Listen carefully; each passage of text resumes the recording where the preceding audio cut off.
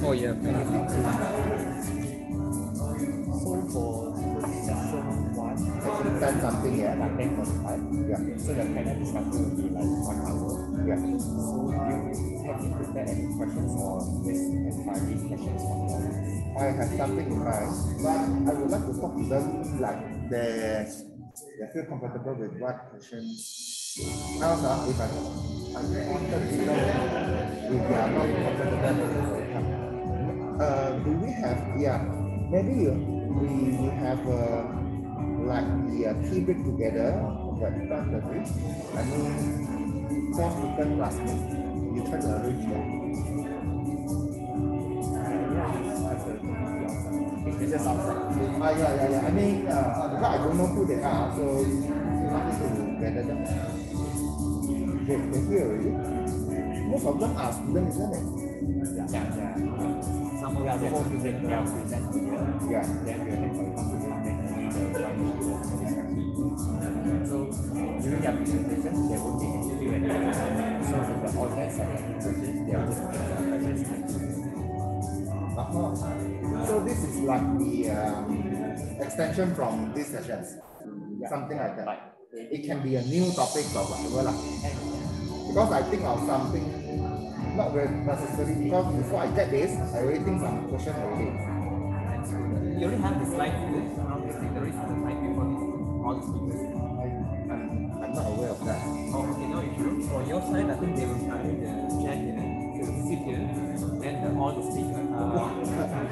So official. Okay, fine. Then there's two sessions. One is the live session, where you get the questions from the audience. Yes. The second one is from the online session. So before 15 minutes, the session ends. It is about 11 o'clock. 11:30. 11:30 will provide the online question. Before that, all the questions come from live audience. So, Okay. So this one who will handle the prize news? I mean, I need to invite the VIP or they will invite. okay. So after that, I will just They will come back to my So after this, it's not fine already. Fine. I thought I need to help you to announce or no need. Okay. We have the instruction, so another one is follow the instruction. What's it? Yeah. So here is the same thing again, but here we do not have any interaction. I mean, directly jump to discussion already. No feedback, I know. This one has to based on their presentation. Yeah, so this one 30 minutes for the 10 minutes is for their presentation and 10 minutes is for Q&A. 10 plus 5. This one is Only 15, some question. this one is 10. Okay. So there will handle the Q&A themselves, but for GPM discussion session, we have to moderate online, basically to give some feedback to the students about this local after research. And Kind of 5 minutes. 5 minutes each, yeah.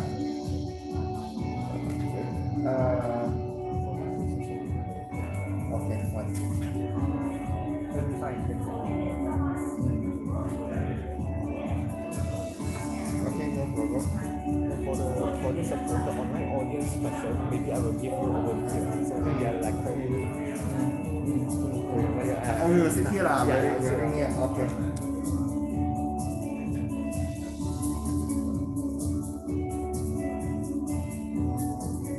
Okay, fine. So this, because this is like 2 in 1, right? Session 2 and session 3. So all the discussion is based on both sessions. Isn't it? This session 2 and 3 is so-called continuous, isn't it? You break it up into 2 because of just the time session of it. No, I think it's just because the... Oh, this is design. So the two things is based on the design. This is design, and you have the price. Again, I have to, because this design, what should I do? Why I just put my name here also? I think you just need to moderate the scale. No, I don't know. But they only, how to Q&A because they only have one presentation only. This is the winner, isn't it? Yeah. As I remember, I gave them. So 15 minutes for that. So this got Q&A lah. 15 minutes for Not sure. Most likely I have to prepare more questions because I don't think people easily ask questions. Okay, fine, no problem. Okay, fine. The answer will actually remind you. To you.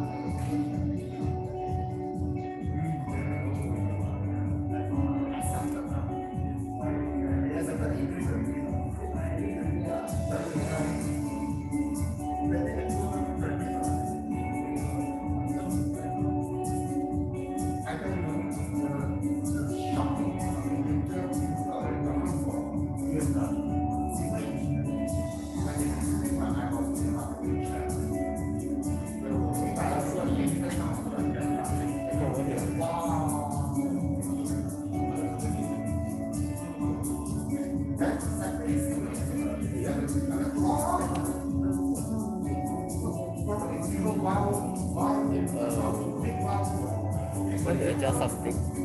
For the slides just now, right, for the video, Okay. I'm wondering if I can like just unmute the background music because my big will be scanning through the video. Okay, no issue. During the video, the show me the plants, I will reduce the volume. No issue. Thank you.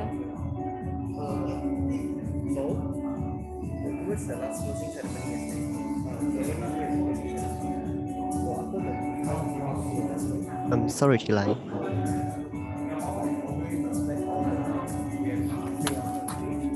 Oscar, now you're live.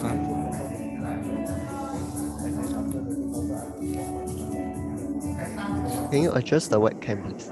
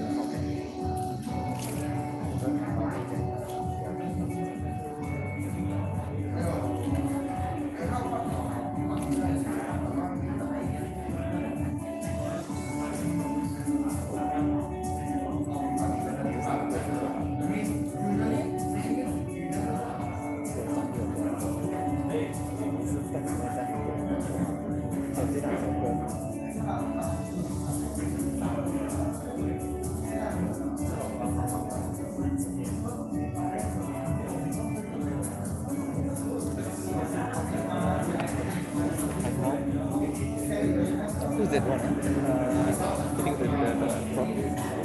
I'm not sure. Maybe it's some supervisor. Some supervisor.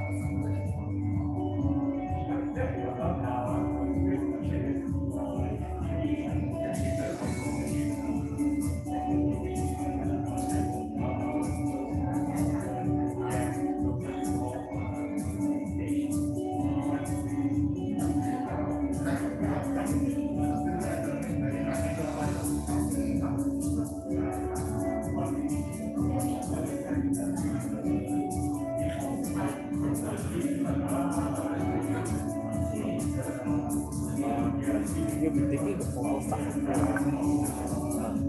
take a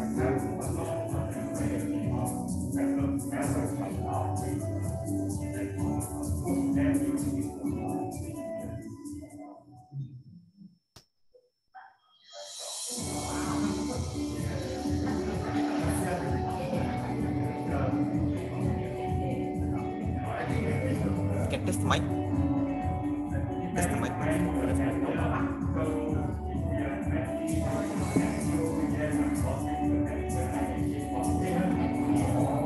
Mic test 1, 2, 3.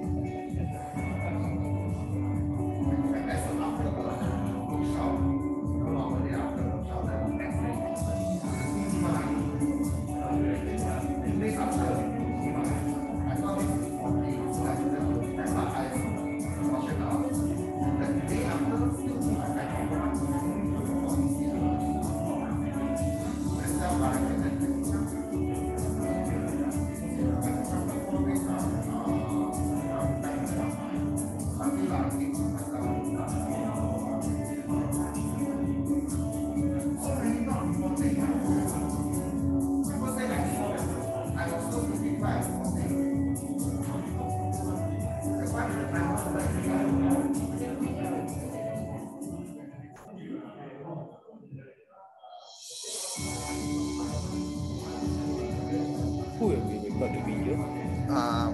Oscar Jauska.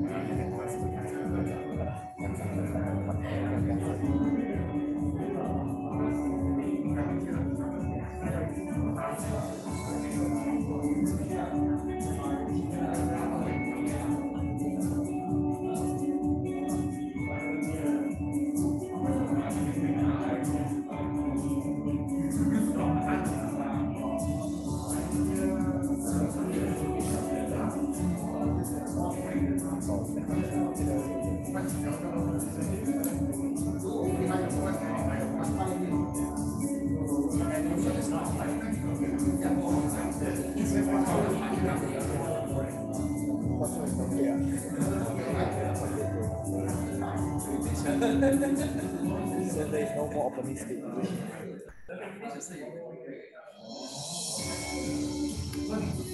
can end it.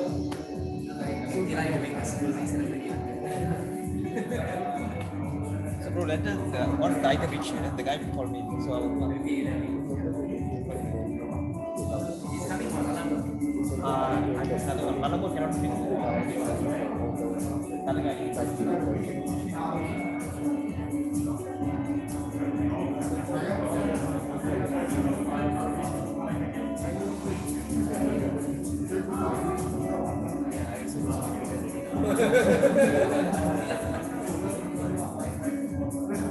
What is it?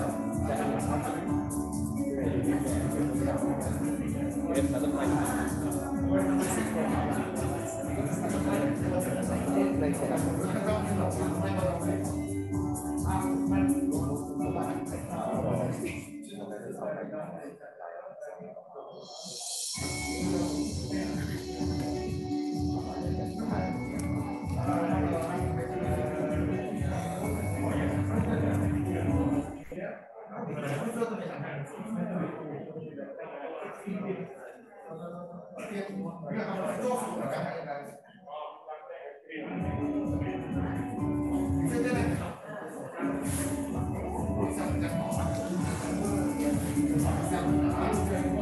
Here's a mask.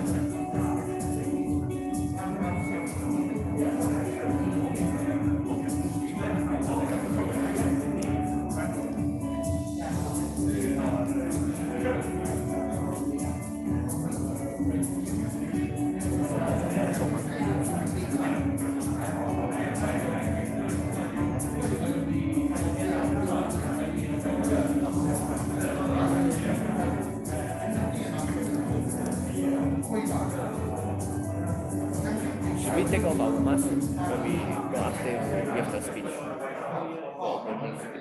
I'm sure what they can take off, but you guys need to stand a bit far away, not too close. Just adjust yourself. I think like this will be fine.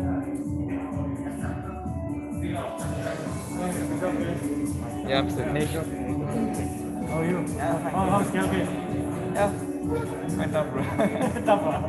You're on site most of the time now. Yeah, most of the time. Yes, our boss, yes. Yeah, Top level already, like you. Yeah, schedule. yeah. How long? Another 5 Yeah, how long have you been there? what? In Calgary? Just for going to 8 months. 8 months. So it's Because then during the photo session, like if someone is arranged because our guys so the lady from go there. Someone was someone What time is that? what time is it? After before lunch. Before lunch, lah. Then okay. Try to visit it. 1:45. So I think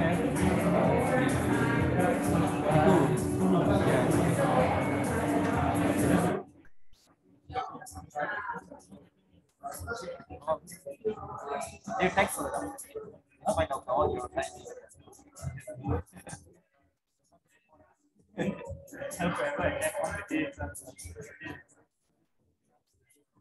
How's the new room?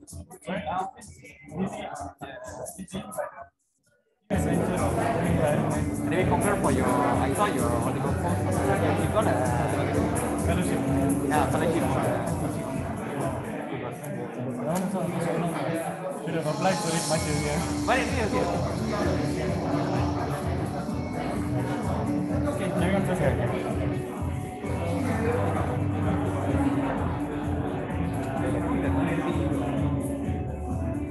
So it's professor. Yeah.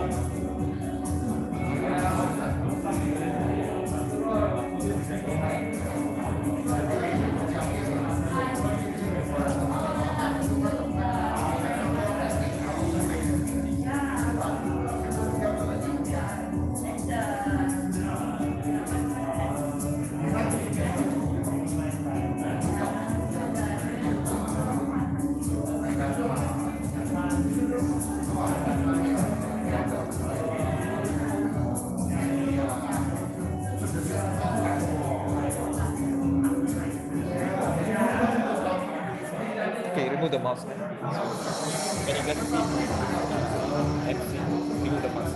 Because you can find otherwise the clarity will be not there.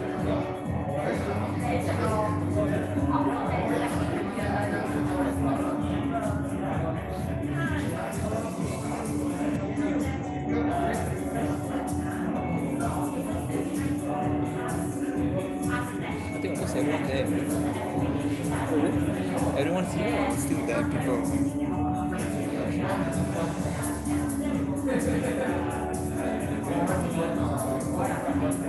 You're final year students or? Year 20. Oh, second year. From? Oh, Remote. Then, you know, sort of Vignesh. My lecture last year. Last year. This year he go to Anas. Yeah. Good.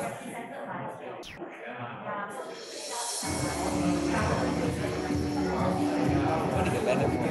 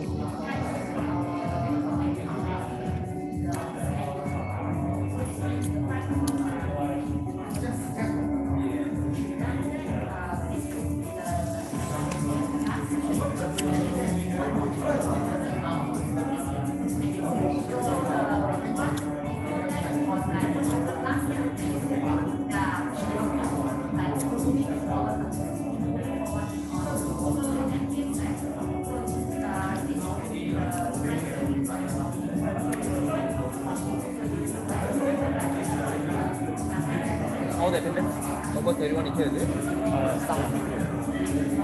Still left. Some people need that.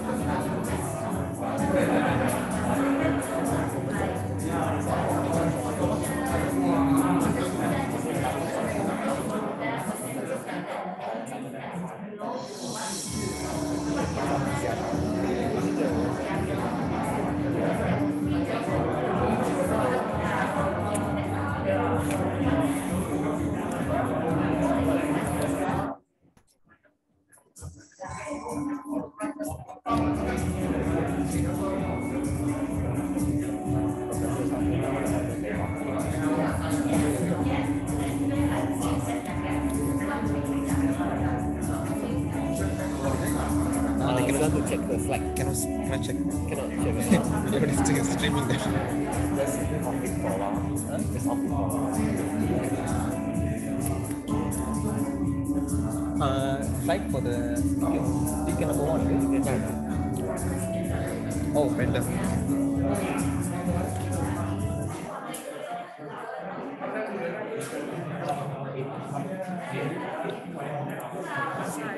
This one is it?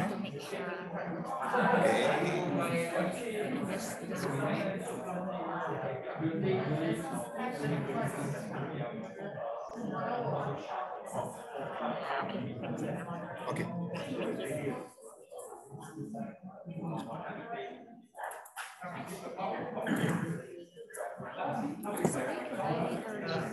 Oh, yours. Okay.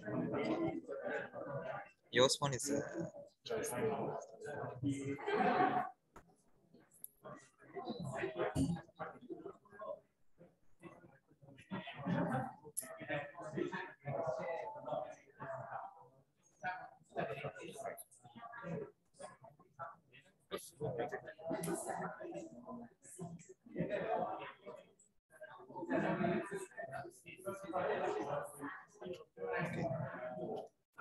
check it. You're another.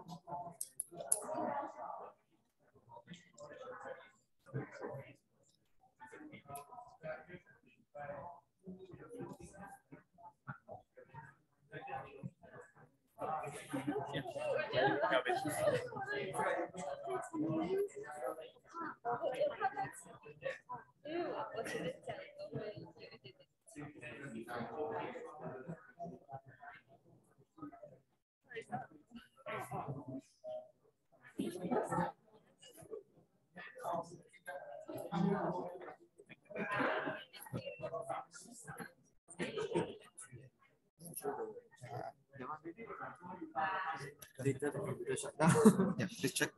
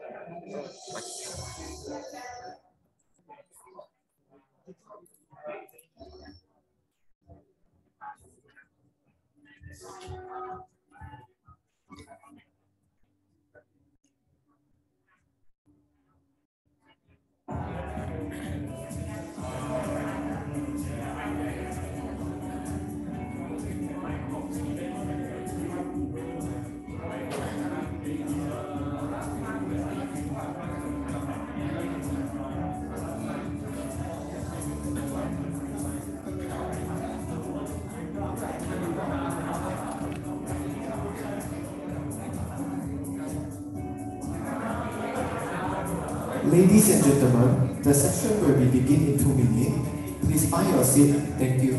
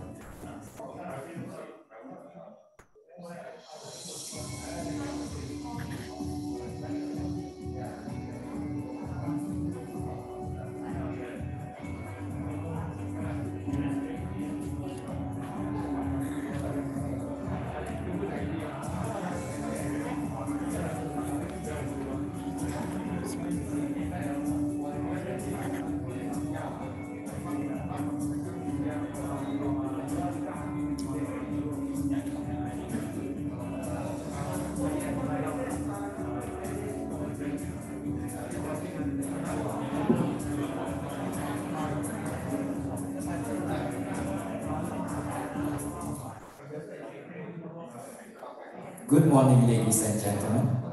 A very warm welcome to PopSec Research and Design Showcase 2022 at Bangi Resort Hotel. My name is Darren. And my name is Patrick. We will be your MC for today. On behalf of the organizing committee, I would like to invite our guest of honor, the Director of Science, Environment and Sustainability Division at NPOC, Yang Berusaha Dr. Ruslan Abdullah. Mr. Michael Ng Fu Yuan, Assistant Manager of Science, Environment and Sustainability Division at NPOC. Managing Director of Desmet Palestra Malaysia Sdn Bhd, Mr. Khoo Kia Keun. Mr. Chia In Chuk, Refining Technology Leader for Oil, Fats and Oleochemical at Desmet Palestra Malaysia Sdn Bhd. Representative of MOMG, Mr. Leong Tak Long. And of course, Professor Lam Hong Long, a professor at University of Nottingham, Malaysia. We would like to express our sincere gratitude to all of you who are here with us today in this beautiful morning. And to those who are joining us online, I will try our best that you can have the same experience as physically here. We hope you stay with us till the end because we have a few very interesting presentation, discussion, and of course the prize giving ceremony for 2020 PopSec Student Research Project Browsery Malaysia Palm Oil Council. Now, let's kickstart the day by welcoming the Chair of PopSec, Professor Chong Mei Fong, to deliver her opening speech.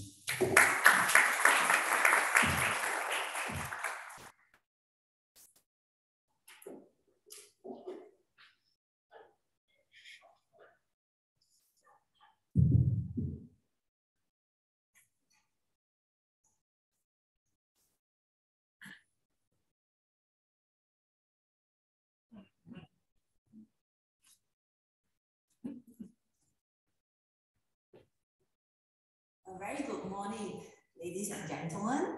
I welcome all of you and I'm glad to see all of you in person for the first time after 2 years. So my special gratitude to all my honored guests, Dr. Ruslan, Michael from NPOC, Mr. Khoo, Mr. Chia from Desmet, and also Mr. Leong from MOMG, representing MOMG, which is actually from KLK as well. So, without further ado, let me introduce our intelligence today, our future young, talented engineers. So, we have a group of about more than 10 young engineers. They are talented and they are going to receive awards from PopSec today in 2022. All right. So first of all, I would like to congratulate all of you. Well done. So today we have 3 categories of prizes. So first one is PopSec Student Research Bursary 2021. So they have spent hard work, all right, for the past 1 year. And today they are going to present the outcome of their results. And these projects are sponsored by Desmet Palestra and also MOMG. So please feel free to talk to your sponsors. They must have a good reason why they want to sponsor you, all right? And the second award that we are presenting today, it will be the PopSec Best Final Year Design Award, okay, 2022. So the submission is many. To decide or to make our decision is very difficult, to be honest. So therefore, I would say that this group has definitely done a very good job. And your sponsor, okay, is Desmet Palestra. So they are the expert in oil and fat process. They have designed various process plants in Malaysia and globally, all right? So therefore, you have the talent and take this chance to talk to them, all right? To get insights of what you can further improve in your design, okay? And then we have this year going to soon our best scientists, okay? Working in palm oil related areas. So they are our PopSec Student Research Project Bursary 2022, all right? So your sponsor would be from NPOC, I hope that today in your presentations, you will provide the plannings and tell your sponsors what you are going to do. And we allow also the sponsors to look at your presentation, identify those gaps, and feedback to you what you can improve before you kickstart your research. So therefore, I wish you good luck and have a happy journey in your research. Okay, so let's move on to next slide. Okay, so in that case, you have so many sponsors, and let me just briefly introduce who are there. Okay, MPOC. So MPOC is a government-based organization body. So in Malaysia, if you look at the platform of palm oil industry, it's very complete, all right? You have MPOB, for example, Malaysia Palm Oil Board, who do the research.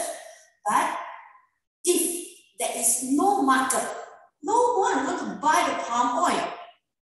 There is no key drivers. There is no economic key drivers to drive to the economics of palm oil. All right. So therefore, they are the frontliner to represent Malaysian palm oil to our international market. So they are creating markets, new markets for our palm oil industry. And POPSIC is very lucky because we have been working together with MPOC for at least the past 3 years. So we visited their office, I think somewhere in 2016, if I can remember correctly. Yeah. So we have organized many webinars, we have organized roadshows, we have visited some universities, like this one is Xiamen University, and this one, I believe that it is with the University of Nottingham. Yeah. So we have many activities that done together, and I hope that we can put forward our unity together to further expand the markets of palm oil, especially to the international platform. Okay, so the next one is Desmet Barista. So we have Mr. Kekeku, who actually drives towards the process design, the advancement of technology of palm oil. They have actually provided a key platform for all the markets players to improve the palm oil quality. Like one of the example, our current 3 MCPD issues, our G issues. So they are the one who actually give the first solutions, the fastest solutions to the industrial, while waiting, for example, our future scientists to provide a better solution. So therefore, research results need to be put forward, changed to an engineering data that enable a process design system to pick up your data, to put your technology into the process. So therefore, today, that is the reason why a research award and a design project award come together in one platform today. Right? So that is actually the reason. So therefore, if you look at Desmet, Desmet has contributed a lot to POPSIC. They are our founding member. I would say that without Desmet, POPSIC won't be here today. Yeah. So yeah, so give a loud applause to Mr. So yeah, Mr. Kuhn has offered his meeting room. We held the first POPSIC meeting in his office. He has been our sponsors from the first year when POPSIC set up until now. This never stopped. So therefore, thank you so much. Yeah.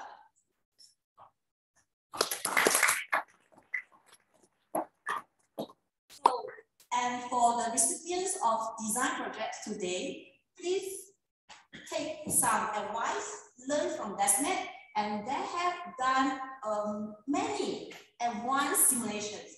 They have also shared their technology in one of our webinar and roadshows to tell the students that you have many career choice in palm oil industry. It's just your mindset is like not really work in a palm oil mill, but you can also be the expert in designing a palm oil process, right? So the next one is MOMG, all right? So MOMG is aimed to promote the interest of oleochemical industry in Malaysia. So they actually work closely with the Malaysian government in an advisory capacity. So they advise the government, actually they represent the industry to provide beneficial advice so that all organizations can work together and have a beneficial communication, forming the bridge and identify the missing gap so that a collaboration can be put forward, right?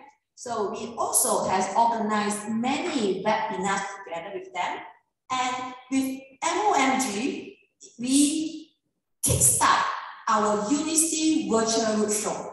So when we have a feedback saying that, oh, POP6 is now very famous among the universities. So I would say that without collaborations with MOMG, POP6 is unable to penetrate to all levels of university students, where now I think we have touched the hearts of almost 5,000 students cumulated. So in that case, I would say that thanks MOMG for such wonderful collaborations with POP6.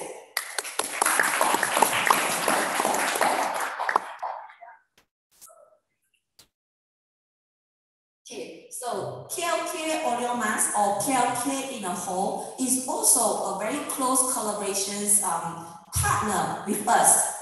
So I would like to take this opportunity to thank you KLK for sponsoring the event today. So they will sponsor the venue that allow us to have a good networking today. And not only that, they have offered a few talks and a few speakers, like for example, Dr. Kelvin. So one of the key role of driving new technologies in KLK's portfolio itself. So they share their knowledge, they share their contributions in palm oil industry, and they work closely with POP6. And they even invite our POP6 members to visit their process plants. So these are the things that we work closely with KLK. So therefore, today I just would like to bring you some ideas that how important is research-based process design, all right? So research actually set the foundation of industrial evolutions. So without research, there is no new ideas, no new inventions. Without new inventions, we, for example, the process designer is unable to take up the new technologies, new inventions to put inside the process design.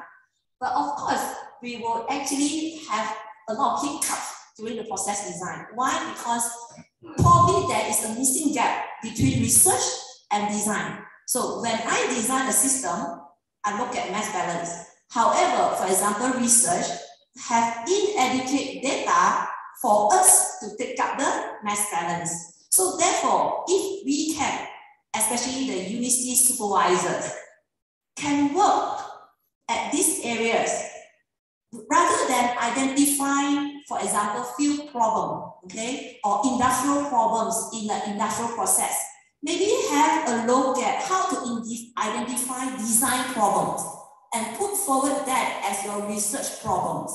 For example, just give you a very simple scenario. For example, in a research project, this item is neutralized by HCl to get pH 7. Yes, it's very simple. It's a very simple statement and it's a very simple step in your research. But when we put forward to our process design, we'll start to size pump capacity, for example. We don't even know your dosage. We don't even know, when we don't even know your dosage, we cannot put forward in our process design. And sometimes we have no choice, have to make some assumptions. And most of the time when I go to the plant doing testing and commissioning, we found that the assumption is far away from the actual situation. So maybe this kind of conversations should be kickstarted in the university level, and maybe supervisors, okay, when you supervise design projects and when you supervise research project, you should play a key role on how both aspects should be integrated together to help testnet, for example, and also to help KLK, right? So therefore, research finding discovers the novel technologies to be rolled out. But I find that based on my experience, to roll this out is difficult, all right? And process design will validate and adapt the newly researched technologies into the manufacturing industry to scale up the production to meet the global demand. But what our challenge it would be, the newly researched technology is not ready. Okay, it's yet ready. Why? Because the mass balance is unable to be validated. Okay, so therefore, when research has a challenge that it cannot be commercialized. Okay, so what are the challenges? So I can say that this is one of the challenges. All right. And then further optimizations would be done based on the technologies available at the industry. And a lot of cases, those optimization is done based on mere assumptions, okay? Ideal assumptions. But this kind of assumptions usually is a key disaster in any chemical plant, all right? Why? Because recycle loop usually is the most difficult to be handled in the plant. They tend to accumulate, overflow, and go out from the tank, and then go to the drain when cannot go to the wastewater treatment plant, for example. Okay, so this is my problem actually. So therefore, no choice, go to the drain, go to the river. That is the real situation, okay? So therefore, optimizations need to be done in a practical manner, okay? So hopefully that I can share my experience to all the young engineers and the lecturers here. So final goal is we want a novel, sustainable, cost-effective technologies from the research group that will be adapted into the industrial for the scale up and productions. So therefore today, try to change the mindset that when you do research, don't do in a silo mode. Don't do in a silo mode, it means that you have to think how your research can be put forward to be utilized by others. For example, our technology providers, our plant suppliers, they're actually going to put the real thing into the plant. For example, KLK or IOI, for example. All right.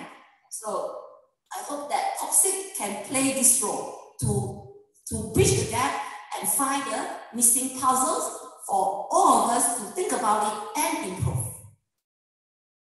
All right. So therefore, without further ado, thank you so much, and I pass over the time to our MC. Thank you. Thank you, Professor Chong, for the remarkable speech. Moving on is a keynote speech session by the Director of Science, Environment and Sustainability Division at TOC. Let's give a round of applause as we welcome young Professor Dr. Ruslan Abdullah up on stage to deliver this keynote speech.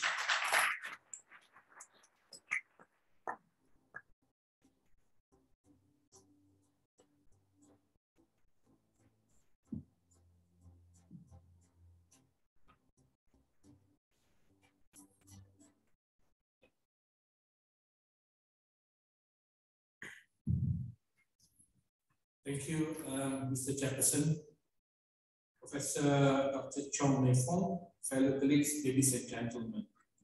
Assalamualaikum warahmatullahi wabarakatuh. Salam sejahtera and a very good morning. I don't have any slides to share with you, but what I will do is that I've got some advice for the young engineers. First of all, I would like to thank the organizer for inviting me to speak at today's Toxic Research and Design Showcase 2022. I understand that today's event is an opportunity for all young researchers to showcase your research design and to disseminate your research results from your hard work. For a country like Malaysia that produces a lot of raw materials in the form of commodities like rubber and palm oil, young scientists and engineers like all of you are important to transform these raw materials into high-end and high-value products. Only creative and innovative minds with foresight and vision can convert these basic building blocks, such as isoprene from rubber and the palmitic acid attached to the glycerin backbone from palm oil, into numerous products that can benefit us today. The ability to do so will differentiate our country from the rest of the commodity producing countries and put us in the same league as advanced countries. As a young researcher working in the palm oil industry back in the 1980s, we were given a lot of problems. Then we were asked to solve for solutions. We spent long hours working in several teams to find solutions to these problems. Some of these problems were simple and were easily solved. Some were long-term and would take several years to find solutions. Some we succeeded, but some are still being researched until today. Nevertheless, whether we are able to solve the problems or otherwise, we learn many things along the way. Perseverance, teamwork, willingness to think outside the box, and some of the key ingredients for success. The ability to be creative and innovative would surely speed up the road to success. The palm oil industry is very important to Malaysia. It is the source of income to more than 2 million people in Malaysia. In 2021 alone, the industry contributed to more than 103 billion ringgit. These are mainly in the form of CPO or crude palm oil. Only a small proportion of these come from semi or finished products. Imagine if majority of these exports are from the finished products that can fetch 4 to 10 times more the value of raw material, we could easily generate a revenue of about 500 billion. Okay, this is where young engineers, scientists like you guys are very important. Malaysia lost our position as the leading producer of palm oil in the 1990s to our neighbor, Indonesia. Not because we are not good, but simply because Indonesia has more land plantable to oil palm. Malaysia is a small country. Nevertheless, we are still the leader in terms of our efficiency and productivity. We are still ahead in our R&D, but this will not be for long unless if we continue to churn out novel products from our golden crop, oil palm. This is where we need young scientists and engineers with great visions and dreams like all of you present today to be able to carry out on this national agenda.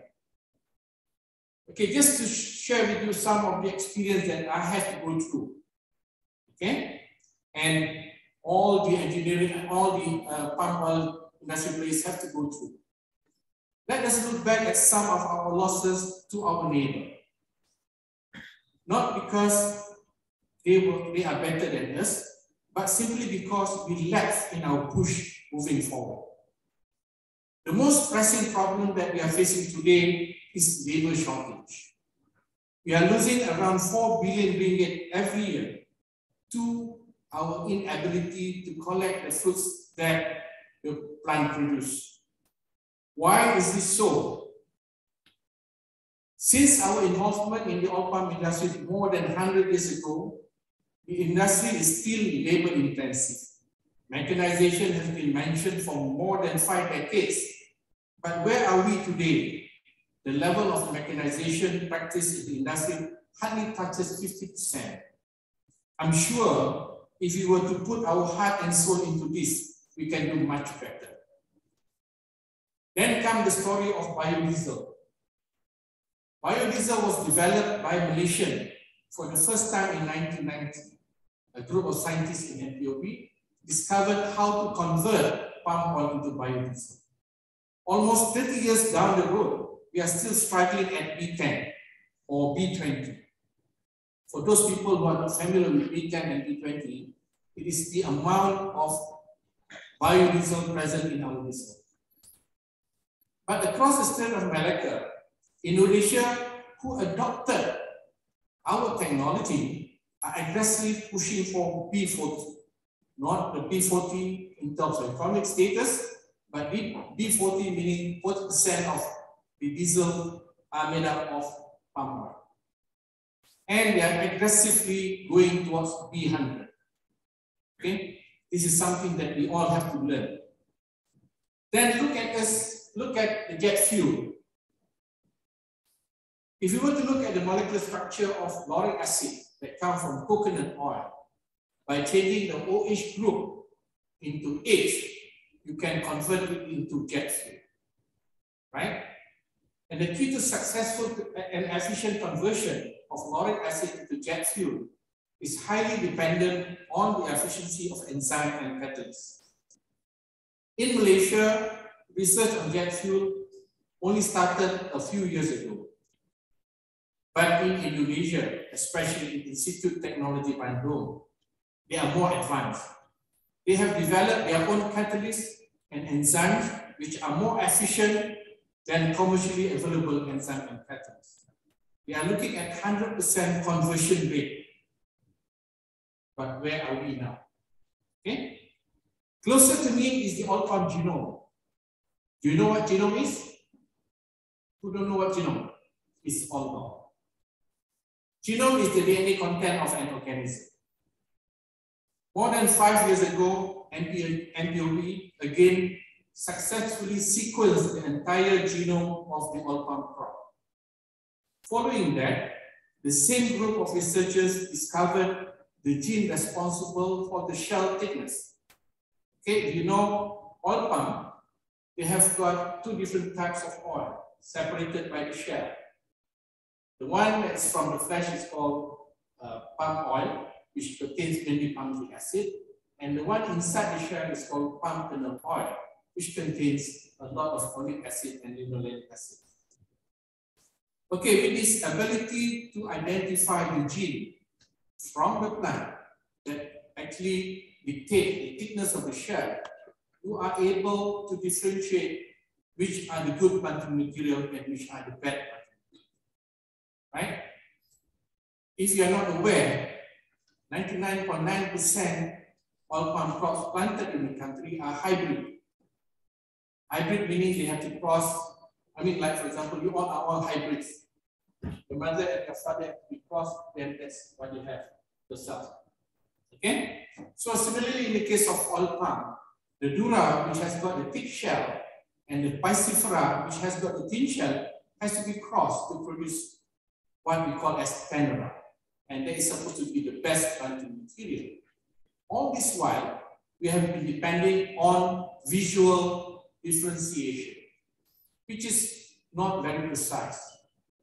But with the ability of developing the Sure Salvia technology, which can identify plants that contains the thick shell, you can ensure that your planting material is 100% correct. And just by doing that, you can increase your yield by about 37%, right? And you have to remember, all palm has to be planted and it will be there for 25 years. If you plant the wrong planting material, you will experience losses for the next 25 years. So if you plant the correct planting material, you will enjoy the benefit for the next 25 years.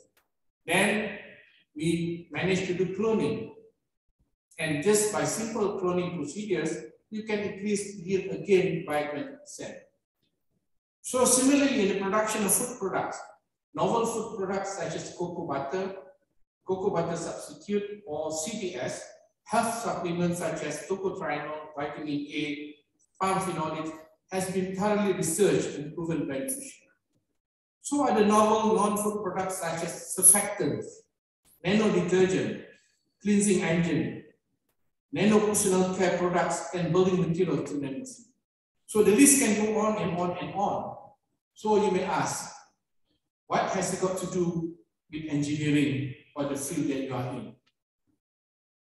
Please be aware that in nowadays era, no single facet of science and technology can survive on its own. They need multifaceted input from various disciplines. I was trained as a biochemist. Then I ventured into cell biology. When I worked in the Kumpulan Battery, I was assigned to undertake biotechnology. Then when I taught at UKM, I undertook gene manipulation and genetic engineering. So when I went back to the industry in Sciences, I was assigned to manage the entire R&D program in Sciences. So that includes everything. So you may be trained as an engineer, but that doesn't mean that you will continue to be an engineer. Okay? My wife was trained as an electrical engineer, but now she's the CEO of an oil and gas company. So you can see here that what you go through is just a training. What you end up is how you chart your own destiny.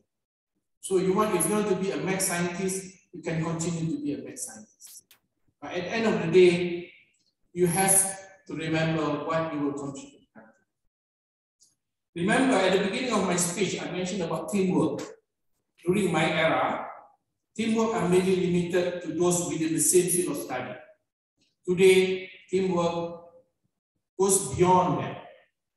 This is more so if you want to compete with the world's best. I'm not talking about competing in Malaysia. I'm talking about competing with the world's best. So in conclusion, in whatever field you do, you must have passion, ability to understand and articulate the problems you are trying to solve, teamwork and perseverance. With that, thank you for your attention and good luck in your journey to contribute to our nation. So,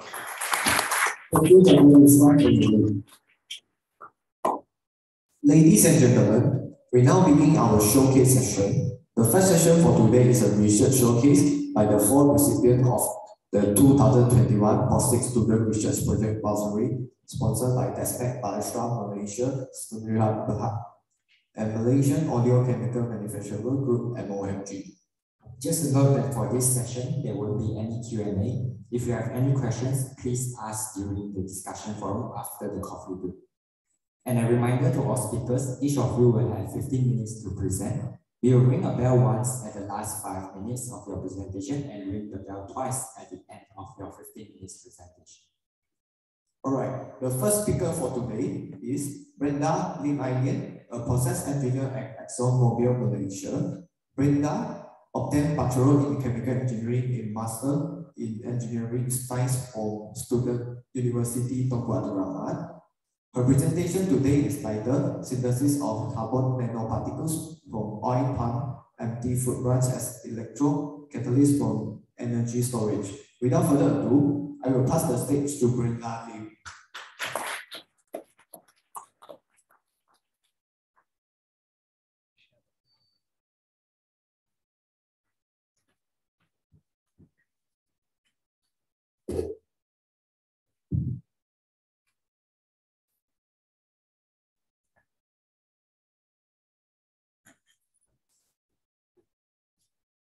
Good morning, everyone. I'm Brenda from University Tunku Abdul Rahman.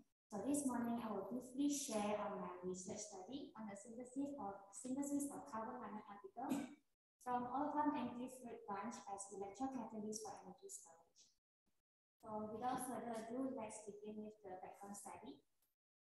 The increase of population and growth in technology had caused an increase in energy demand, as well as the diffusion of resources and the emergence of environmental issues.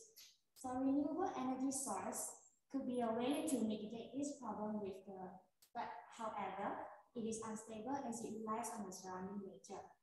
So the energy storage technology can be used hand in hand with renewable energy sources to maintain the stability of voltage and frequency by collecting and storing the energy produced from renewable energy sources. Metal air battery, or MAB, is one type of energy storage technology and is known for its high theoretical energy density, convenience, and safety.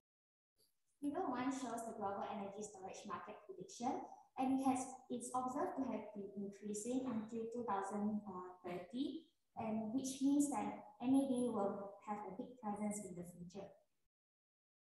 So how does MAB work? MAB consists of a metal anode, electrolyte, and air cathode. During discharge, oxygen reduction reaction takes place whereby oxygen from the ambient atmosphere is being reduced at the air cathode, and the metal anode is being oxidized to form reversible metal oxide.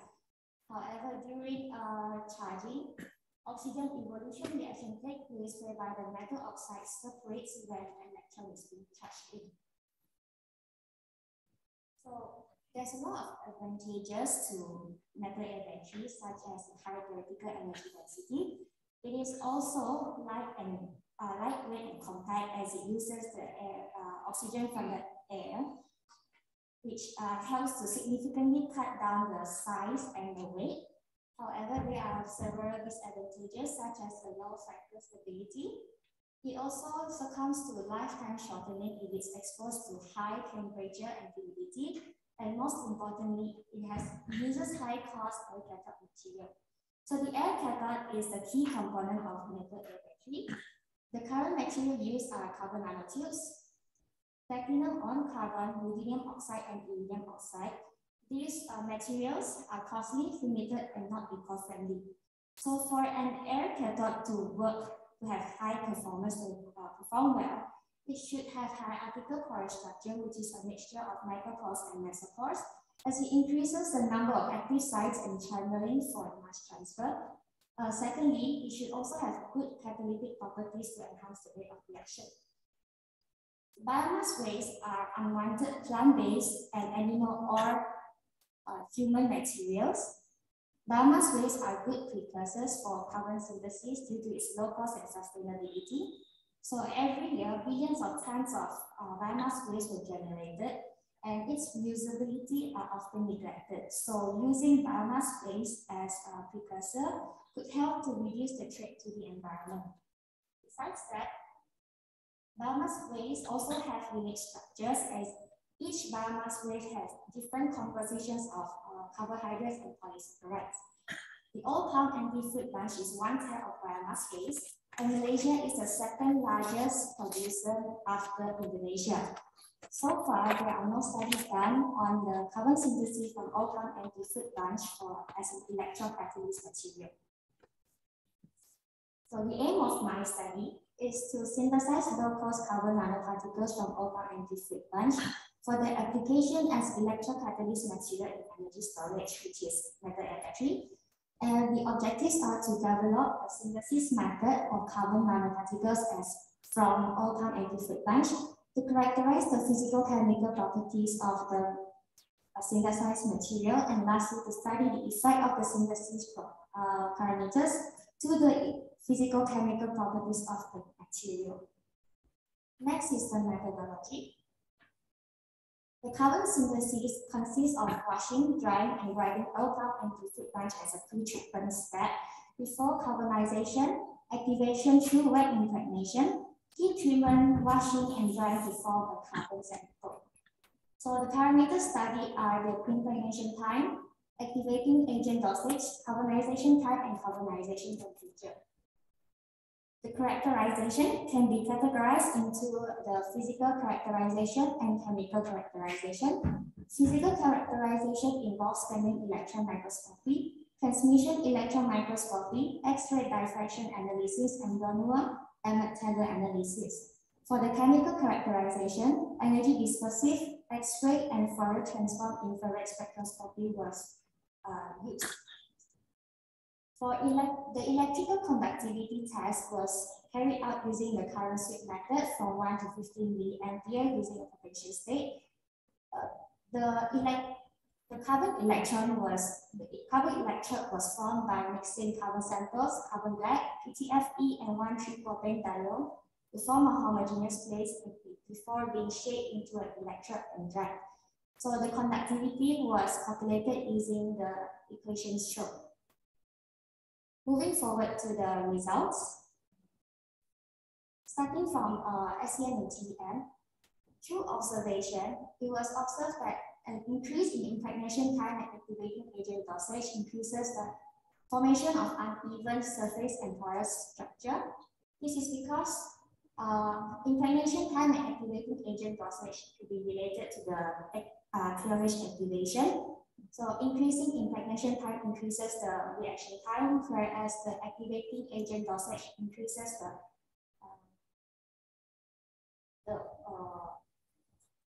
how much reaction can take place. On the other hand, carbonization time and temperature affects the particle size, whereby the increase in carbonization time and temperature decreases the particle size. So we can see from figure 6A to B, which represents the SEM results at different temperature. An increase in temperature decreases the size of the particle. For 800 degrees carbonization time, as shown in the TM image here, it was able to achieve nano size. However, after the optimum temperature, the structure will tend to collapse due to overcarbonization. So this is why at 900 degrees, the pores were observed to have collapsed. Next is the Fourier transform infrared analysis. When you compare raw OPPFB and the synthesized carbon samples, it can be seen that it can be said that the absence of carboxylic CO double bond and the peak at alcohol CO and sulfate CC double bond drops, which indicated that the KLH reaction takes place. But when you compare 800 degrees and 900 degrees, 900 degrees had an insignificant peak, which may be due to the increase in bond breaking and the removal of elemental contact. Next is the X-ray diffraction analysis. We will focus on the front part of this graph. So when you compare raw OPFB and the carbonized sample, the loss in double peak here will be due to the decomposition of lignocellulosic properties. When we compare the 002 peak here, which line here, an increase in temperature will cause a shift to the right, which means that there is an increase in degree of disorder. But however, after 800 degrees, which is 900 degrees, the peak shifted back to the left, which means that there is a decrease in degree of disorder, which may be due to over decomposition. Not only that, samples carbonized at 800 degrees have a broader peak than the other samples, which means that it is amorphous, and amorphous are preferred as it provides better electron mobility. KLH disrupts the atomic arrangement, which facilitates the electron transfer. Last but not least, is the BET, EBS, and EC analysis, which is the electrical conductivity. So through observation, the specific surface area increases with impregnation time, carbonization temperature, carbonization time, and activating agent dosage. So after optimization and after the optimum parameters, the specific surface area tend to drop due to the collapse in particle pores and carbon structure. Another finding is that the electrical conductivity increases with a similar trend to the specific surface area. So when we compare the electrical conductivity with the specific surface area and the nitrogen content at 400 and 500 degrees Celsius, the specific surface area increases slightly, but the nitrogen content drops, which causes the electrical conductivity to drop as well. As for 600 and 700 degrees, the specific surface area increases, but the nitrogen content drops as well. However, it causes the electrical conductivity to increase. So that means that EC is affected by both specific surface area and nitrogen content. How does nitrogen content affect the electrical conductivity? It is because nitrogen affects the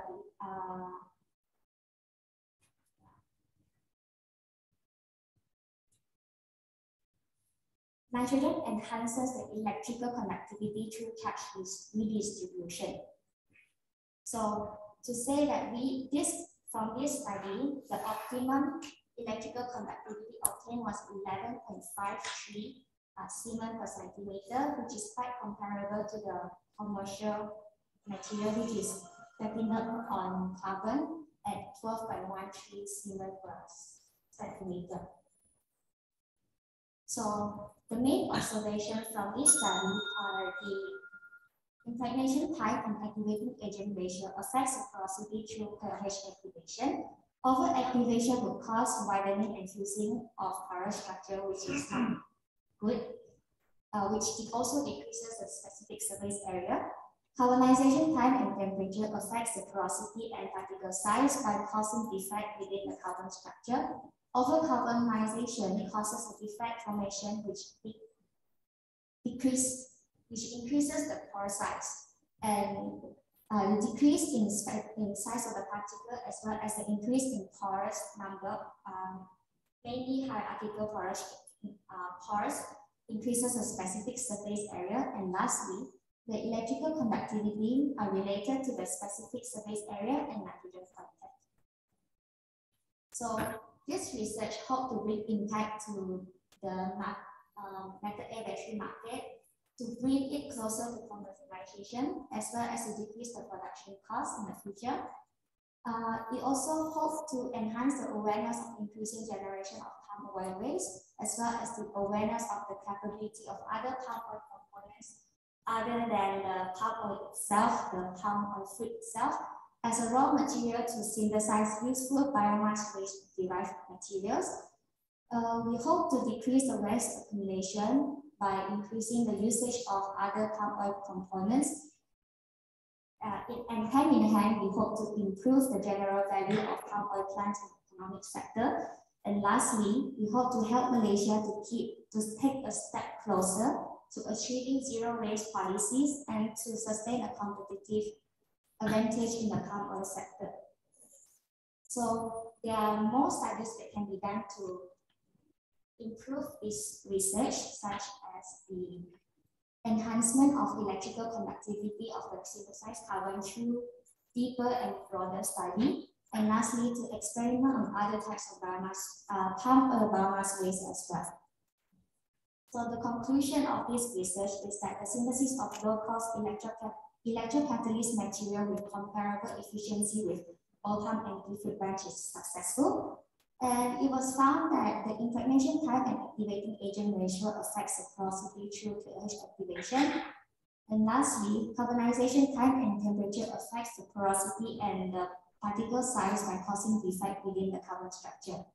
So the optimum parameters to obtain the best electrical conductivity and nanoparticle are 6 hours of wet impregnation, 1 to 0.3 carbon to KLH weight ratio, 60 minutes and 800 degrees of carbonization to obtain 11.537 centimeter electrical conductivity.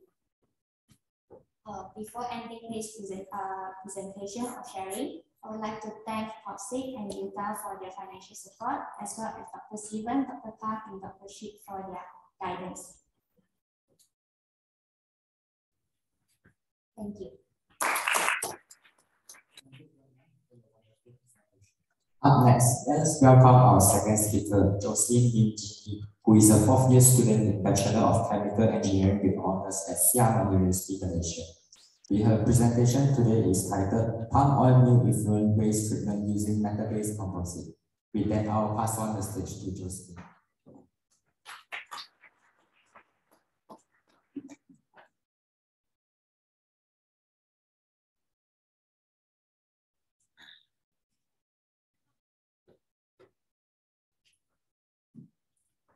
A very good morning to our fellow audience today. So I'm Jocelyn from School of Energy and Chemical Engineering, Siam University, Malaysia.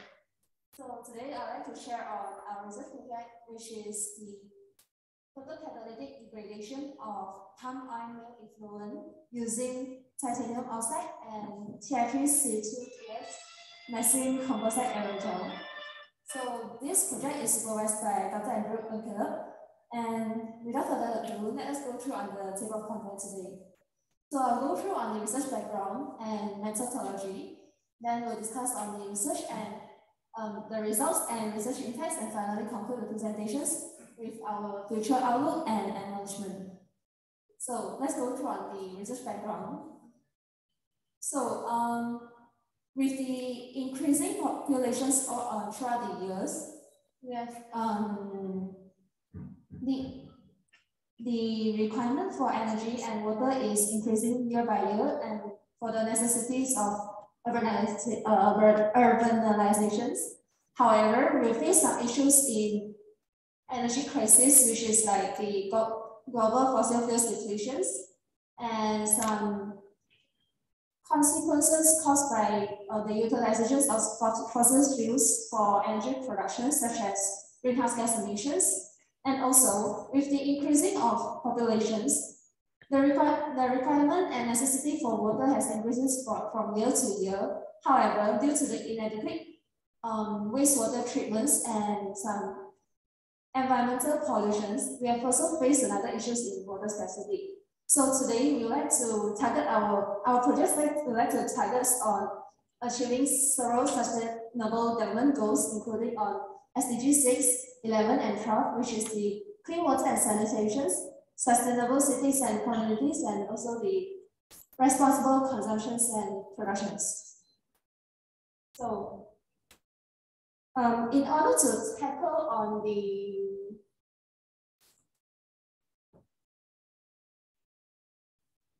in order to tackle on the fossil fuel depletions, palm oil is actually emerged as one of the clean biofuels as an alternative. However, the production of crude palm oil will actually accompany with palm oil mill influence. So it should be highlighted that when 1 million tons of crude palm oil is built, there will be accompanied by 2.5 million tons of pomade. So this pomade is actually having a high number of COD and BOD, which is unfavorable to the environment. So which is also shown in the slides here, where there's a massive amounts of pomade productions, it's actually difficult in handling. So in the conventional palm oil mill, we're using an open pond system for this wastewater treatment. So it will undergo a series of equalizations, anaerobic digestions, clarifying and filtration process, which is actually ineffective and it requires a long time. So therefore, we propose on having this photocatalysis process to degrade on these environmental pollutants. So photocatalysis process is actually a process of light-induced redox reactions, which will degrade on these environmental pollutants. So the exposures of photocatalysis surface to the photon energy more than or equal to the band gap energy will also result in the agitations of electrons from valence bands to the conduction bands, which is shown here. So this will consequently lead to the formations of electrons holes formations.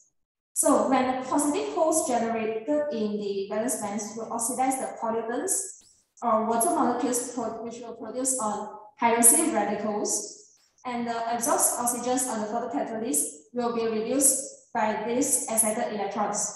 So in the conduction band, excited electrons possess strong reduction ability, will react with these dissolved molecular oxygens in water or absorb oxygens on the surface of the photocatalyst materials. So this will be the mechanisms of photocatalytic degradations. So there are many photocatalytic materials in the world, and tubing material has attracted a lot of attention throughout these past few decades. So some of the examples for tubing materials will be graphene, hexagonal nitride, and also methane. So methane is actually a tubing material found in 2011, and it will be comes in the form of transition metal carbide. So methanes have a lot of advantages, such as high redox capacities. It will be rich in hydrophilic functional groups on the nanosheet surface, and will have excellent electrical conductivity. So different from graphene, it will be able to track the photo-generated electrons easily. So why we say that methane is a promising photocatalysis material is that it will consist of high catalytic properties, electronic properties, and optoelectronic properties. So as shown in the graph here, through these 10 years, the research for methane is actually increasing from time to time exponentially. So let's go through on the methodology of this study. The main precursors for for this study, we are concentrating our research in having titanium dioxide as our main photocatalyst, and methane will act as our co-catalyst in this process. So why we select titanium dioxide is actually it poses a large proximity of electrons and holes. And it consists of a wide band gap. And for titanium, for Ti3C2Ts, it will have a tunable semiconducting nature with rich surface functional groups.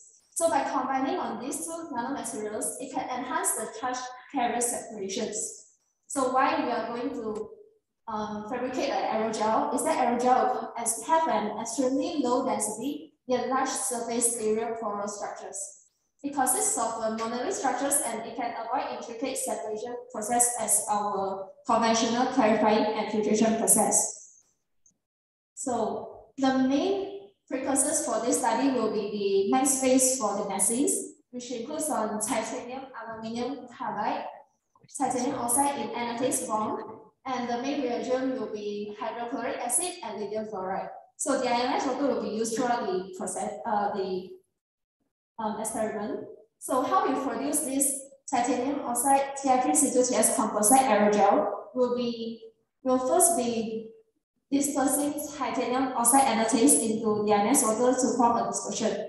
Then we'll be having an in situ HF etching for the next phase precursors to produce meshes, and it will be dispersed in the ionized water to produce a dispersion. So when these two dispersions were mixed together, we'll have a hydrothermal synthesis to produce a titanium oxide Ti3C2Ts composite hydrogel. So after that, we'll send into freeze drying to remove the water content, and finally we'll get the aerogel. So our material characterizations will include on XRD, PET, nitrogen adsorption isotope, FeSan, TEM, EDS, and GCMS. For that, we will be characterizing the photocatalytic ability of the samples by having this degradation experiment. So we'll be mixing on 34 mg of samples into a 20 ml of chromate solutions and have it react in the dark environment to achieve adsorption and desorption as equilibrium. After that, we'll have this photocatalytic test. So 2 milliliters of solutions will be extracted from the reactions every 4 hours for this GCMS analysis. This is for the validation of reactions mechanism in the consequent part of the study. So here is the results and discussions. So it can be seen that in this PCS analysis, the figure here, the produced machine will have a laminar morphology of 67 nm of thickness. So this will be caused by the in situ HF etching that remove the aluminum layer from the main space. So we know that when we are having an extended etching and hydrothermal reaction, will cause the surface terminations by the surface groups, as shown in the equations here will be the reaction process. So when we're having this process, they will have a dispersion of nanoparticles and these surface functional groups on the nanosheet layer surfaces. So that's why we can see that nanosheet layers will have large surfaces. So here are the PCS analysis for the methane aerogel. We can see that the porosity has increased when we are having these nanosheet structures changing into aerogel structures. And also, the surface irregularities promotes the intimate contact between titanium dioxide and Ti3C2 acids. This has promoted on the heterojunction formations.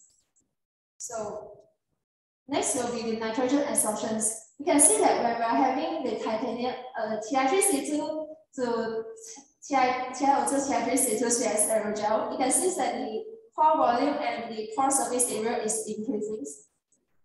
This is because of the additional porous networks that is formed during the morphology change from nanosheets to aerogel structures. It can also be observed that there's a stacking of the both porous structures, which actually enhance the porosities of this aerogel. So this is the degradation efficiency. We can obtain that when we are having TiO2 Ti3C2 aerogel, an efficiency of 98.3% of format degradations can be achieved. So this is the degradation pathway we have observed during the GCMS characterizations. And it was found that the hydroxy radicals and superoxide radicals plays an important role during this photocatalytic degradation pathway. And this empirical formula will be the final photocatalytic reactions obtained from our experiment. So finally, we'll go through on the research impact and future outlook. This study can contribute to the current plot line as a more time-saving and lower cost and higher efficiency polymer waste treatment method. And we have provided some new insights on the fabrications of this TiO2, TiO3, C2TS composite aerogel and the application for organic pollutants. So we pioneered the applications of methane-based photocatalysts in polymer waste water treatment, and we have also achieved we target to achieve on this SDG 6, 11, and 12. So for future studies, we will have some optimization of the photocatalytic degradation process parameters, and we'll investigate on the probing charge transfer mechanisms and the interface of titanium oxide and TiO3 C2CS methylenes, and finally investigate on the effect of TiO2 loading percentage on the photocatalytic degradation process. So I'd like to thank on this our support for this study, Dr. Andrew and Prof. IR Dr. Muhammad Azlan bin Hussein as our collaborator and some research assistant and our seniors. And this is the reference news, and thank you. Thank you, Jocelyn, for your wonderful presentation. Coming up for the next 15 minutes, we will have our third speaker, Jonathan Chen Ling Yang, who is currently pursuing his Master in Engineering at Swilmans University of Technology, Sarawak. His presentation today is pyrolysis of empty fruit branches, lignin extract using sucrose malic acid water low transition temperature mixture. Without further ado, I will pass the stage to Jonathan.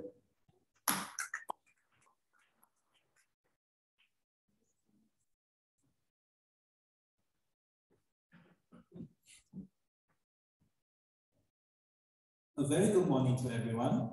My name is Jonathan Cheng from Swilmans University of Technology. The topic that I will be talking about today is the thermogravimetric analysis and combined kinetic study on the pyrolysis of empty fruit bunches lignin extracted using sucrose malic acid water low transcendental temperature mixture. Yeah, so for the background, global consumption of and dependency on fossil fuel has skyrocketed in the last century. Energy demand in Malaysia alone has increased from 80 megatons of oil equivalent to 36 megatons of oil equivalent in the last 20 years, and it is forecasted to increase until 89 megatons of oil equivalent in 2050. Fossil fuel still dominates the majority of energy production in Malaysia. Continuous reliance on non-renewable energy sources such as fossil fuel will lead to environmental issues such as air pollution and climate change. Malaysia is a country that thrives on agricultural activities, and oil palm is one of the national cash crops in Malaysia. Malaysia generates an average of 84.74 million metric tons of oil palm biomass annually. Oil palm biomass can be categorized into 5 main types, which are oil palm frond, oil palm trunk, empty fruit bunches, palm kernel shells, and mesocarp fiber. These oil palm biomasses are made out of lignocellulosic biomass, which are cellulose, hemicellulose, lignin, and extractives. Current processes mainly focuses on using the polysaccharide fractions, which are the hemicellulose and cellulose part, in their thermochemical processing. For example, gasification, wet torrefaction, combustion. Polysaccharide fractions then means that they only focuses on cellulose and hemicellulose. So what about the lignin? They will go as far as to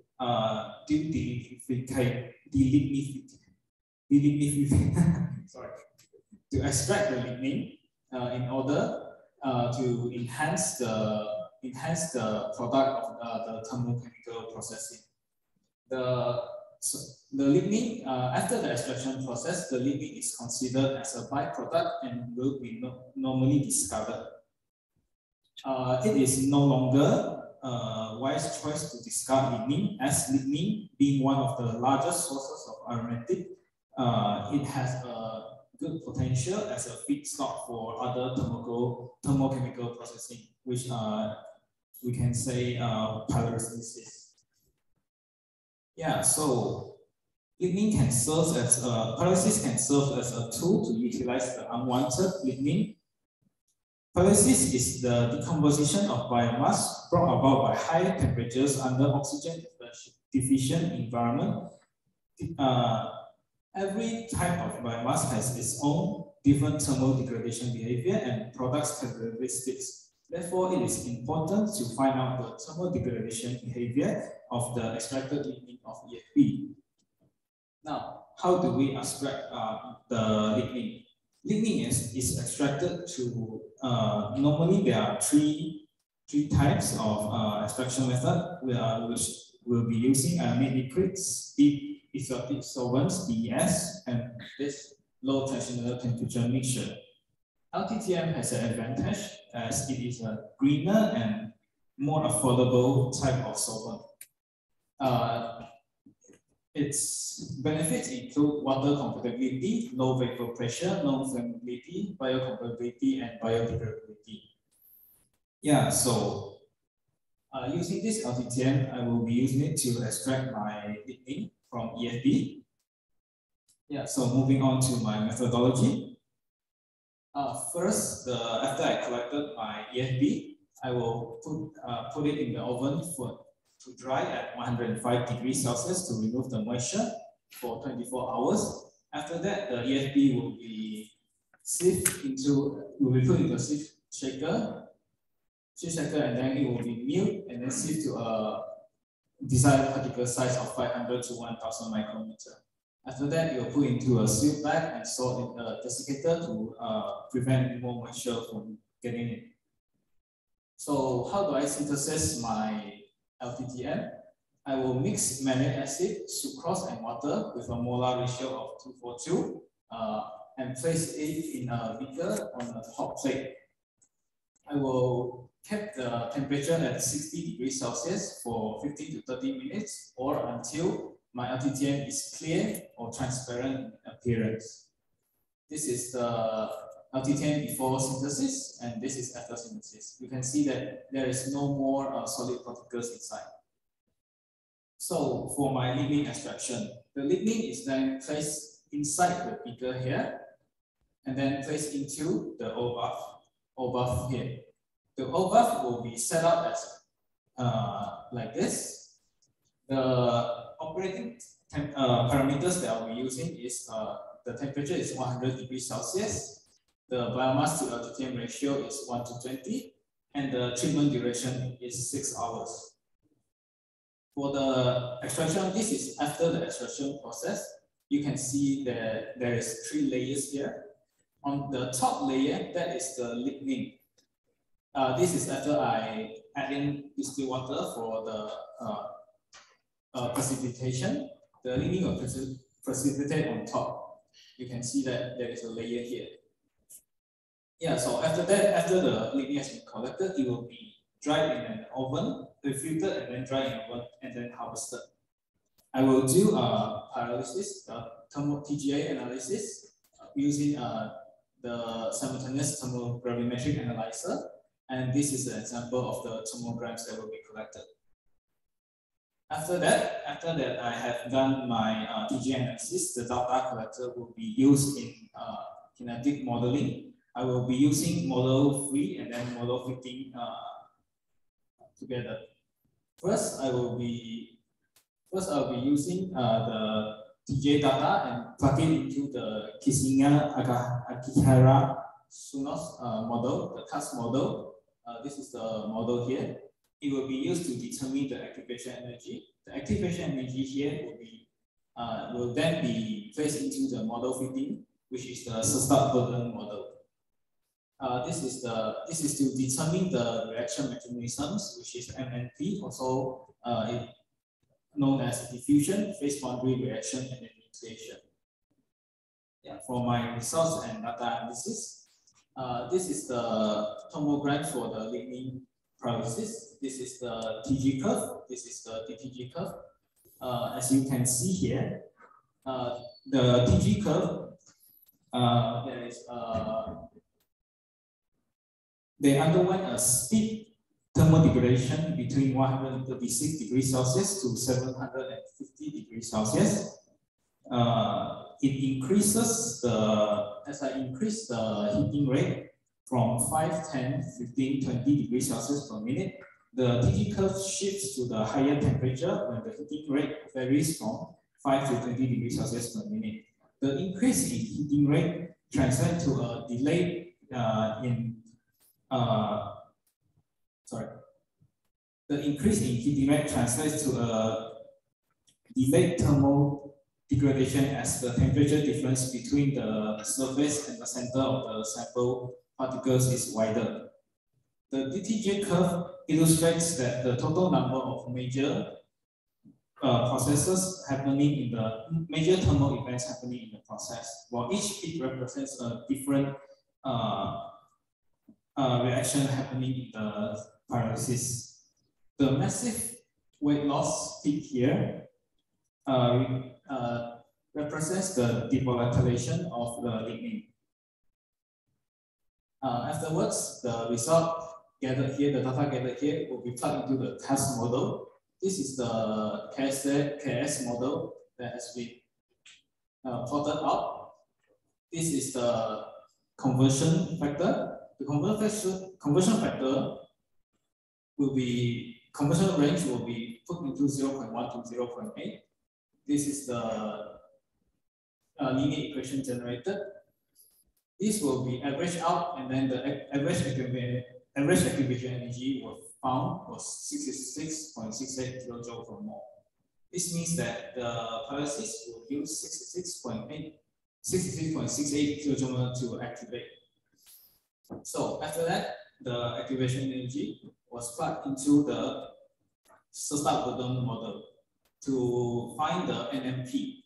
NMP, we found that the pyrolysis of extracted lignin from EFP was mainly dominated by diffusion reaction, as it is shown here.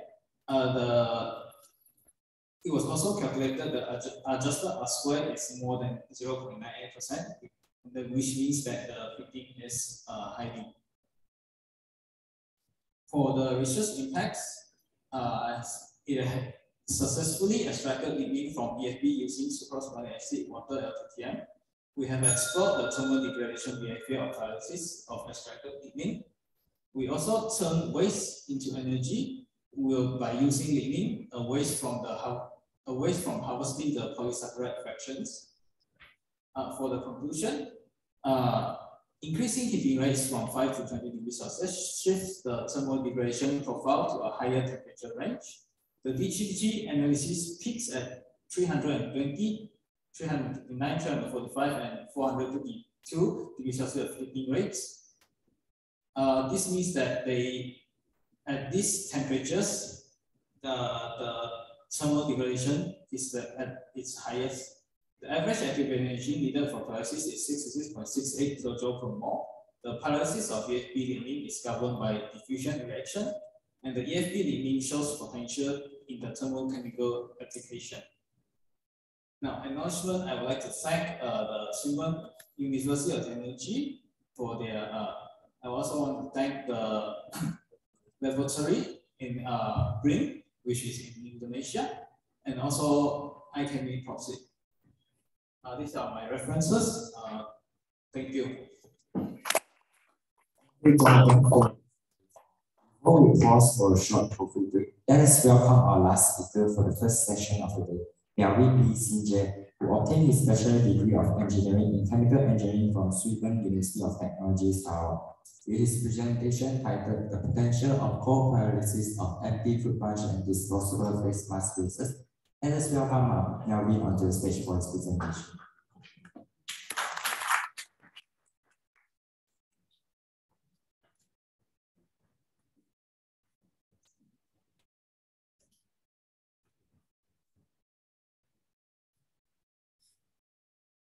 Good morning, ladies and gentlemen. My name is Melvin from Curtin University, Malaysia. And thank you, Academic for inviting me to talk about my research project, which is the potentials of co-pyrolysis on anti-fruit punch and disposable face mask waste. So here is my presentation outline for today. And without further ado, let me start off with the background of the study. Malaysia is one of the top producers and exporter of palm oil in the world. However, it is crucial to understand that in the process of harvesting 1 ton of fresh fruit fibers, it creates 0.5 to 0.7 tons of the palm oil meal effluents, as well as 0.37 tons of solid waste such as empty fruit bunches. And as the demand increases, in view of other users in the other industry, this will in turn create an abundant waste that needs to be rid of. Current biomass utilization, elimination methods such as direct combustion, as fertilizers and landfills are not environmental friendly option to do so. And on the other hand, the global pandemic has switched up the norms of our daily lives. We wear face masks every day as a social distancing guidelines method to reduce the spread of the virus. And yes, I know some of the mask mandates in other countries has also lightened.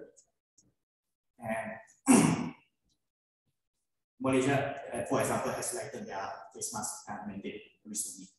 However, the accumulation over the past 2 years globally has made the surge of plastic waste to also cause some soar in the reduction efforts.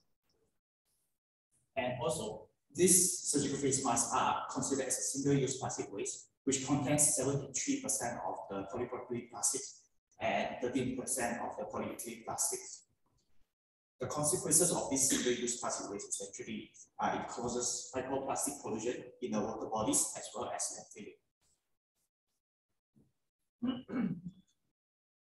One way to utilize this, the abundance of this waste is to convert them into renewable fuels through the biochemical methods as well as the thermochemical methods. For my research project, I utilized the thermochemical method, such as the pyrolysis method, because it is fast, simple, and uses a high conversion rate.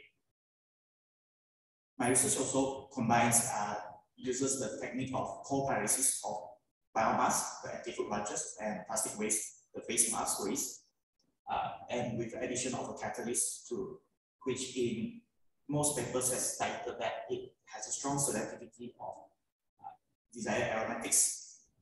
It's a simple configuration design which can be used as an alternative for some pretreatment processes such as hydrogenation, and it reduces coat formation on the catalyst, which will help to prolong the lifetime of the catalyst use. So in layman terms, my problem statement for my research project is can we reduce this waste through co-pyrolysis, and this is worth it.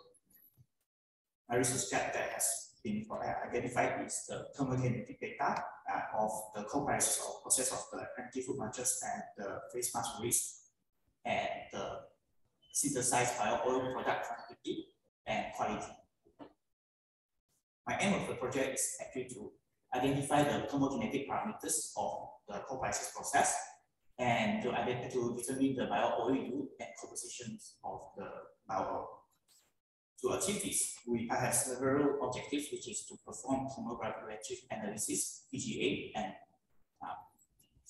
substitute into the distributed activation energy model as a kinetic modeling tool.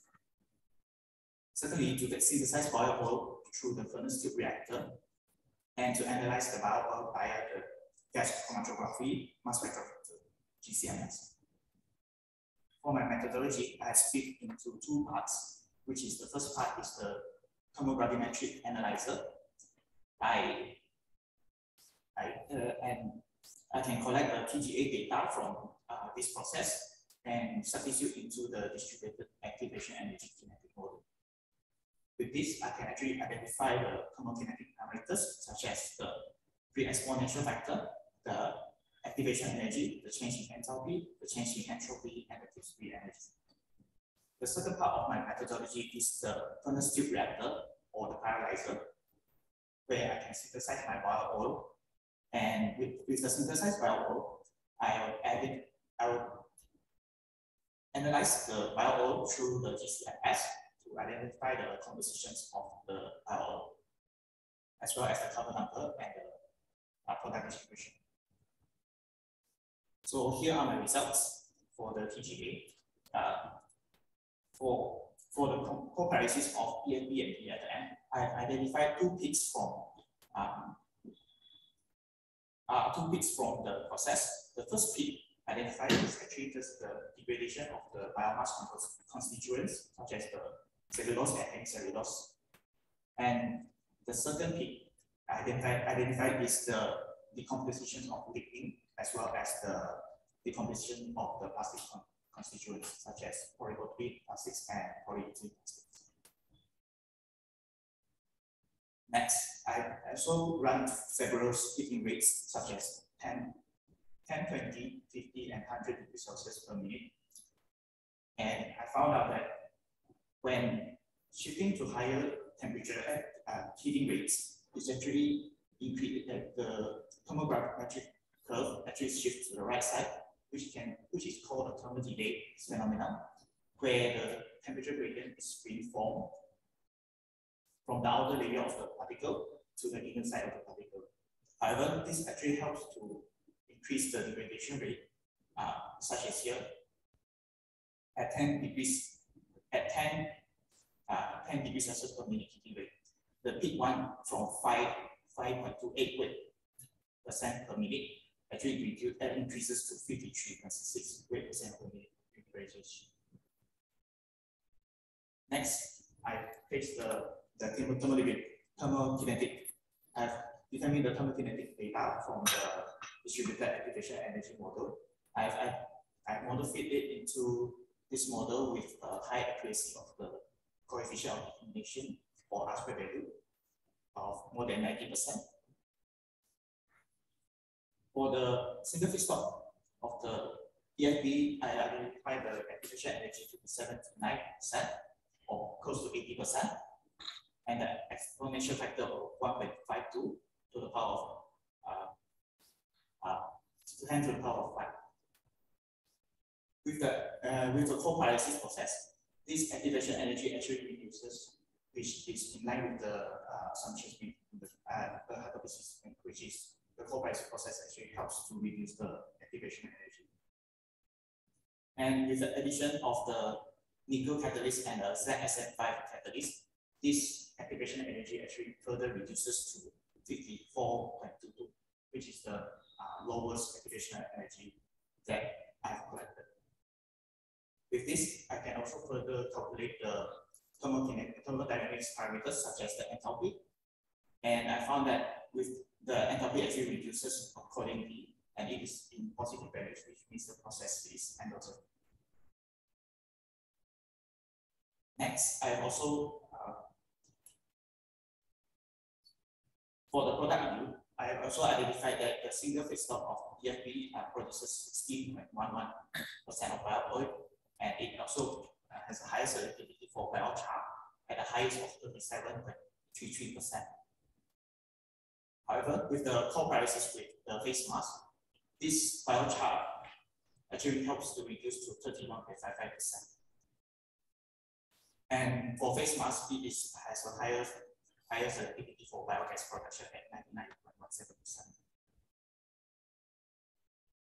So by comparing the co-paralysis process to further improve the bio oil yield, I also use the nickel catalyst and the ZSM5 catalyst.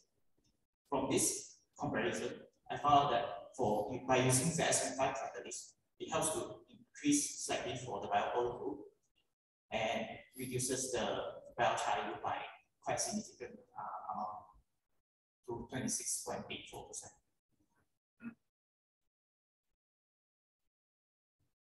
So I also qualify my biowork by using the GCMS. I found that for EFB, it has a higher selectivity for aromatics, and for the face mask, it has a higher selectivity of aromatic hydrocarbons, which is the alkanes and alkenes. And the core pyrolysis actually consists of both, which is as expected.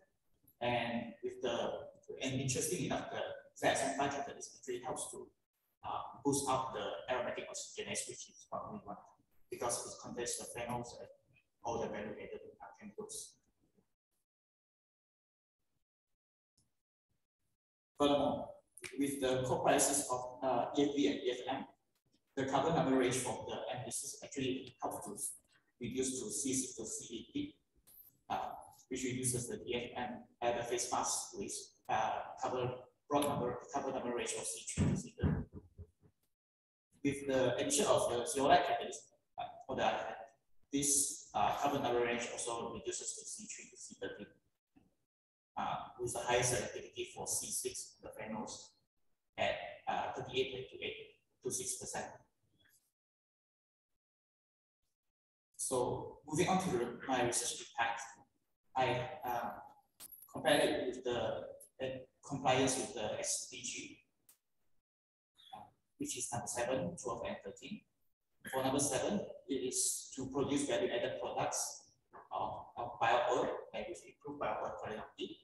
And number 12 is to have a cost-effective alternative, such as pre-treatment or hydrogenation, and contributing to the circular economy for the palm oil industry, while solving the abundance of the palm oil waste. Number 13 is to create solutions to reduce the greenhouse gases, while reducing the face mask waste going into our water bodies, causing microplastic pollution. For my future study, I will continue my research with the parametric study of temperature and fixed oil ratio, and to model fit it to other models and compare it with the literature. And lastly, the thermoeconomic analysis, which is to run some simulations and to do the feasibility studies. So for my conclusions, I've determined the thermokinetic parameters such as the activation energy and pre-exponential factor and the change in enthalpy and entropy.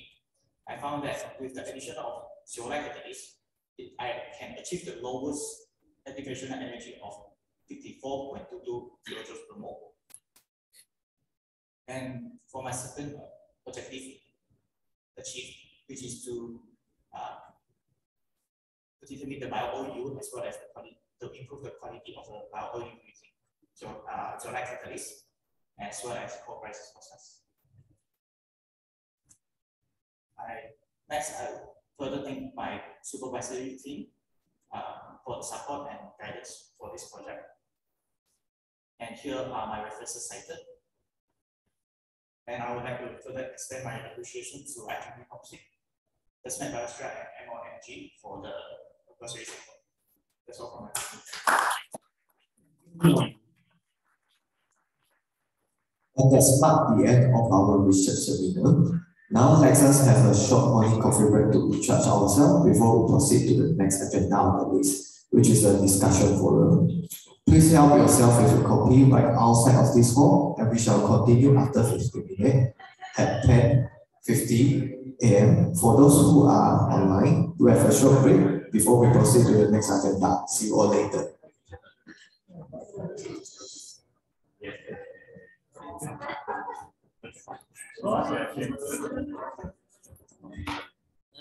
Break it now.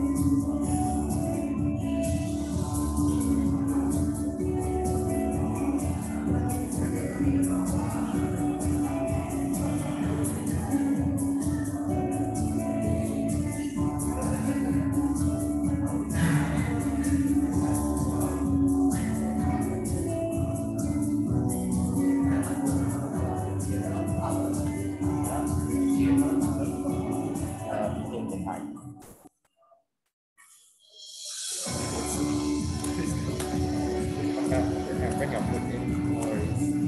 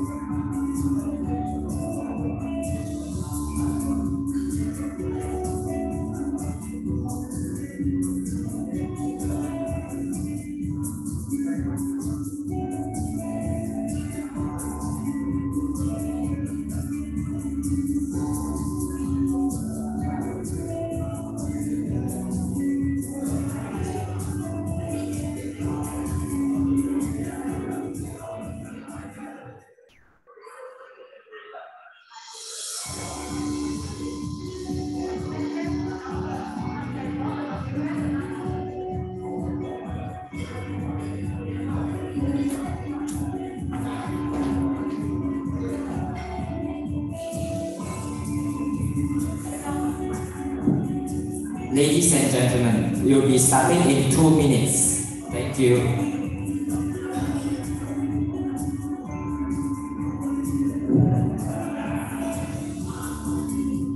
Ladies and gentlemen, we will be resuming in 2 minutes.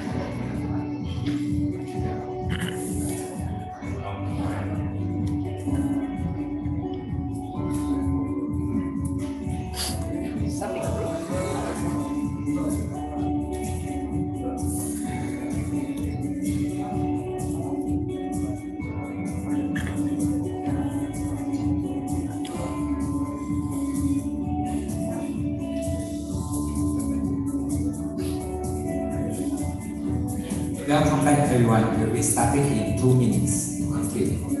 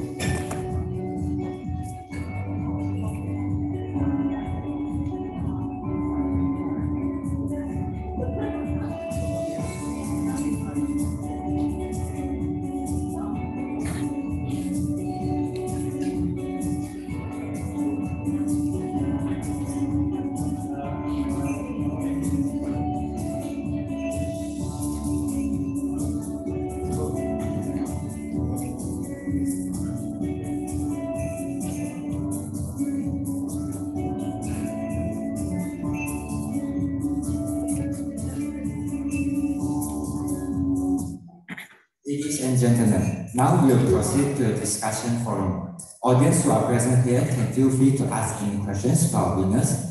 And whereas for those who are with us online, please feel free to type your question in the chat box. Selected questions will be asked later on if time allows. Another quick reminder that a bell will ring once at the last 5 minutes and twice at the end of the discussion forum. With that, I'll pass on the session to Professor Lam, who will chair the discussion forum.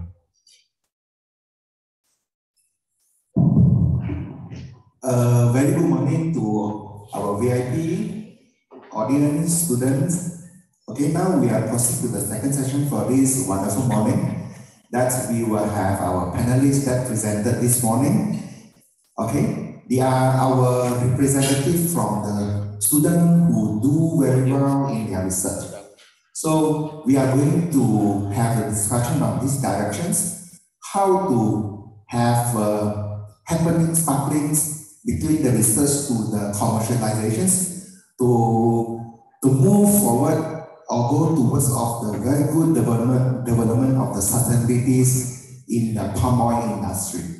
Okay, so let me ask a few questions to our panelists as a warming up. Then we will receive the questions from the floor as well as online to our panelists.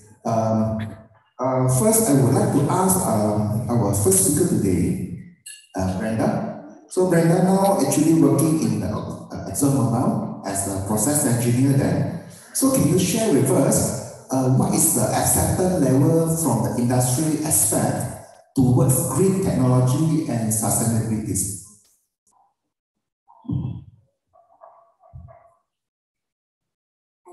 Okay. Your question was, what is the level of acceptance from? Yeah, the acceptance levels or the response or feedback from the industry about the green technology developments. Okay.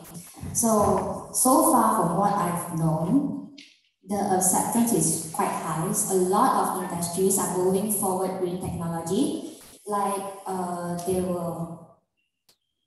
use a lot of research as well from researchers like us, students, as well as their own researchers to find ways to bring green technology to the industry. So yeah, it's quite hard actually. Okay, so can I say that means the industry very welcome those new ideas from green technologies? Actually, yes. So actually, previously I joined a summit, energy summit, and they really emphasize on green technology actually. Okay, so this is a good news to the students who love green technology. Don't worry, you will get a very good career in the future. Yeah. So I would like to ask our second speaker just now, Jasmine. I'm very surprised from your presentations. That's your works from your so-called bachelor works, yeah?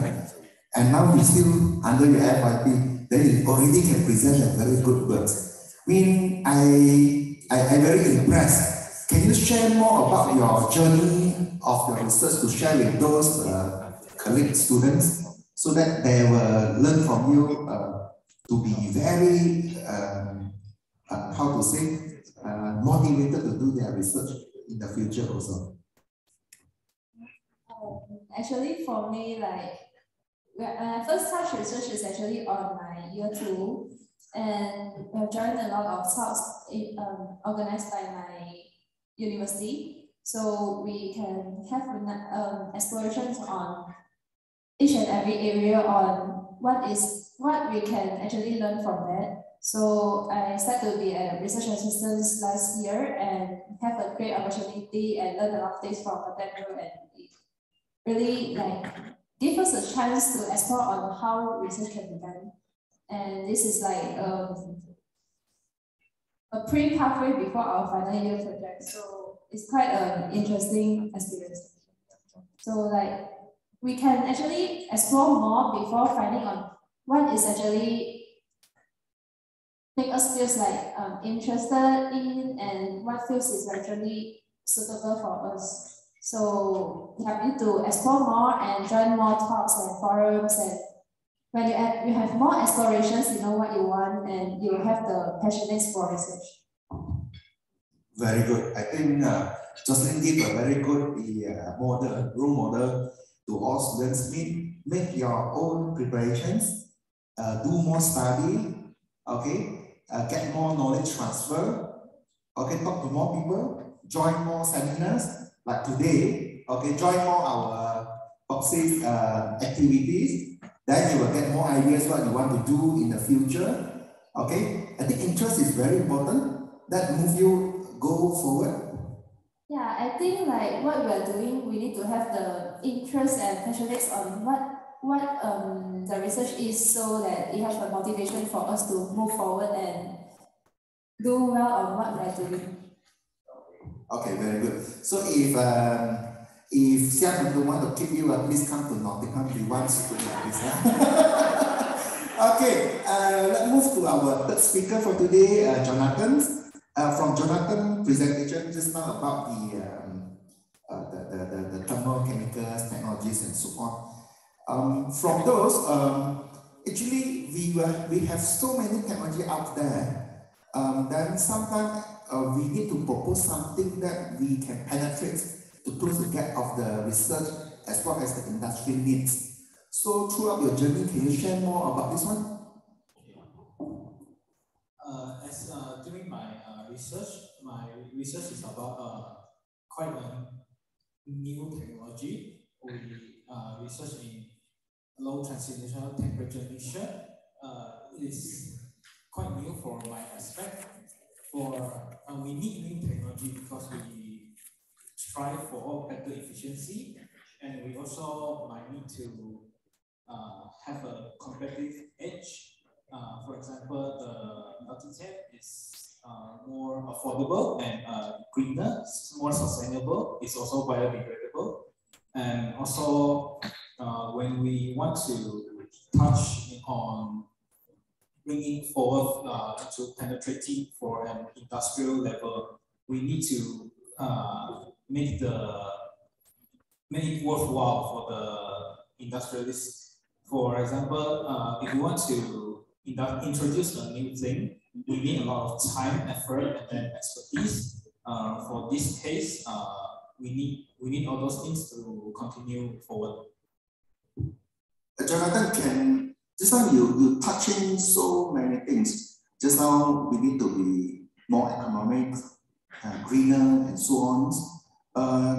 Do you think because these two are very difficult to combine together, cheap lah, good lah, safe lah, clean lah. How to achieve this multiple objective? That is for example, the traditional way to extract urine was to use ionic liquids or DES. This relatively new green solvent is marks all of those things. It is non-toxic. For example, ionic liquids is relatively quite toxic. For LTTEP, it is not. That solves the toxicity part. And then for greener, for example, ionic liquids, they don't come from organic part. For the LTTM, they come from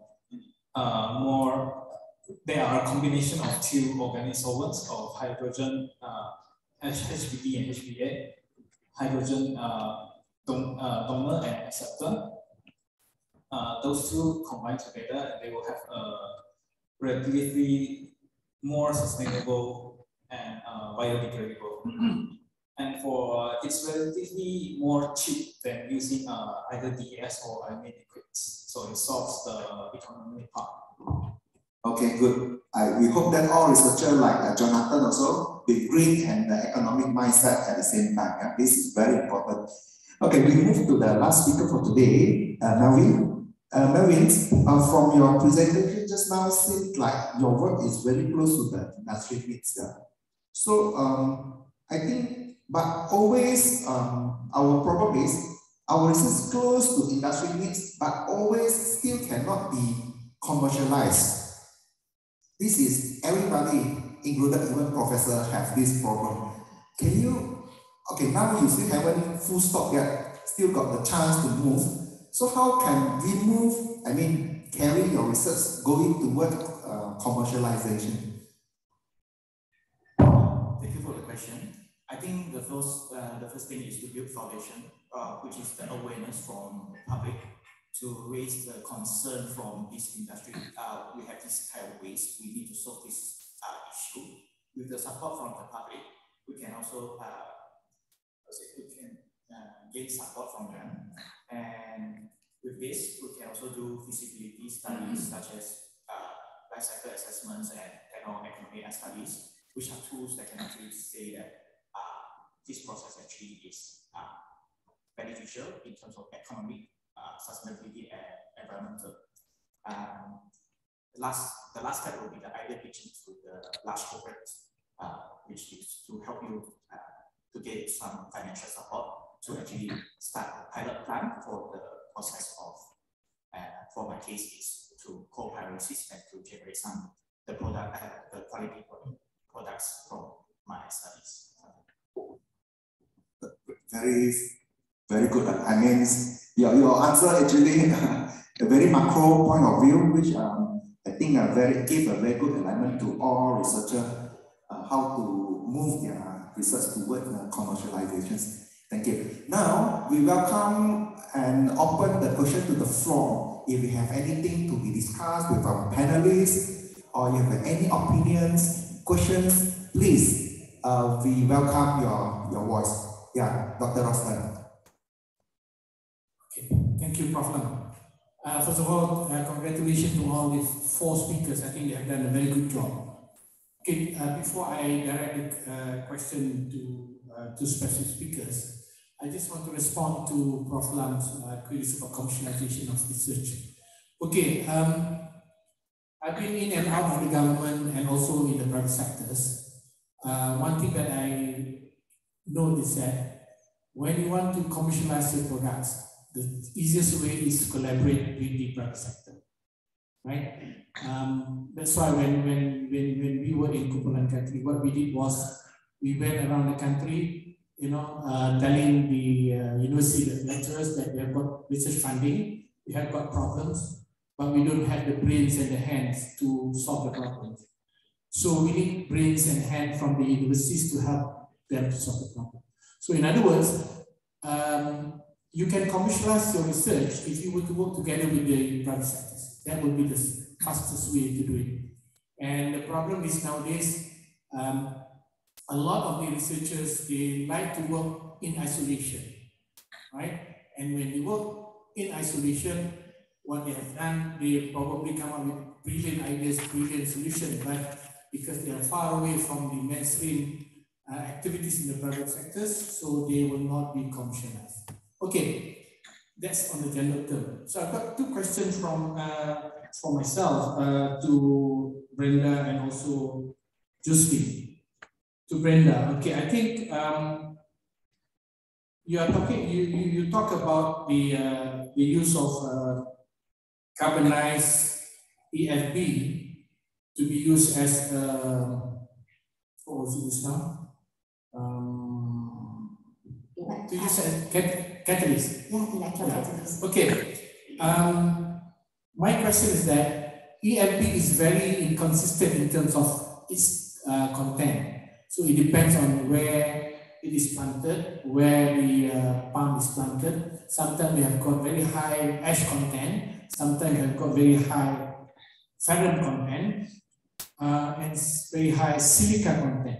So how do you make sure that what result that you produce is consistent?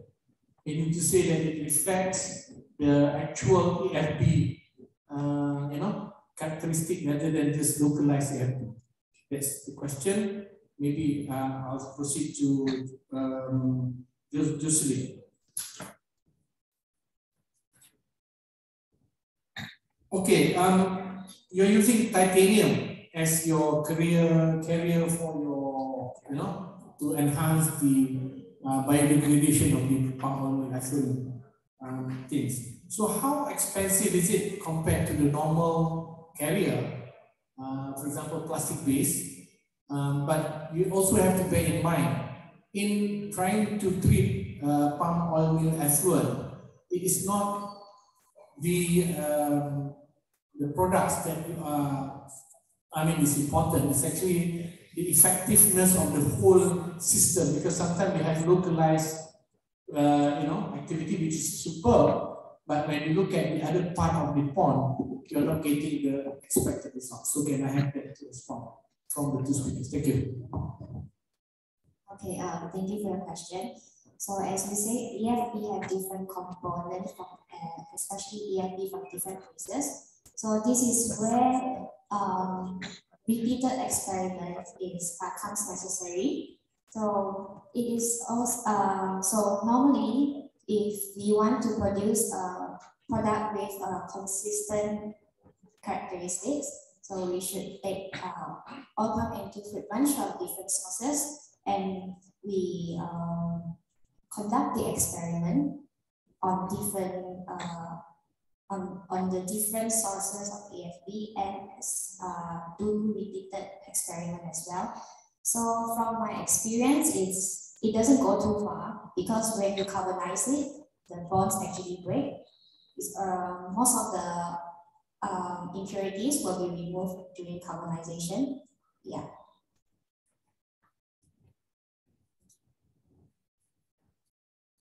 Thank you for your question. So first of all, for the messing cost, it's actually quite high in current state as compared to the conventional those plastic-based catalysts and also these flocculants and coagulants. Because mesins in current state is actually quite a new smart material, and it really costs a lot as it has those transition metals inside. So however, for the current state, actually we only target to have a fundamental study on this. So we want to try on these applications, like how it can be used in this wastewater treatment as a point. And actually, like when we say that mesins application in this, we have this reusability of the photocatalyst.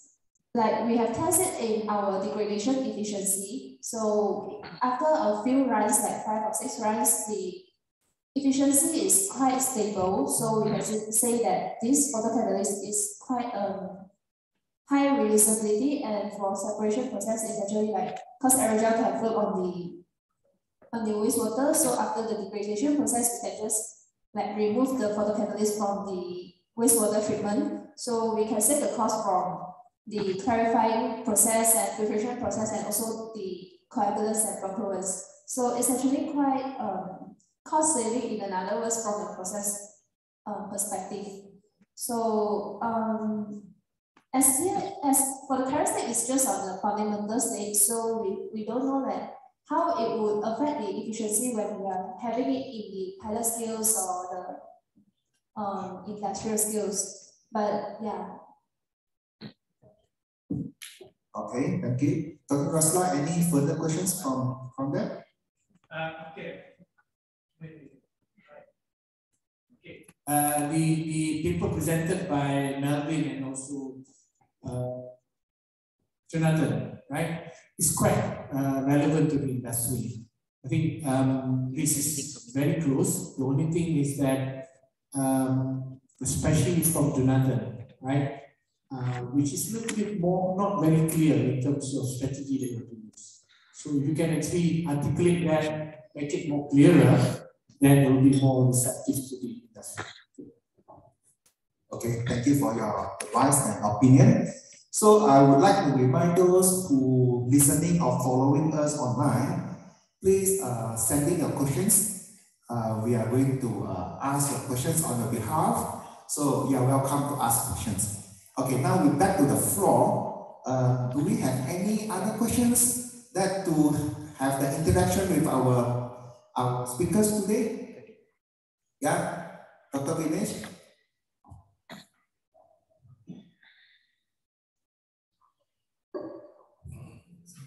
All right, thanks to the panelists and all that. Okay, but don't worry, I'm not going to be asking a technical question.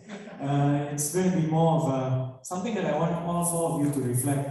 A bit of a slightly biased question because I was the chair for the research project bursary assessment. But I just want you four to think about how this bursary has helped in your development. All right, and I want you to share with all of us. Because we also want to understand, what the youth of this generation feels about receiving such an award, and at the same time, how has this helped in your development in the industry as well as your research and what you plan to do in the future. I think this is something different that we would like to hear, and I think it's also useful, especially when you have different sponsors who are in attendance today. It'll be good for them to also understand, how this has impacted you, your work, your development, and so on. Lengthy question. Hopefully, that was clear enough, right? Thank you. Okay. You want to take the first lead?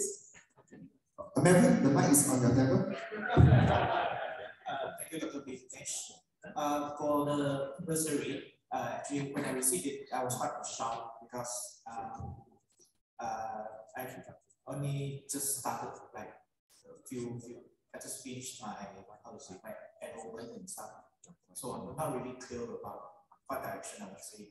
So with the help of the bursary money, I thought with my supervisors actually can do a lot more. We can send our samples to do extra analysis that could not be done in my institution. So this actually helped me to actually get more valuable data for my research. And it's also quite rewarding and quite obviously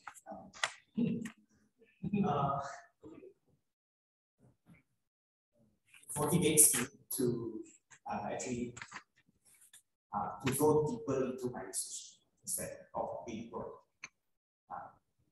So I'll pass it to Jonathan. Thank you, Melvin. Same as well, when I received the news that I won the bursary, I was very happy because that means that I have financial aid to purchase the chemicals that I use to synthesize my green solvent. This helps me in the fact that I can have a more deeper research into my deeper research in my studies. Also that the bursary, same as Melvin as well, I sent it to West Malaysia here for other emphases, for example, FTIR, NMR. Yeah, it's not presented here, but I have the data here. That's about it. All right, thank you.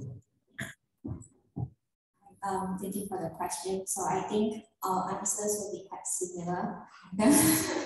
So when I first received this bursary, I was also quite shocked about it because I think it's quite competitive. Yeah. So this bursary gives me a kind of like pressure to do better, to make worth of the money Yeah.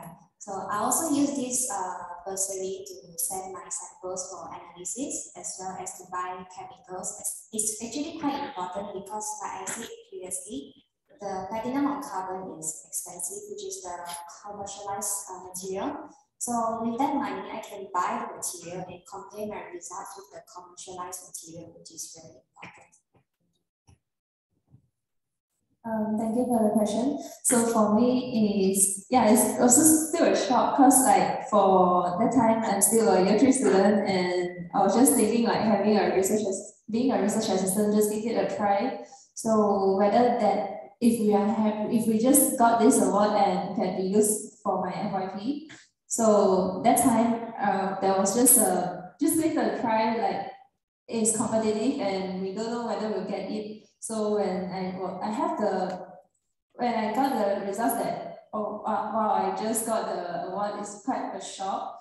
But actually this is also a very good chance for me to get a deeper view on how to conduct a research and experimental based research, because like for my case, the past few years we are having MCO and we are having online and reviews. Yeah, so it like give me a lessons on how we are going to prepare for our research and what we need to do as a preparations, like theories and yeah, it's quite a good experience. Thank you. I think from here we got 2 notes to take back. First, sponsor, you are so important. Please sponsor more because you are helping those future researchers. Okay? So we need more sponsors and more money from the sponsors. You see, now the money value is so important to them. Secondly, those future participants, I call you future participants, please join this activity. Encourage your friends to join also, because you see, this is really helping you in your career, in your research. Okay, so please join us. Maybe now we are too late, but never too late for the next competitions. Okay, now we welcome another round of the question from the floor.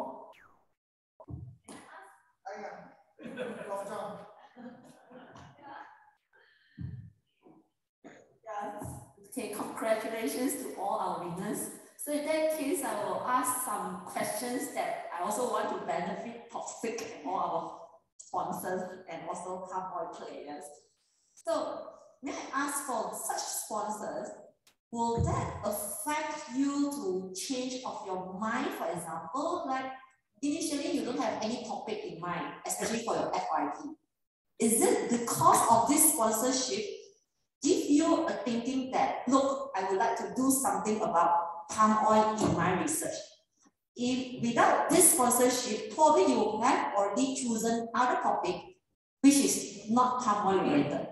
So yeah, so probably I would like to have this kind of feedback. Will this sponsorship encourage you to do more research in palm oil related topic?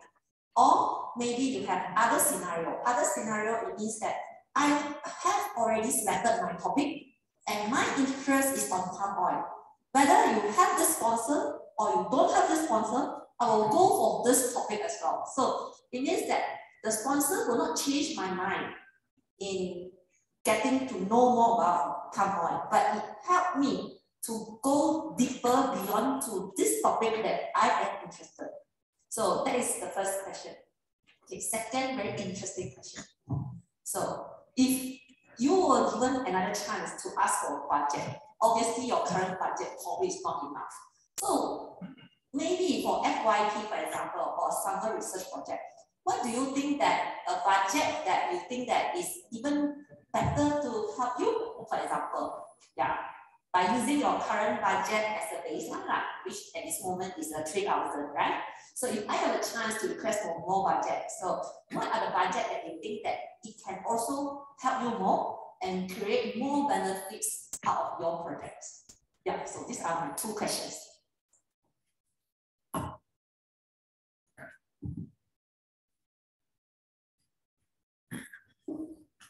Those who feeling like the question draw to you, please.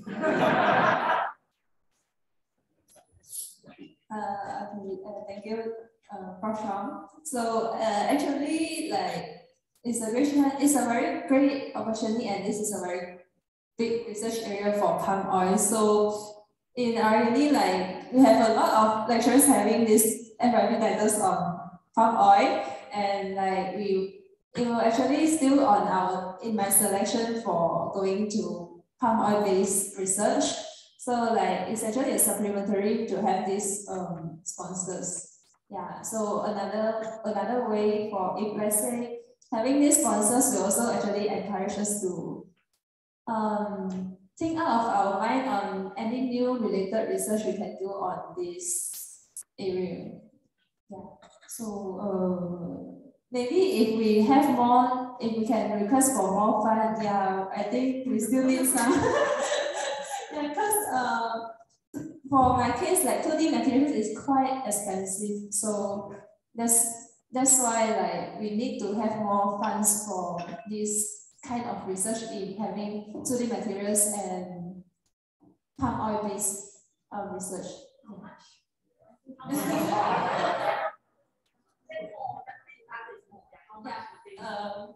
The more the merrier. Yes, please. Okay, I've been in the academia for about 13 years, and at that time, money was not a problem. I normally get about 2 to 3 million research funding per year.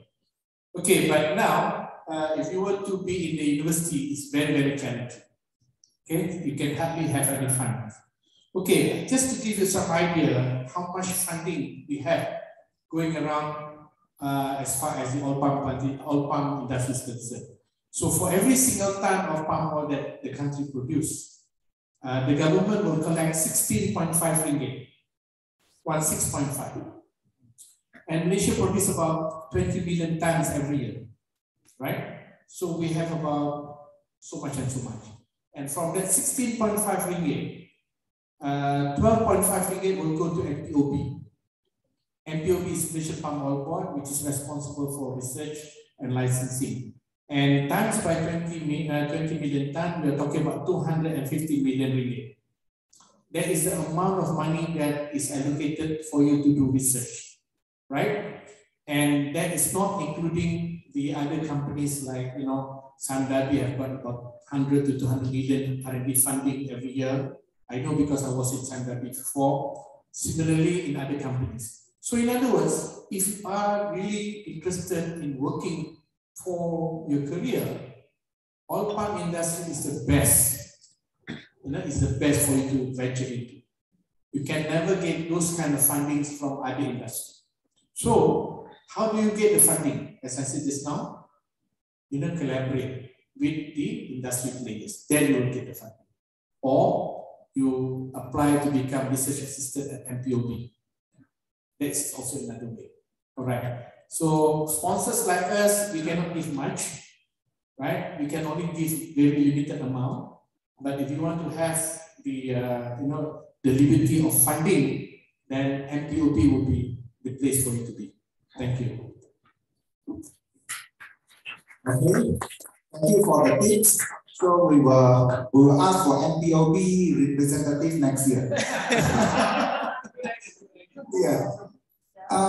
We have a few questions online. So again, please, I would like to remind you, if you have questions online towards our panelists, please send the message to us. Then we are going to ask your questions. So we have the question from the floor again before I ask the online questions. Yes, Dr. Tan. Okay, hi, hello everyone. I am Tan Jiang Ping from Xiamen University, Malaysia.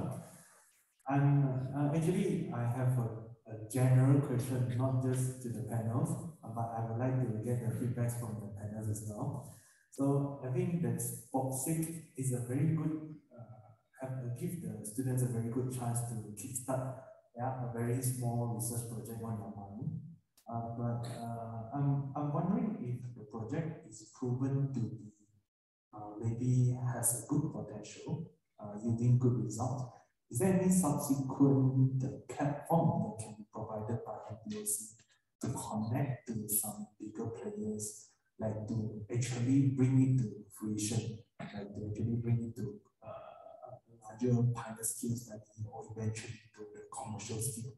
So is there any platform provided by POPSIC and MPOC for such future development generating from this? Because I think the 3,000 is a kickstart, is a seed fund.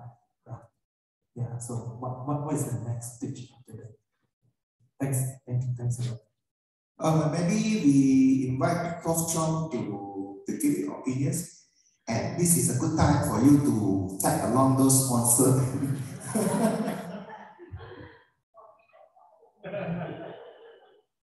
Yeah, thank you very much, Prof. Lam. So yeah, it's a very challenging question to me. And then what I can actually see based on your question is mind-opening to me. I actually haven't thought of this. And then I can see that, hey, POPSIC is not doing good enough. Yeah, it is. So at this moment to actually kick off the projects from the, we will say that the initial seed funding project to a better level, which is like talking about proper research funding. At this moment, POPSIC, we haven't think about it, but I assure you next year I will do my job. I will talk to Dr. Rosman and then see how I actually need to bridge this gap. So this is a gap that we acknowledge that, and I definitely see that you need that. Why I say that you need that is because, as what Dr. Rosman has mentioned, a large amount of funding in millions, 100 millions that actually go into MPOB. But when the research funding is going to only one institution, the research culture is governed by these institutions, and this institution probably is still working in a silo mode, where the high level talent probably can't be attracted to MPOB. Why? Because MPOB now is kind of monotone, do not have a variety. So therefore, if, for example, now the UCs are relying on funding from MOE. But if you can do something to tell the government, says that, look, this kind of palm oil-based research funding should be, even if it is not equally, some part should be shared to all universities, being government-funded university or private university. Then only a professional pool of talent can be created and is in a faster pace. Because like MPOB, I believe that it's how many years? I think 60 years already.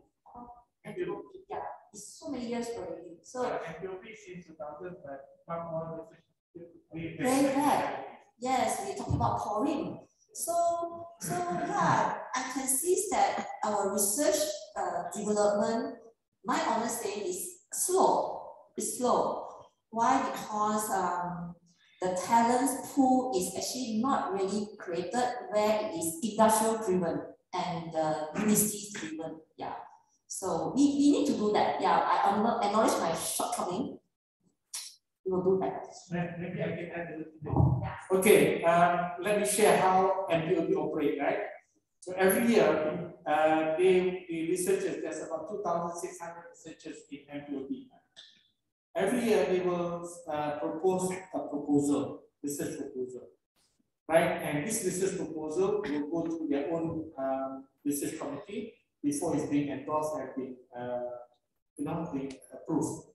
Okay, so now let's say, for example, if you want to work together with them, as I said just now, you have to collaborate through your lecturers, right? So this. You cannot expect the researchers, the young people to go and approach the MPOB. It's actually the lecturers has to go and approach, right? And to say that they're working in silo, well, maybe, but not 100%. But as I said, you have to understand their problem, right? What is it that you can do to assist them? Okay, so if you can, compromise between the two, then you can come up with a joint proposal. Then this joint proposal, you can get it approved. And normally they are short-term and long-term projects. Don't go for the short-term, go for the long-term. And every year you have students enroll in, with you, funded by MPOB's funding. I did the same thing when I was in UKM. I've got every semester I've got about 20 masters and PhD students working for me alone, right? And I would say that a lot of those students were funded from NPOB grant. So how did I do it?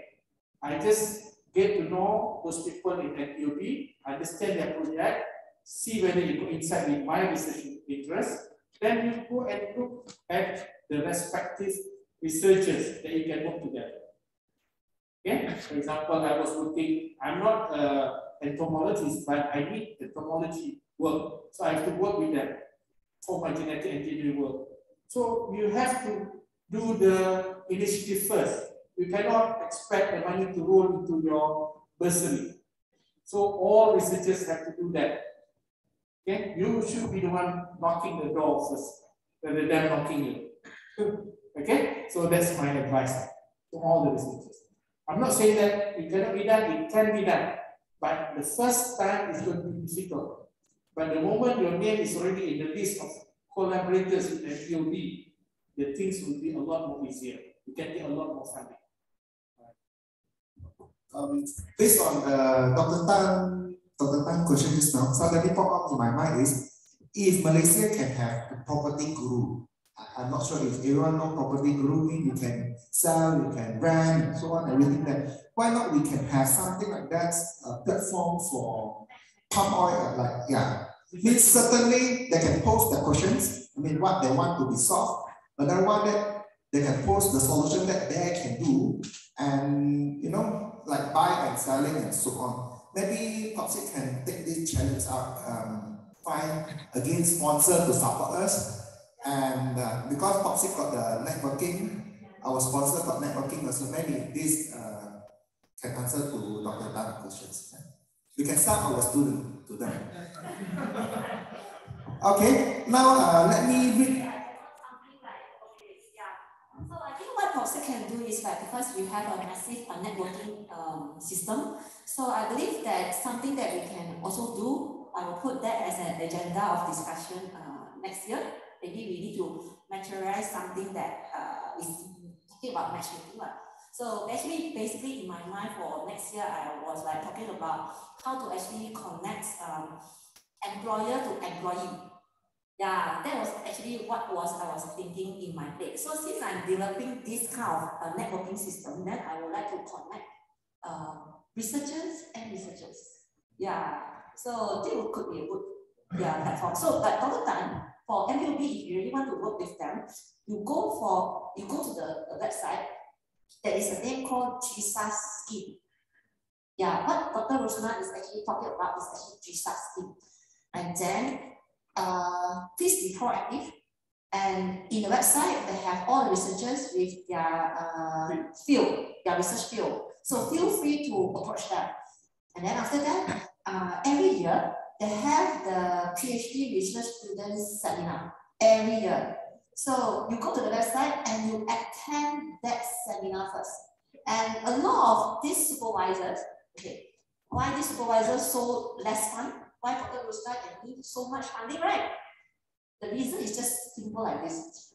When I talk to other supervisors, come, let's go to NPOB, attend to their seminar. They look at the topic, they say, oh, all this is not related to my research, so I don't go. All right, so if you do this, you will not get funding. That is honest. So if you go to the GSAS seminar, you see other people's field, all right, and your field. You want to see, is there any opportunity to collaborate in a win-win situation? That is only your key to get a lot of funding. You cannot go to people who is as good as you, they can already solve your problem. Why that people need you, right?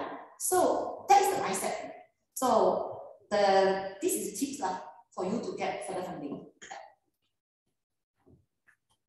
Okay, thank you, Prof. John. I think Prof. John have to repeat this message again and again than necessary. I think it's very important.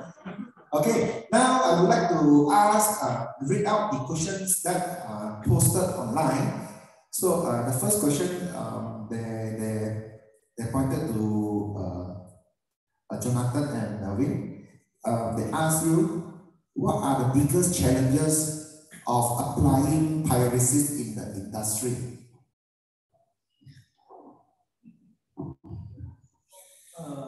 In my opinion, the challenges of pyrolysis in industry is the variety of the oil biomass that are being used, because there are so many types, and you cannot just use one reactor for each of the oil biomass. And another thing is it's quite hard to keep the constant size for the pyrolysis. If you need to keep them as a constant size before pyrolysis, you need to grind them or shift them. There will be another cost in that. And if we are producing so much oil palm waste, it will be a relatively large cost. And then you need to convince them for a large scale adoption, which is quite hard, because everything is frankly business. We are in here to make money. We need to convince them there is the benefits to do this for fuel pyrolysis, which will be a win-win situation.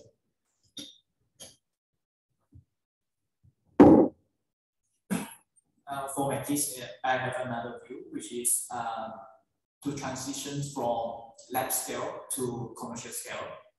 We actually have to go through multiple steps as well. From lab scale, let's say we only have a small quantity, like for example, for thermographic analysis, you only use few milligrams of your sample size. So for my next step, I actually try to use also a lab scale pyrolyzer, which also uses only around few grams of my samples. So this one, when we translate it to pilot scale or commercialization, there will be some challenges on the sample size, because it will be in kilograms or in tons even. So this is one of the challenges to it, which is the transition from lab scale to commercial scale. The second thing is the entrepreneurial mindset, as highlighted by Professor Chong and Dr. Rosen, which is to be more proactive to actually find sponsorship or collaboration with the industrial and corporate sectors to actually make this happen. Good.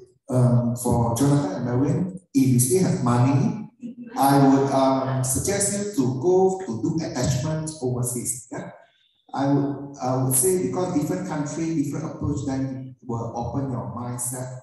If you need that, I can be the bridge. I mean, not money, I mean just the bridge. Okay, so I have several researcher friends from Japan, China, even Europe, USA. Their lab is marvelous. Yeah? I mean, I think you need that to help your research.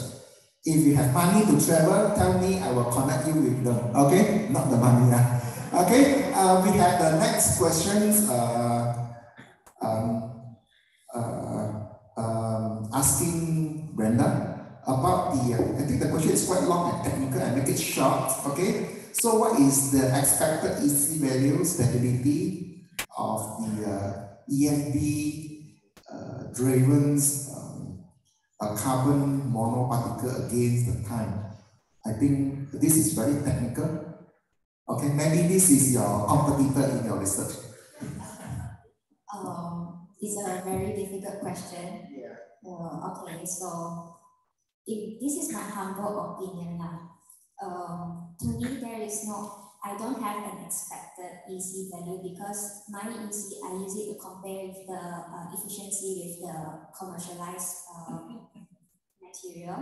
But if you were to talk about duration, I think most materials, they undergo wear and tear, so they are prone to reduce its stability or ability again throughout a long period of function.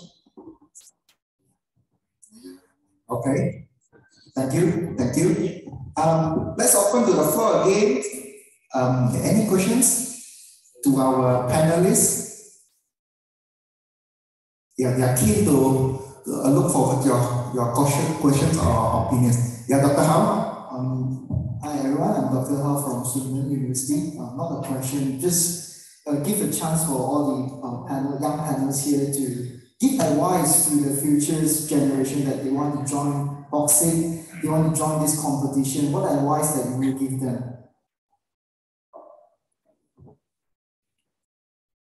Come on, senior. It's your time to talk to your junior now.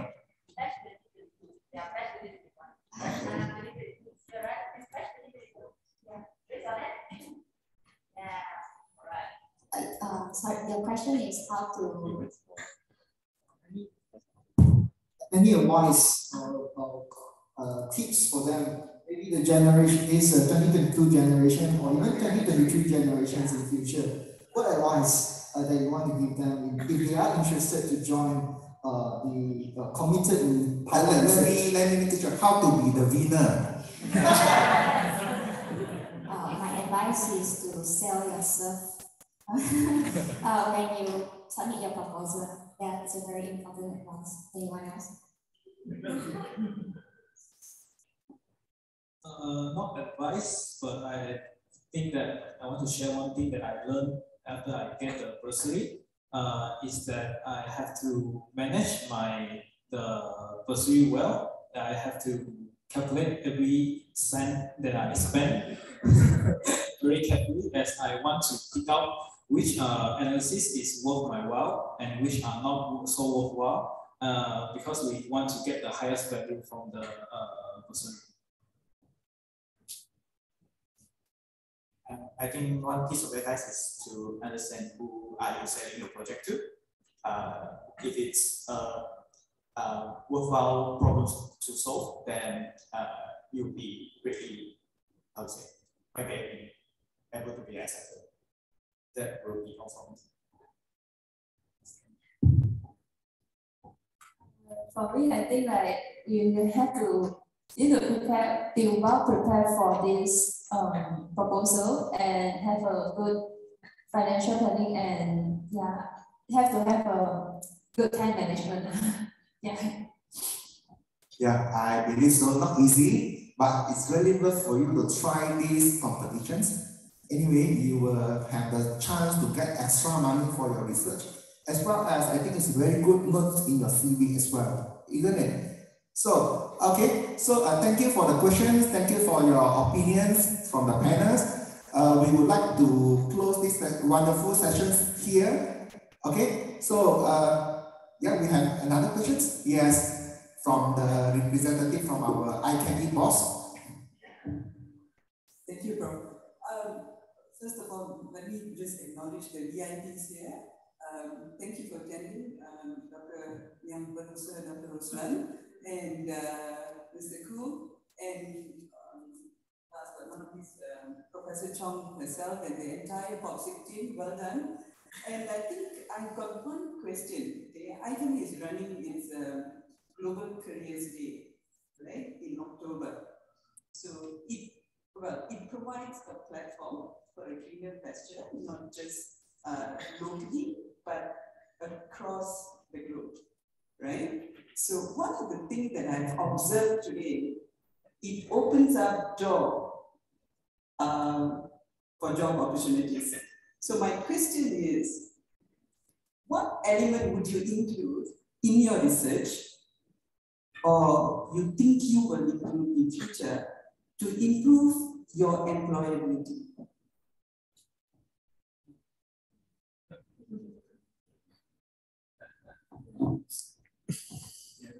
Good questions.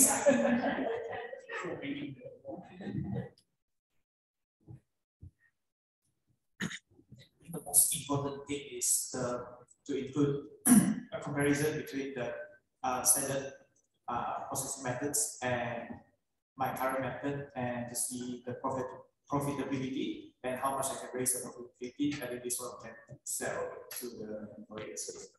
I can manage to improve on the economical value, because in corporate world, money is cash.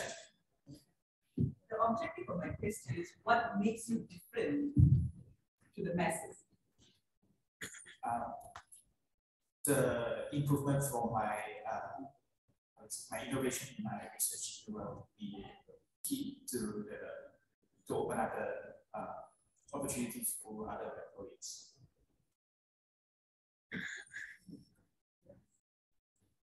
Anyone else?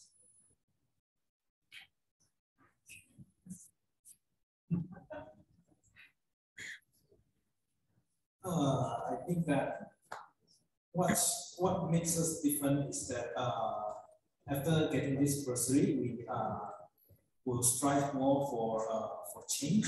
We want to we can express ourselves as researchers. We will be deeper in our deeper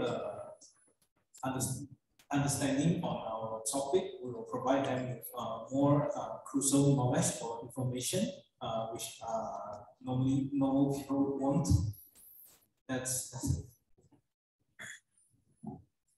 Okay. One thing that makes us better than other people is that we have more enhanced analytical skills and problem solving skills.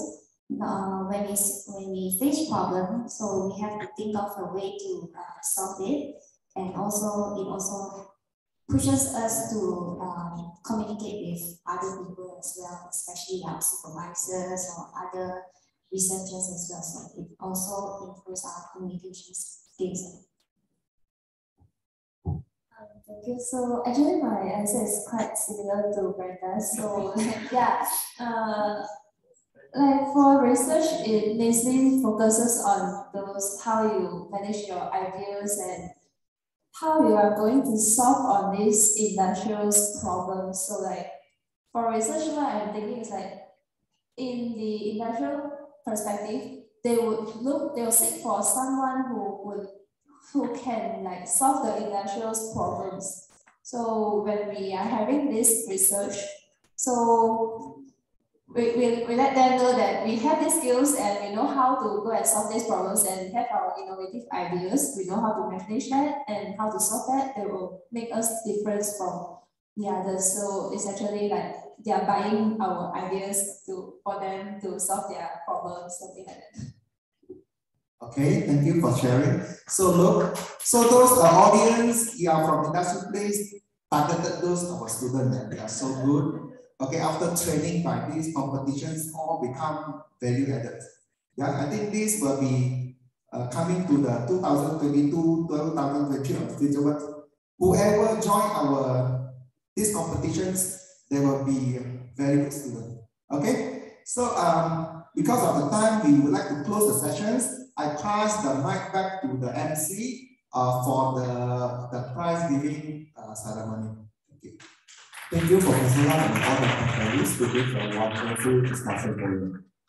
Now, we will proceed with prize giving ceremony. I would like to invite Professor Chong Mei Fong, Chair of POCSIP, accompanied by Mr. Khoo Kia Kun from Testnet Palestra to present letter, and Mr. Leong Tak Long from KLK On Leong to present certificate to 2021 winner.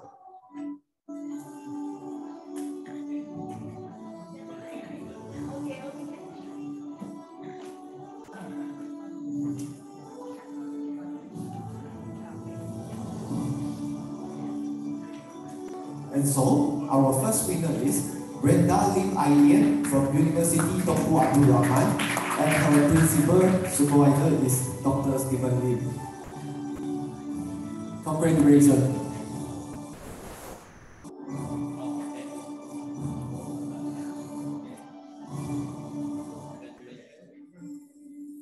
For all the winners, kindly remain on the stage for group photo section.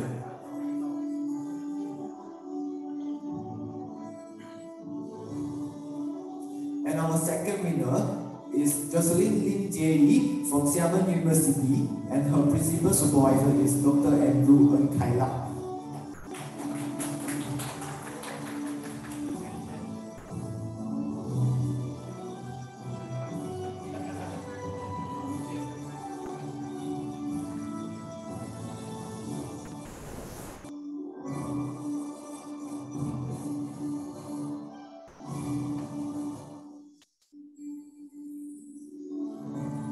Following up, The third winner, Jonathan Cheng Ling Yang from Swinburne University of Technology Sarawak campus, and his co-supervisor is Dr. Chu Liu Jing.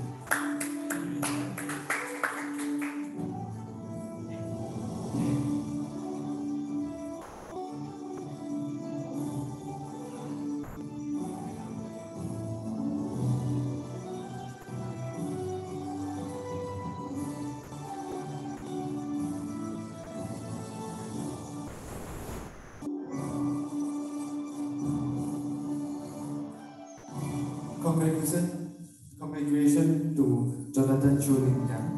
And the last winner is Melvin Wing Sing Jack from Kertih University, Malaysia. And his association supervisor is Dr. Chu Jing Jing.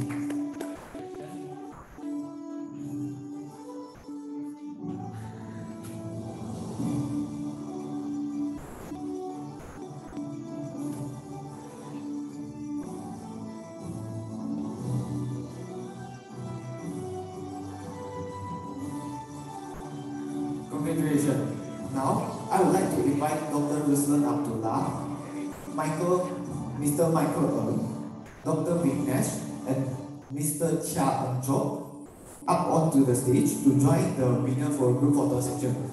So, winner, please step onto the stage.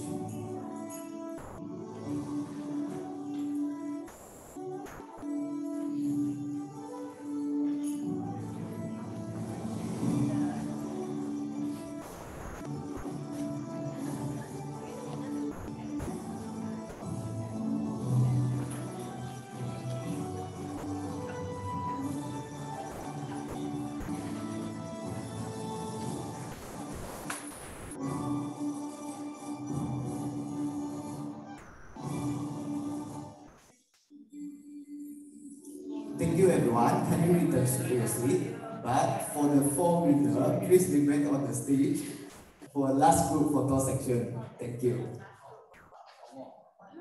Only for the four winners. Thank you very much.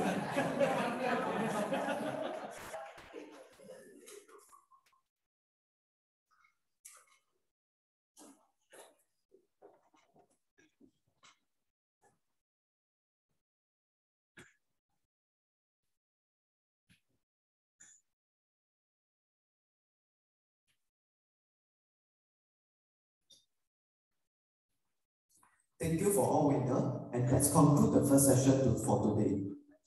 Now, we shall pause for lunch break. Kindly head downstairs to Fantasia for a buffet lunch and sit accordingly to your assigned system arrangement. And the next session will be resumed at 1 p.m. On the way to have your lunch, we will have a group photo section with everyone present here at the staircase, and Usher will guide you all there. And for those who are joining us online, you have your lunch break too. See you all later.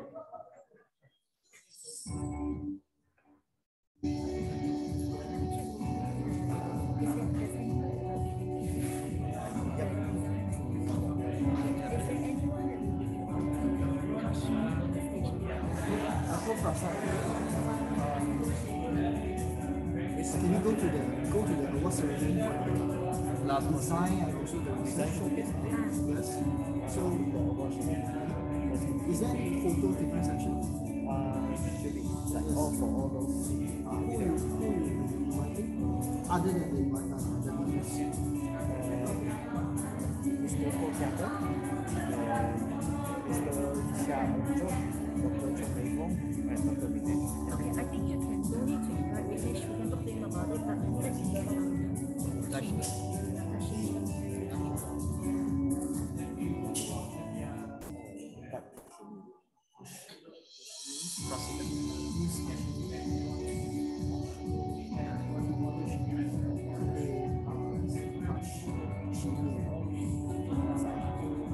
as long as you know how to pronounce it. that's it, yeah. Full name is Asashima. Xia Shenjima. Okay, what's next one?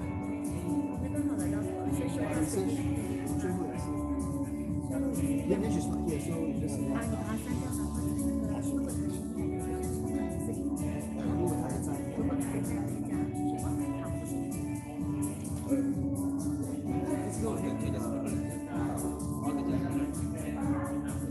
all the changes noted. Yeah, all total we can change. You need to take a check. Yeah, I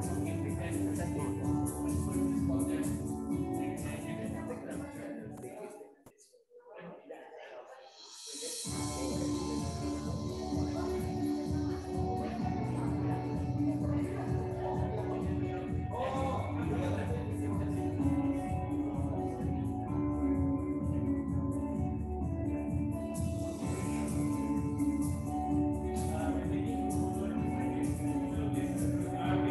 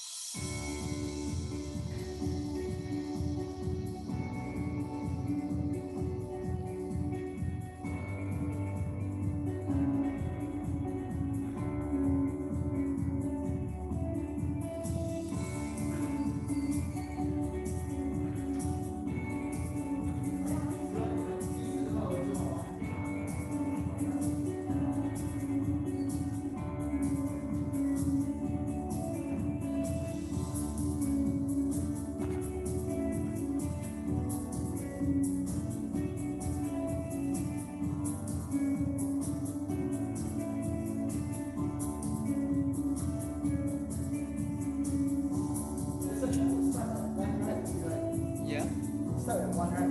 What? The session is starting at 1 p.m. Yeah, 1 p.m. suppose. Yeah.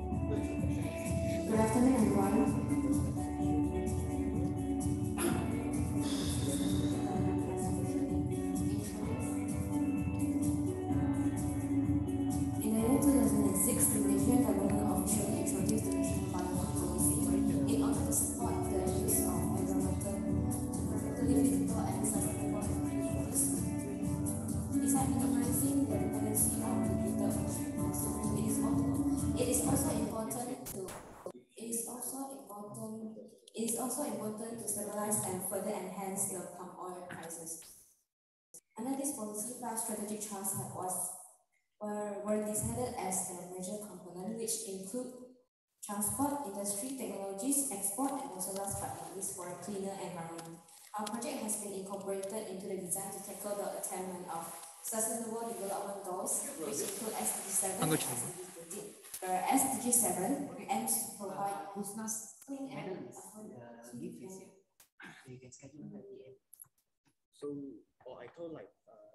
affordable and clear energy, whereas SDG 13 urged to take action in order to combat climate change and also its impact.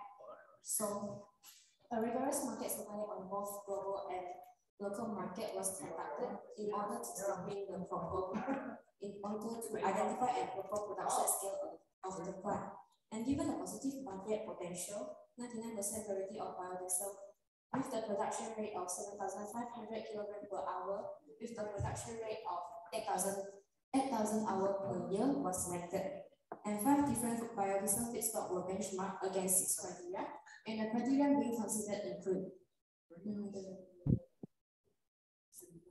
it is also worth mentioning that contrary to West's belief, palm oil was identified to be the most sustainable feedstock in the project. Hello, Chandip. Yeah, I am unable to open the camera though because it says the host has stopped it. Okay, sure. We will try to give the permission now. So I think all the speakers related to the presentation can unmute themselves. So once the presentation starts about 1 p.m. All right.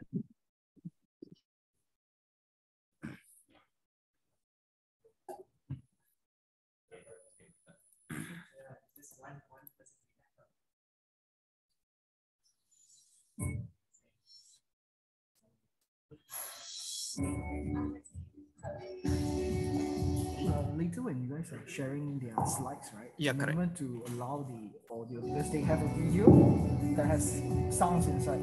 She told me to not to have a. Sorry? She informed me.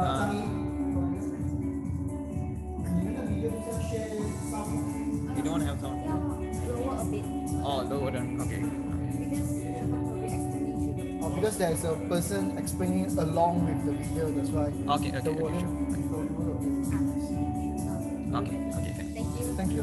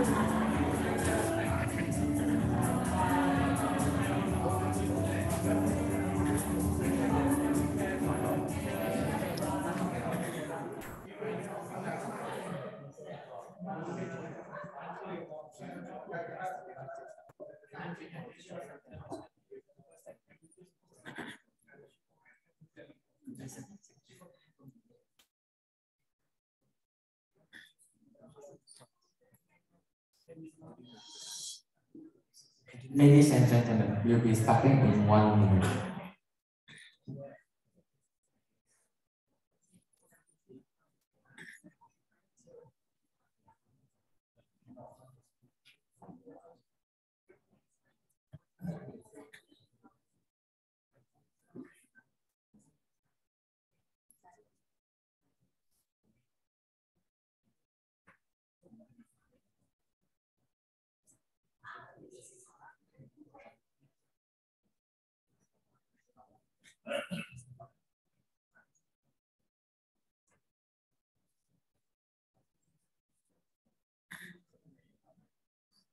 Welcome back, everyone. We shall proceed with the next session for the day, which is the design showcase.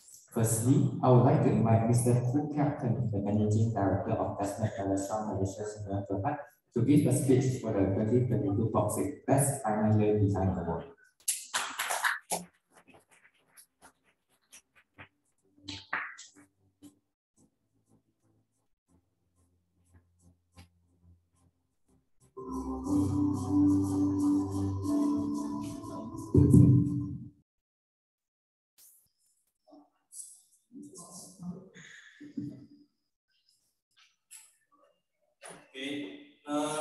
Very good afternoon to the chairperson of ITMN, Bauxite, Dr. Chong Mei Fong, distinguished guests, fellow students, ladies and gentlemen. On behalf of our company, Bestnet, it is indeed our pleasure to be invited to speak at this award ceremony for this year's Research and Design Showcase. Congratulations to ITMN Bauxite for organizing yet another successful event to encourage young chemical engineers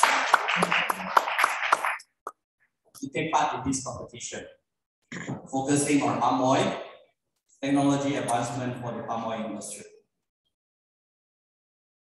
Palm oil has not been a noticeable subject in chemical engineering syllabus in the past. Traditionally, the processing of palm oil has been very mechanical, and downstream processes are derived mainly from other vegetable oil processes. However, with the increasing importance of palm oil globally, and as a main revenue for Malaysia, this is time for us to add science behind these technologies. And this is where you are, the upcoming young chemical engineers, to carry out these challenges to bring this to another level. Bauxite was formed with this in mind to create awareness of chemical engineers in the palm oil industry. And what we have seen today is the accumulated efforts of Bauxite team, which has remarkably attracted many interests of young chemical engineers to the palm oil industry. Well done, Bauxite.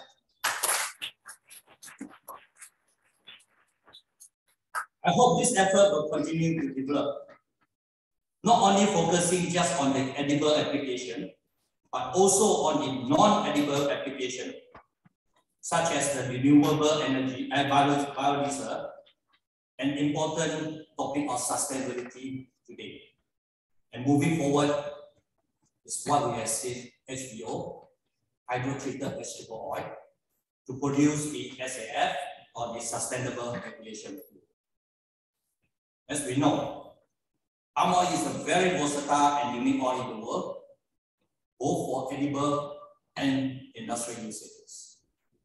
The effort to further develop and explore this should continue, as we have seen in recent years.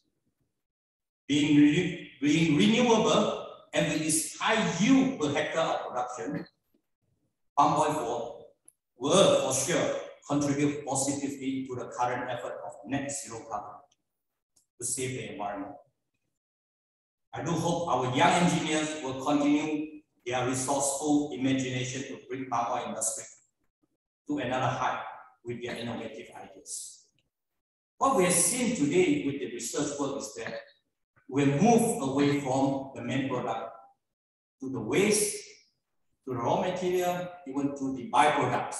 And this, for me, is already a step forward looking into the development of palm oil. Ladies and gentlemen, like all previous year, this year's Best Final Year Design Award focus on palm oil process design that reflects on efficiency, safety, and reduces environmental impact. And most importantly, demonstrates project viability into the palm oil industry. The judges have eventually selected Swinburne University Technology Sarawak campus with the topic of sustainable production of palm oil derived biodiesel to be the final winner of this year's award. Congratulations to the Swinburne University.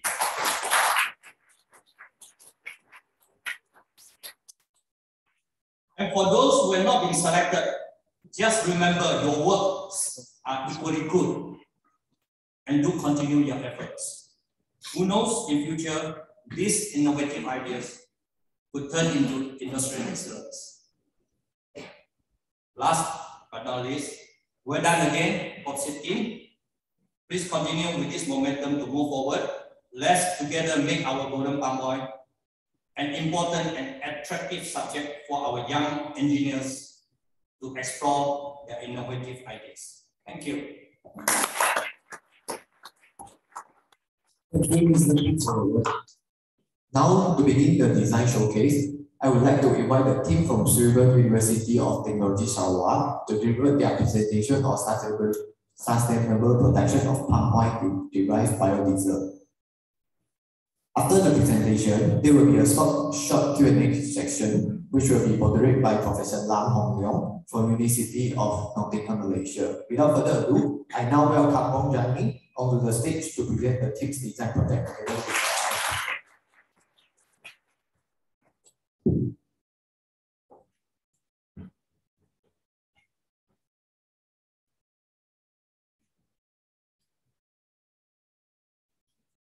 Hello, good afternoon everyone. I'm Zhang Yi. Apologize from our side that I'm the only one who can make it physically to this event, but I'm having majority of my group member connected online. So I'd like to introduce my team to every one of you here. And first, I'll have Abdul Kadir as our project leader, and also Chandipa, me myself, Karindu, Shafaf, and also, unfortunately, also cannot make it for the session today. And also, most importantly, our supervisor, IR Dr. Hao, who present physically here today. So it is an honor for us today to have this opportunity to present our final year research project with the title of Sustainable Production of Palm Oil Derived Biodiesel.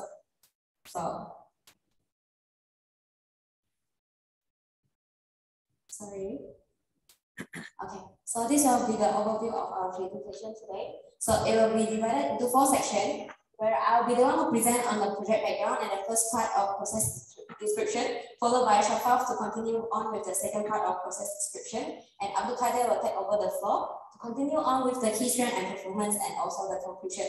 So that will be the overall structure of our presentation today.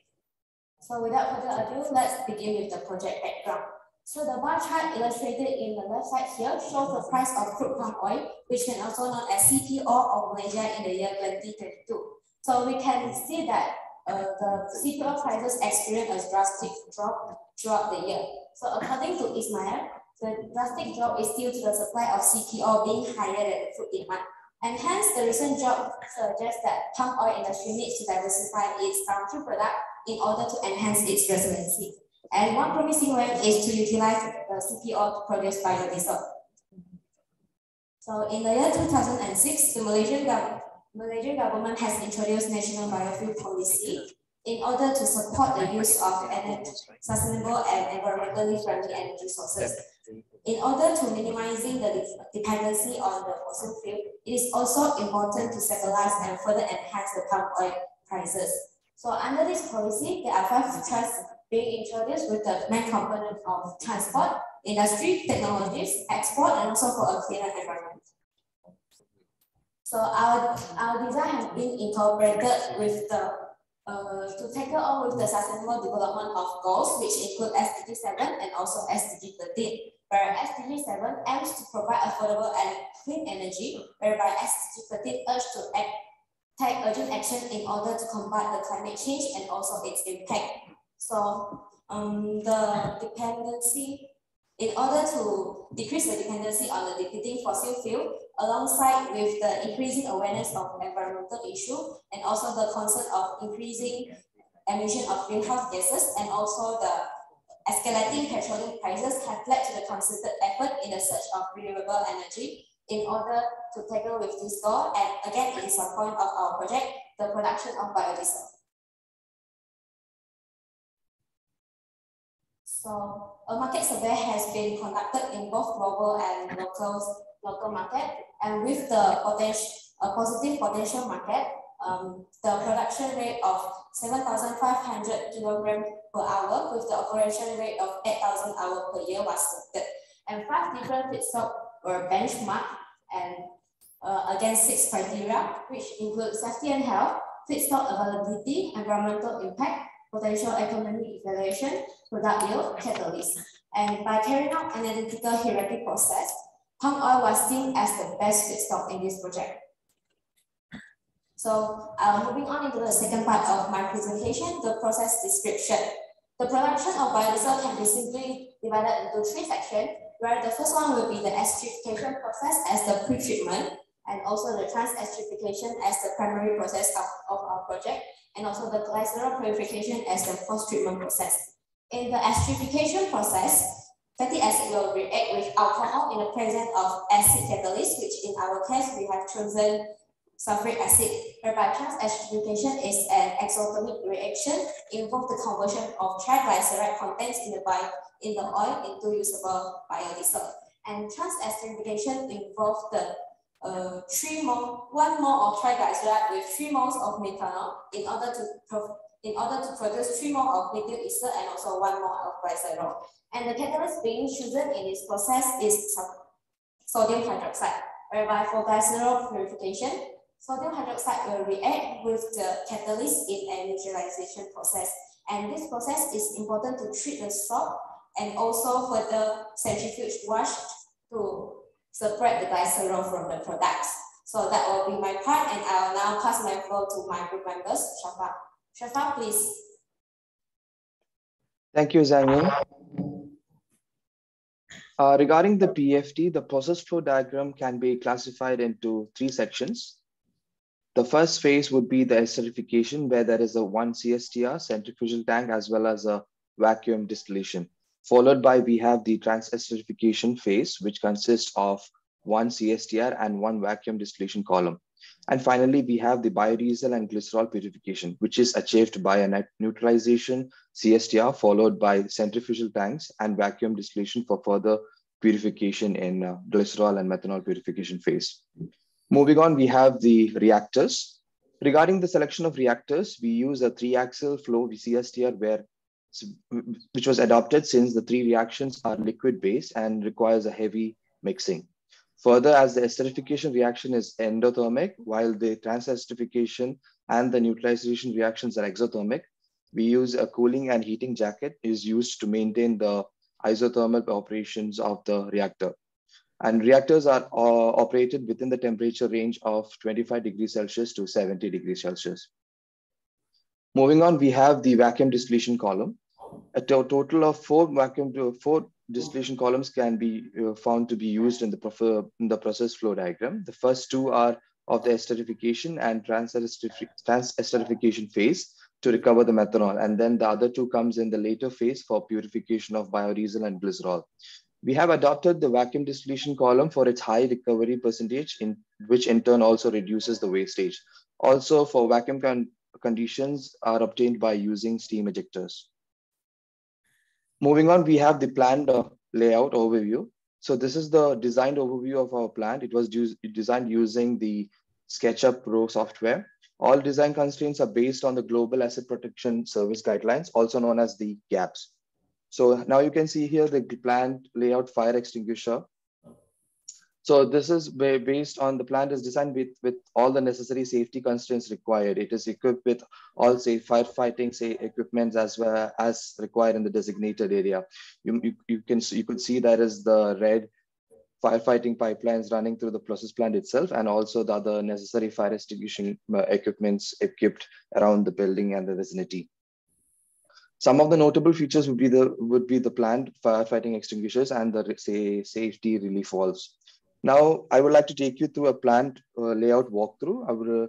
So as you can see, we have designed a planned layout.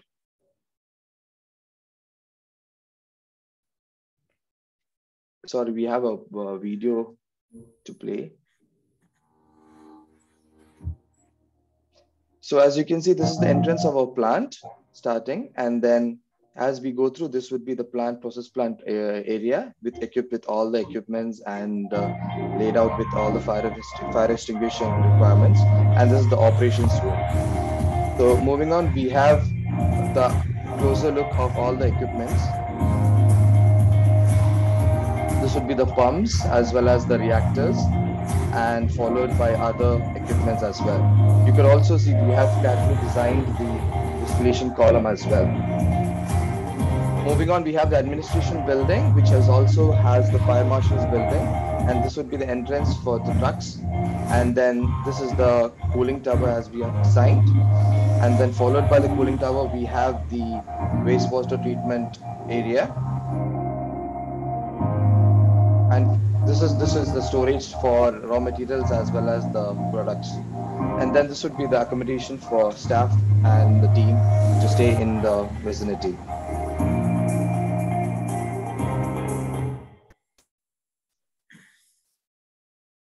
Moving on, we have the project aspects. So the project aspect is mainly focused on 4 different areas. That would be the environmental, safety and control, economy, and energy, as you can see.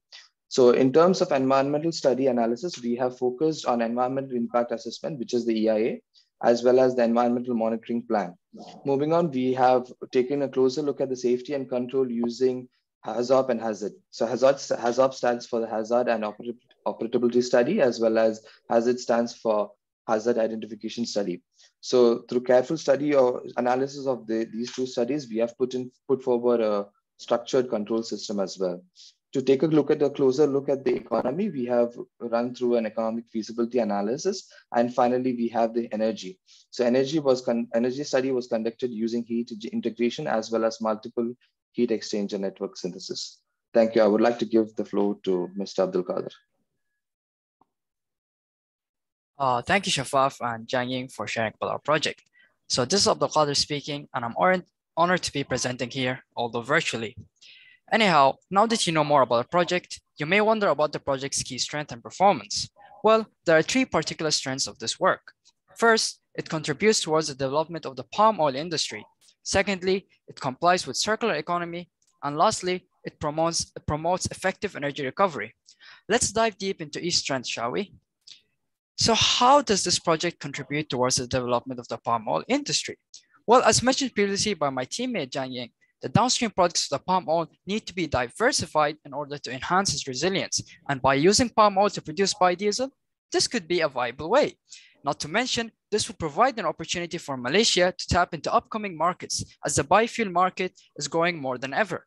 This will also provide an uplift to the country's economy by providing job opportunities. For instance, a biodiesel production plant would provide several job opportunities as it needs several engineers, technicians, and many more employees. This project will also promote the sustainability of palm oil.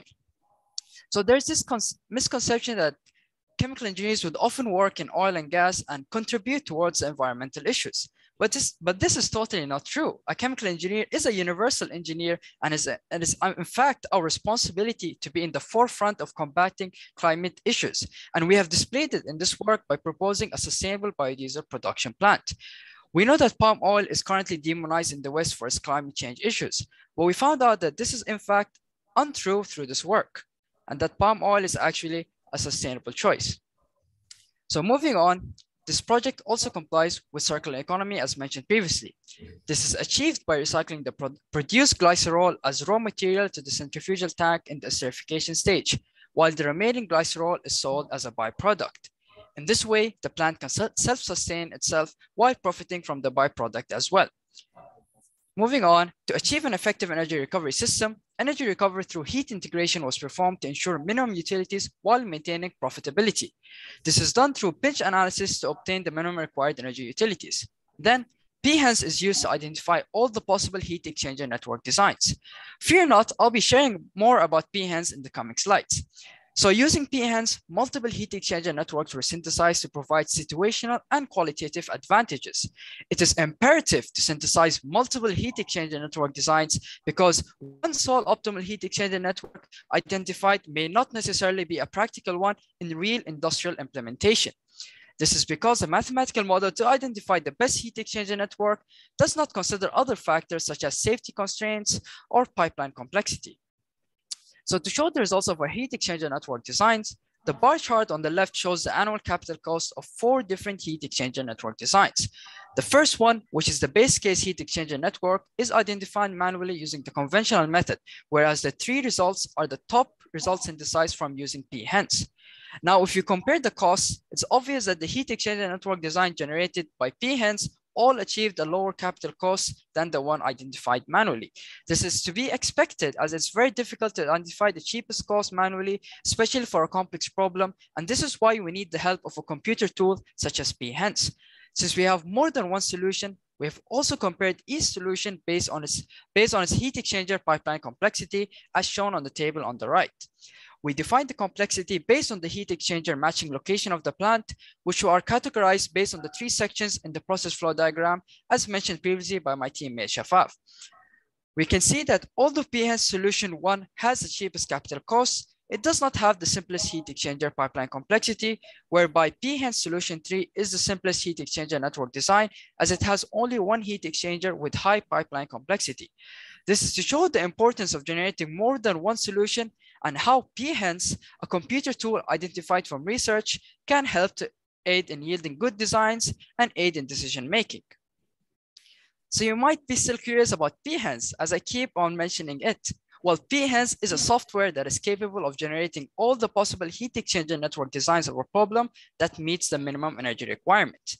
The 2 brilliant brains behind this software are Mr. Eikos Orzos and Professor Frank Fredler, where Behance was founded in 2020 with the paper shown here on the left titled Multiple Solution Heat Exchanger Network Synthesis for Enabling the Best Industrial Implementation.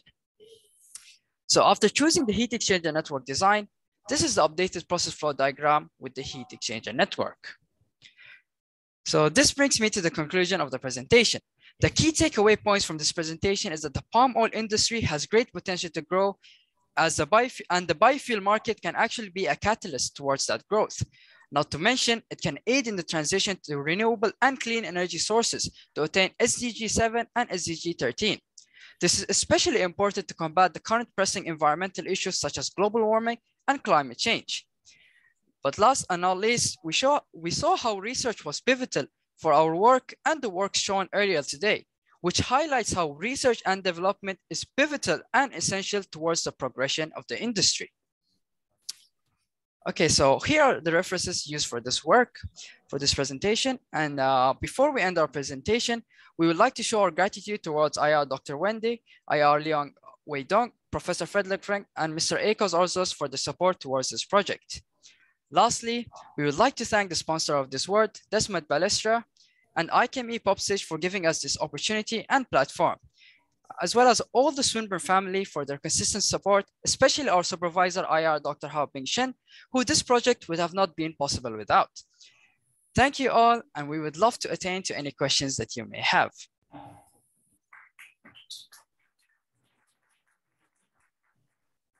Thank you, both Zhang Ying and his team online. Now, I would like to pass the stage to Professor Lam to moderate the Q&A session. Thank you. Wonderful presentations. I believe everyone agree with me that this group worked for the awards. For your information, I was one of the judges. As far as I know, all judges voted them as the first prize. So they really the real first prize for this year. Okay, so any question from the floor about their design? Welcome, any questions? Okay, they talk about a lot of good things. Let me ask, what are the limitations of your design? I have my group member Abdulkader to answer the question. Thank you. Can you repeat the question? Sorry, I couldn't hear it. what during your design, what are the limitations or shortages in your design? Oh, so what are the limitations of design? That's the question, correct? Okay. Of course, with every work, there are some limitations, and we cannot deny that. So for our project, we focus on sustainable production of biodiesel. I would say that current limitations would include would be in the perhaps in the operation of the, because we use, for example, in the operation we have used vacuum distillation columns, right? So this would be a limitation in terms of safety aspects, where we have to consider more safety constraints to ensure that the plant can operate safely. So this, in terms of process design, this could be one of the limitations of our work. And yeah, if any of our team members would like to add, feel free. Yeah. Okay. Any other group member want to add on something? Yeah, I mean, if I can add, I mean, it's not easy to carry out the process with the vacuum distillation column. So, like Abdulkader mentioned, there are various aspects that we should consider. So, yeah, so it's a limitation that we have to consider. Okay. Any questions on the floor or online? Yeah. Hi. Okay. So this process also in conventionally done right now. So what is the advantage or difference of your proposed process versus what we already have in the industry? This is one of my questions. The second one is maybe you can run through some of your operating costs. What do you typically have in this? What did you come out with in terms of your operating costs? Okay, sure. So I'll perhaps answer the first question, and then I can give the opportunity to my team for the second question. So the first question was, if I'm not mistaken, what are the advantages or what makes our project unique? So first, I will explain this in 2 points. So the first point is that we're incorporating a lot of sustainable aspects in our work. For example, as we mentioned, the vacuum distillation is one of the limitations, but the reasons why we chose this vacuum distillation, as mentioned by my teammate in the presentation, is that we can reduce the wastewater treatment and actually promote a more sustainable biodiesel production plant.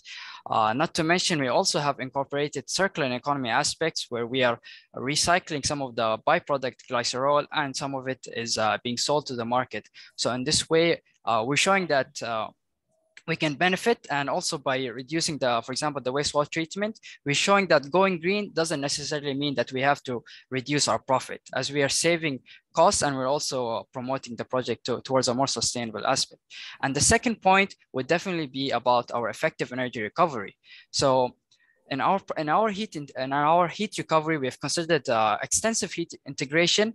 And as mentioned previously, we have used PHENS to aid in that process. So PHENS helps to offer multiple solutions. So for example, perhaps in current industrial implementation, if there are only 1 or 2 heat exchanger networks that are identified, it's difficult to consider, and this is why I defined several solutions, and these solutions can actually help the decision makers or the industry players to choose which heat exchanger network will actually be viable in their plant, whether be it in terms of the safety constraints or other factors that have not been considered in the original design.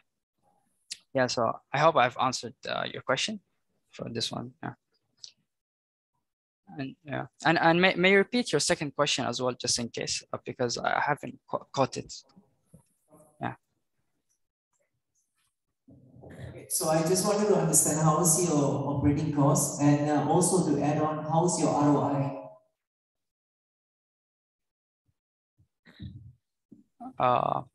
Tharinder, do you want to answer that? No. Hello. Hi, so I'm Tharinder. So our return on investment costs were done for up to 6 years. So The main aspect of this is because, like Abdul Qadir mentioned, we will be recycling much of the glycerine in our plant. So in terms of raw material, after the plant gets running, within the first few years, our raw material cost will significantly decrease, and any material that is not necessary for the plant can be sold. That is in terms of glycerine, and because of that, we are expecting to receive a profit on the process plant within 6 years. So based on that. Yeah, sorry to interrupt. Yeah, so so the ROI would be 71.2%, and we found also that we have a 20-year net present value of 564 million Malaysian ringgits. Yeah, so this is the answer on the ROI. Yeah, so based on that, that is why we would consider that our approach is actually more profitable than pre-existing designs as well. And moreover, we haven't just taken palm oil as the raw material directly. We ran it through multiple other raw materials that can be used, like jatropha, and based. Okay. So we have a question from online feedback. So they are concerned about your heat exchanger network design. Is there any detailed CapEx analysis done for your heat exchanger network design, mainly investment against the heat exchanger? Do you have that? Yes, so for our heat exchanger network, as shown previously by the bar charts, we've actually found the capital, we actually identified the heat exchanger network based on the capital cost. And this is also done in Behance. But we saw that the capital cost is one thing. Of course, the cheapest solution is useful, but we cannot really say that this solution, because it's the cheapest, then 100% we can apply that in real industrial implementation. So this was the whole point of finding more than one solution, and then we can identify the top cheapest solutions, and then we can see based on that which one would be best for industrial implementation. So to answer your question, yes, we have identified the CapEx for each heat exchanger network. On top of that, heat exchanger network is because the work is integrated. Integrated, of course, pro side is you can save a lot of energy costs. Of course, you have done your CapEx calculations. How about the complexity and control system? Because that will give the complexity, difficulty to the controllers. Have you considered this one? Yes, perhaps Chandeepa can elaborate more on the control systems. Yeah, so we have used various controllers for the PFD. So we have used the temperature controllers, pressure controllers, the pressure difference controllers, and various controllers to maintain the process. And yeah. Okay. If we have any other questions to our design group, any question from online? That's all. Yeah, Prof. John.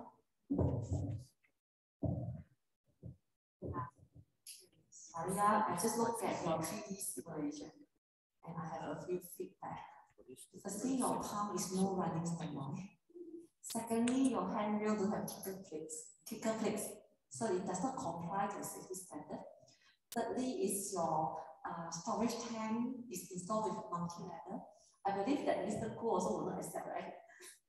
And thirdly, have you done any study on vacuum distillation? I don't think you can find the capacity that you are looking for. I believe vacuum distillation nowadays, the capacity is still small, right? You cannot run at a high capacity. You still can. All right, so maybe Mr. Koo can comment about your work. I mean, first of all, it is indeed a very impressive presentation with this basic knowledge of biodiesel. What I think is lacked is that you need to find out what you have studied now compared to what is available in the industry. This is what you need to look at, because I would have to say, in the meantime, the technology and the processes has developed quite a lot from what I see. I mean, we are also having our own biodiesel R&D, and this is for me a very first step. So what you really need is really to look in the industry, what is available, and whether your process, is it feasible, is it economical to run? And I can point out a lot of points, but I think I leave it to you. But it is indeed a lot of research work need to find out what is actually already been progressed so far in the market. And whether whatever you have proposed, for example, using sulfuric acid, do you know that you have to use exotic material? And this is, would it be feasible to use it? There are, of course, other alternatives. So these are things that I believe that you need to look what is already developed in the industry.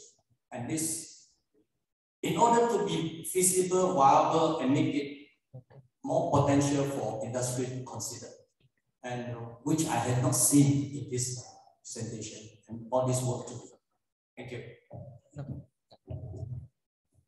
Okay, thank you, Mr. Khoo. Thank you, Prof. Chong.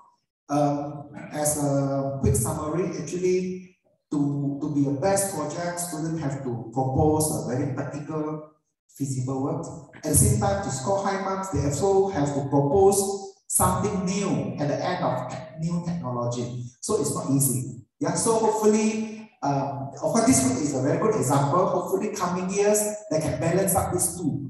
Yeah, so that we hope that everyone will be the winner next year. Yeah, of course, we will have one champion, but throughout this process, everyone is the winner. Okay, so we close the presentation for today, and then I pass back to the MC for the ceremony. Thank you, Professor Lam and all the presenters. Now let's move on to the prize giving ceremony. I would like to invite Professor Chong Ming Fong and Ms. Masumi, accompanied by Mr. Khoo Kaplan from Desmond Palestra to present the medals, and Mr. Chia Eun Chuk to present the certificate.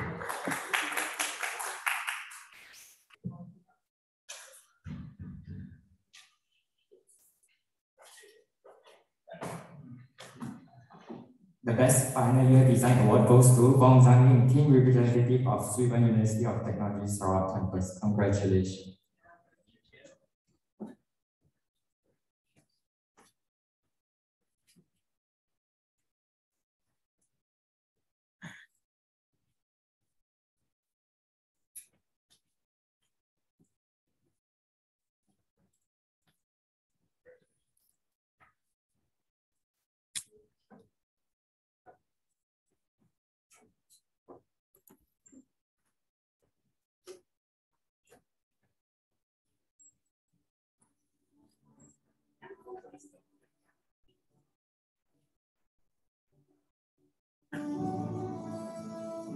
Now I would like to invite Dr. Ruslan, Mr. Michael, Mr. John, and Dr. Chiu onto the stage to join the winner for a group photo.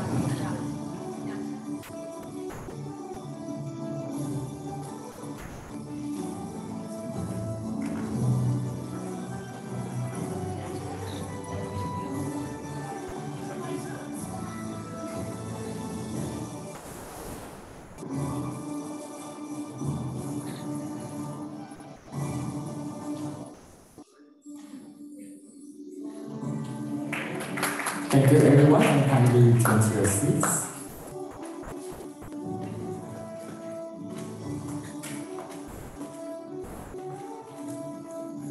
Up next is the research showcase, which is the third and last session for the day. In this session, each presenters will have 10 minutes to present and follow up with 10 minutes of Q&A session. Just a reminder that the bell will ring once at the last 5 minutes of the presentation and twice at the end of the presentation. Without further ado, let's invite our first presenter for this session, Taek An, up on stage for his presentation.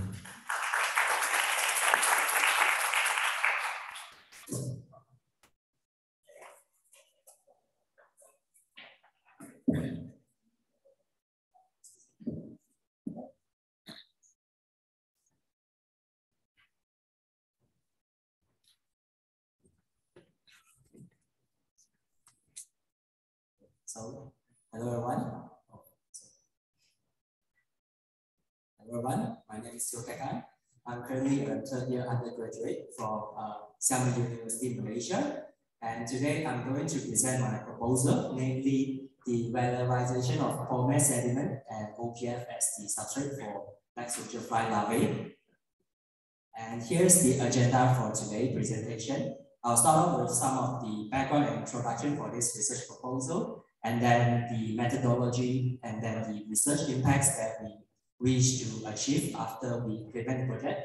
And then lastly, the Gantt charts and also our plans to submit our manuscript to the selected journal. And here's the list of supervisors. Dr. Tan Jian Ping is also here. He will be the main supervisor for this research project. And he is the assistant professor for the Department of Chemical Engineering, Xiamen University, Malaysia. And we also have Dr. Nora Zira and Dr. Hui, both from the Department of Marine Science, XMUM. So I will start off with the background and introduction. So in 2021 alone, around 80 million tons of the crude palm oil, CPO, were produced. And along with the production of CPO, there were a lot of palm side streams are also generated. Two of the major palm side streams include the palm oil milk effluent polymer, which is produced at a rate of 3 meter cube per ton of CPO produced. And another major source of palm side stream is the OPF, which is produced at a rate of 11 tons per hectare per year. And due to the large volume of production, both of these wastes are usually discarded to the natural body, thus causing very severe environmental issues. However, both of these wastes actually contain very high nutritions. And for instance, polymer contains 38.5% carbon and 2.7% nitrogen, while OPF contains 64.7% carbohydrates and 9.4% protein. However, the nutrition embedded inside these wastes are rarely being tapped into. So here we propose to, we would like to propose a new waste degradation method to fully utilize the nutrition embedded inside them by feeding them to the saprophagus organism.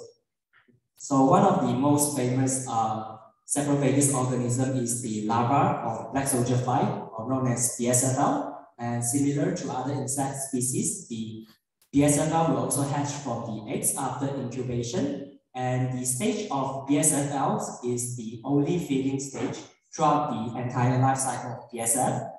And the BSFL can basically be fed on almost every organic waste. And this is also the research focus of this project, where we will investigate the feeding of polymer sediment and also OPF to the BSFL. And after BSFL have gained enough energy through feeding, it will undergo metamorphosis into pupae. And then following that, the pupae will emerge as the adults. The adult BSF look very similar to the housefly that we see every day. The adults are only involved in mating and reproduction, but not ingestion of food. So unlike housefly, they will not carry any pathogens from the decaying food. So this is also one of the major advantage of BSF as compared to other insect species.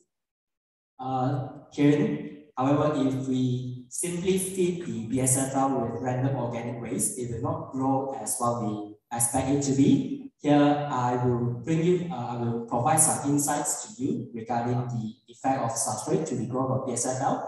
Here, based on literature review, the researchers have fed the BSFL with soybean residual curd, SRC, and also waste coconut endosperm, WCE. So SRC is mainly made of simple molecules with 15.4% crude protein and 3.9% fats, while WCE contains mainly complex molecules with 30% lignin, 27% cellulose, and 27% pentosins. So when the BSFL were fed on SRC, we found that the protein content was 52% as compared to those fed with WCE, which contain higher amount of fat. So here we see that the composition of the substrate will significantly influence the composition of the BSFL biomass harvested. And besides that, when 500 grams of both SRC and WCE were fed to the BSFL, it was found that around 245 grams of the SRC could be consumed by BSFL, while only around 48 grams of the WCE could be consumed. So what makes such a big difference? And the reason behind is because BSFL can hardly ingest a substrate contents of very complex molecules. So in the substrates that we are going to investigate, the polymer sediment could contain up to 7,600 milligrams per liter of oil and grease, while the OBF could contain up to 14% of lignin. And the presence of oil, grease, and lignin will definitely impede the ingestion of the substrates by BSFL and slow its growth. So we propose to blend the substrates in order to lower the ratio of the complex molecules and also to improve the nutritional profile of both of these low-value substrates. And we believe that blending itself is not enough, so the blended substrate will also undergo in situ microbial fermentation, whereby the microbial strains known as the B. subtilis. The reason we chose B. subtilis is because based on literature review, B. subtilis can degrade oil and lignin, and we believe that the BSFL fed on the blended and fermented substrate will grow happily and also healthily. And here's the methodology for this research proposal. We have subdivided the project into 4 phases. So I will walk you through the methodology through this workflow. In phase A, we will basically do all the preparation work where we procure all the required materials such as the polymer, OPF, and also the bacterial. And also we will revive the B. subtilis and multiply it to the numbers that we desired. And then in phase B, we will start to prepare the blended substrate in different weight ratios as shown here. And all of these blended substrate will undergo fermentation by B. subtilis in an oven at 30 degrees Celsius for a day. And then after fermentation, we will analyze the composition of the substrates, and then we will get the CON ratio. And in phase C, we will feed the blended and also fermented substrate to the BSFL.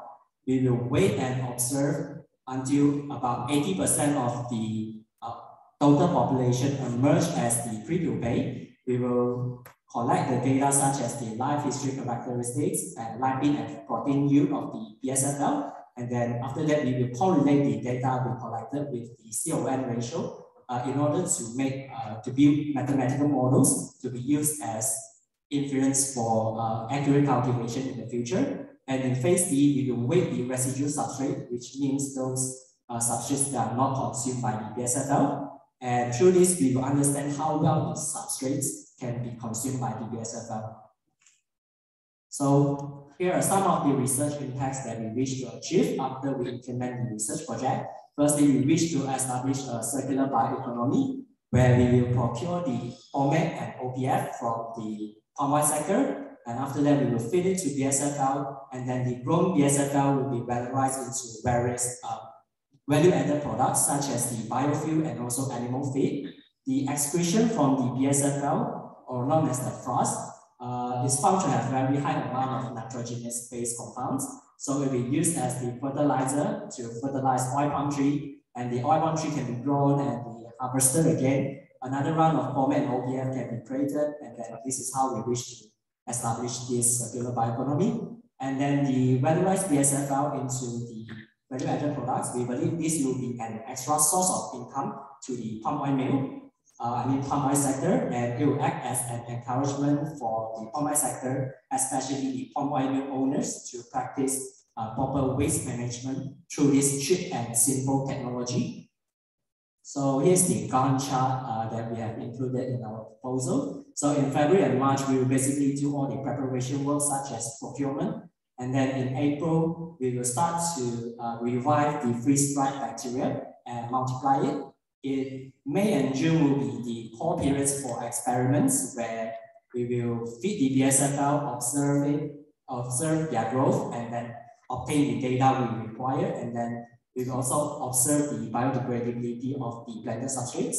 And in July, we will mainly compile the results we obtain and then compile it into a written manuscript to be submitted to a selected journal. So if everything goes on plan, we plan to submit the manuscript to the Journal of Oil Palm Environment and Health by the end of July next year, 31st of July 2022. with the substrate and with the title Valorization of Blended Polymer and OPF as the substrate for black soldier fly larvae.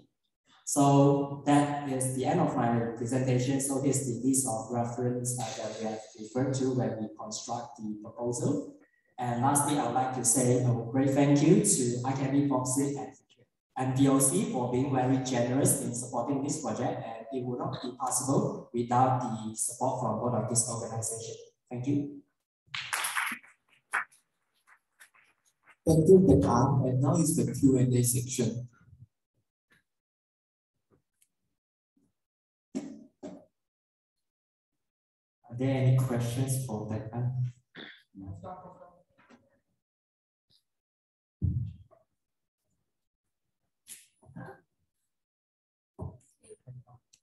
Just to do a housekeeping check on you, how many black soldier flies factory in Malaysia?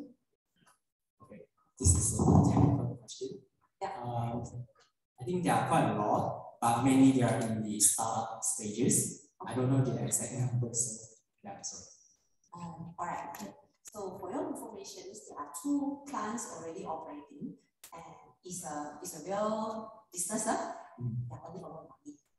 So one plant will be in Johor, another one plant will be in KL. It start this year only. Yeah. So in that case, have you contacted them already? We do have a list of potential collaborators. There are a few companies that we plan to approach them when we start the project.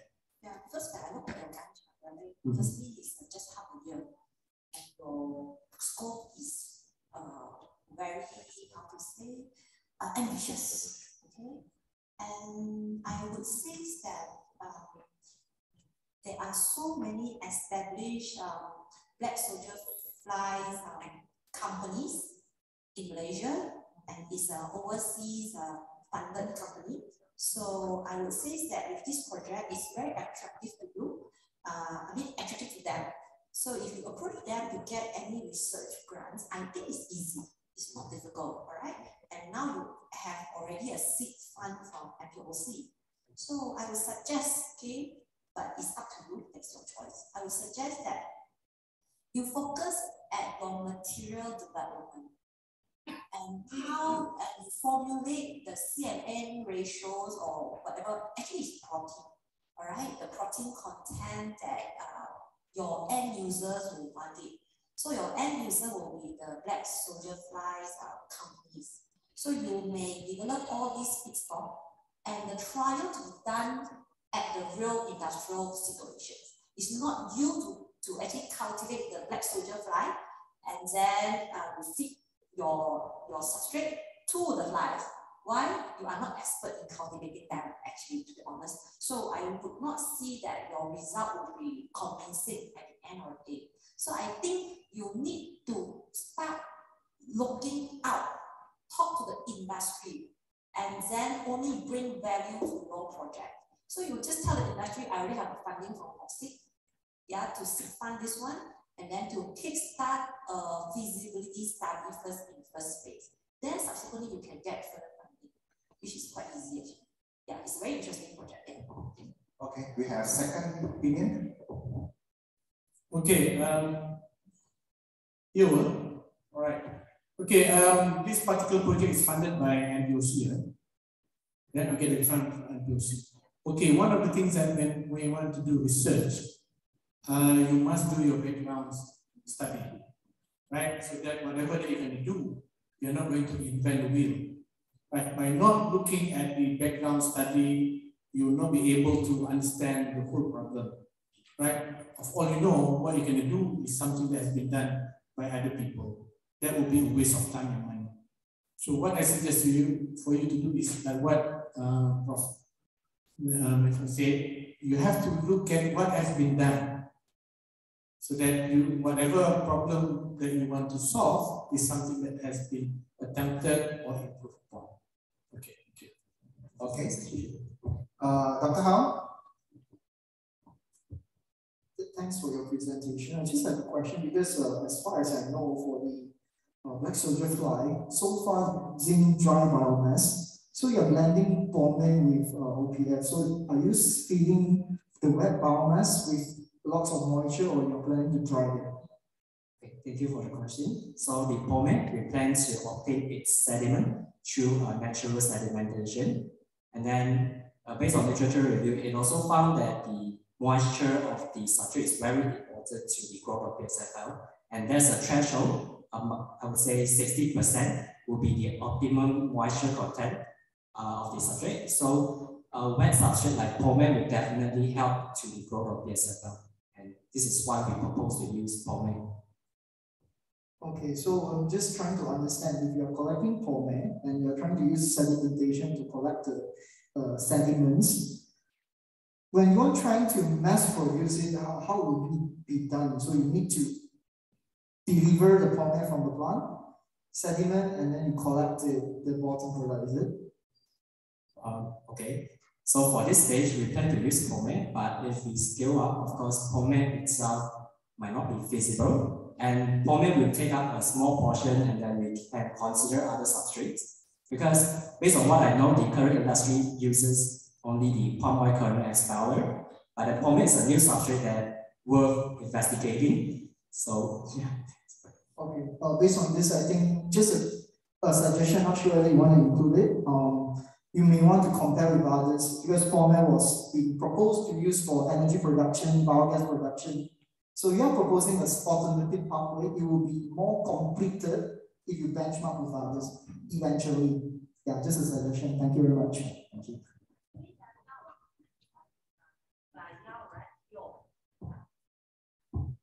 Okay, so based on the discussion, firstly is your background study is insufficient. I do agree with Dr. Ruslan. Okay, for your information. In the market for black soldier fly, feedstock in Malaysia is not available. All right, the okra, your soybean is okra. Currently, we are getting from YOS. Everybody is fighting for the okra, buying in a high price. So you don't even know this information. That's first. Secondly, because of all okra is already being allocated for feedstock. I mean, like for what? For cow, to feed goats, you know. So therefore, there is lacking of food source to the black soldier fly. So these companies, they are looking everywhere for the food stuff. And actually, there has already been starting to take POME, which you are not aware. Can you see that? The next question is like, POME, you say that you want to take the sedimentation. You tell that it's not feasible. Of course, it's not feasible. But have you come across of the word pond dislodging? Have you come across the word? Yes. Yeah. So if you want to take the sedimentation, sedimented POME, take from the contractor who do the pond dislodging, right? You have contact ready already. You know any contractors? You know anybody who you can supply you this material? Do you know? How many contractors have here in Malaysia? Tell me. Okay, from my know, maybe you can get from IOI. So that's why. So I just to let you know that your background study is not enough. All right. So I will try to improve that. Okay. So you are so lucky. Everyone try to give their opinion to help you. I think we are all helping you. Let me give you another alternative. If you want to visit the black soldier flies, look for me. I will bring you around, included the chicken farm, many flies there. I mean, black soldier flies. So you can study not only this one, because just now we're talking about nutrition program. You can actually become co-fit to your black soldiers, many things. Yeah? So I think you need networking to help you. Yeah? In the research, you are not alone. Okay, thank you very much. Thank you very much for the advice and suggestion. And we'll definitely consider all of them. Okay. Okay, thank you very much. Okay, thank you. Now we would like to call the second presenter, Lai Jia. Okay, we have Miss Lai here from University of Swinburne, Sarawak. So, Miss Lai, so I pass the floor to you. Let us welcome our second speaker, Lai Jia.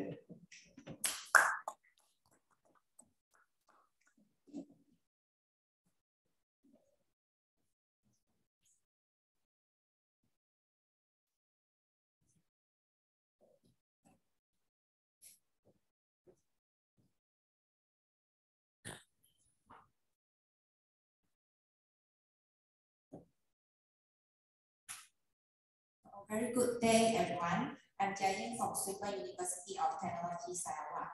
Today, I will share my current postgraduate research work on studying the CO2 absorption on palm kernel-shell PKS-derived activated carbon AC, prepared from a single-step thermal process integrating activation and surface modification process. So this project is under the supervision of Dr. Mu Lok Hei and Dr. Chiu Juan Ting from Swinburne, and also Professor Elena Ivanova from ARMY.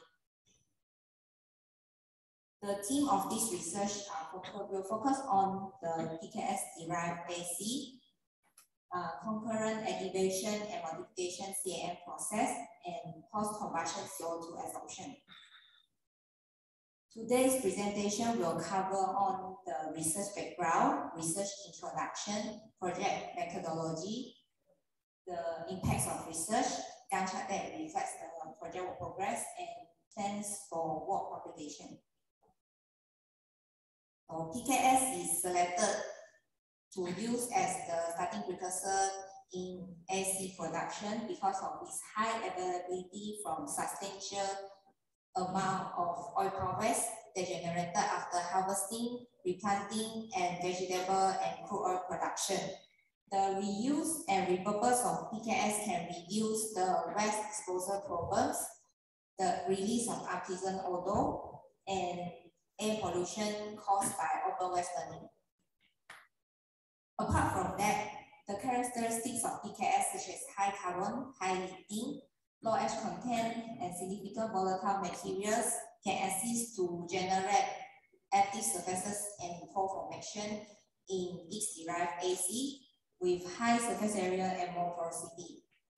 Besides, its hard surface can prevent the carbon structure from melting during high temperature thermal heating. PKS-derived AC can produce through three types of activation processes, namely physical, chemical, or physiochemical activation. For physical activation, PKS is first carbonized to become carbon-enriched material named char, followed by activation with the presence of oxidizing gases to form AC. In chemical activation, PKS is impregnated in a chemical agent over a duration prior to a simultaneous carbonization and activation process. Physiochemical activation is a combination of physical and chemical activation, which PKS is first impregnated in a chemical agent, followed by gasification with oxidizing gas. To further enhance the surface chemistry of AC, it was modified by arming or metal functionalization. In arming functionalization, AC is treated in an arming containing solution over a duration, and then it is dry at mild temperature to form modified AC. For metal functionalization, AC is treated in a metal containing solution followed by a high temperature thermal heating. However, the existing subsequent chemical modification process requires high cost, has complex reactions in preparation, requires prolonged operative time, and additional steps for modification process. And recently, chemical activation using metal salt found potential to produce porous AC comprising metal functional groups with adsorptive properties. Therefore, a single-step process that integrates activation and modification process was proposed in this project to produce AC. Another issue that urges the conduct of project is the high atmospheric CO2 concentration. Total 76% CO2 was contributed from direct human impact induced on deforestation, land clearing for agriculture, soil degradation, and fossil fuel and industrial processes. This causes the atmospheric CO2 concentration to increase to 417 ppm in August 2022, and leading the average land and ocean global temperature to increase by 0.9 degrees Celsius. Therefore, adsorption process on activated carbon was imposed to capture this high CO2 emission. So, there are two types of adsorption processes. There are two types of processes involved in adsorption. There are physical adsorption and chemical adsorption. Physical adsorption typically occurs when CO2 molecules make a physical interaction with the active sites on PKSE surface through a weak van der Waals forces, while chemical adsorption on the SE surface is occur through a spontaneous formation of a chemical bond between the CO2 molecules and the surface functional groups. This project will perform in two experimental stages. There are the synthesis of SE and CO2 adsorption on SE. First, PKS is divided into smaller particles and remove the sand and impurities from its surface before it is carbonized to become char. The char is then impregnated in an acid solution and then dry for metal salt and then dry to use for metal salt impregnation. After the impregnation, the metal salt impregnated PKS is dry at low temperature to remove the residual metal salt and then undergoes simultaneous activation and multiplication process to form SE. Then SE is washed and dried for product characterization. SCP-OIS is performed to determine the amount of present element in the SE.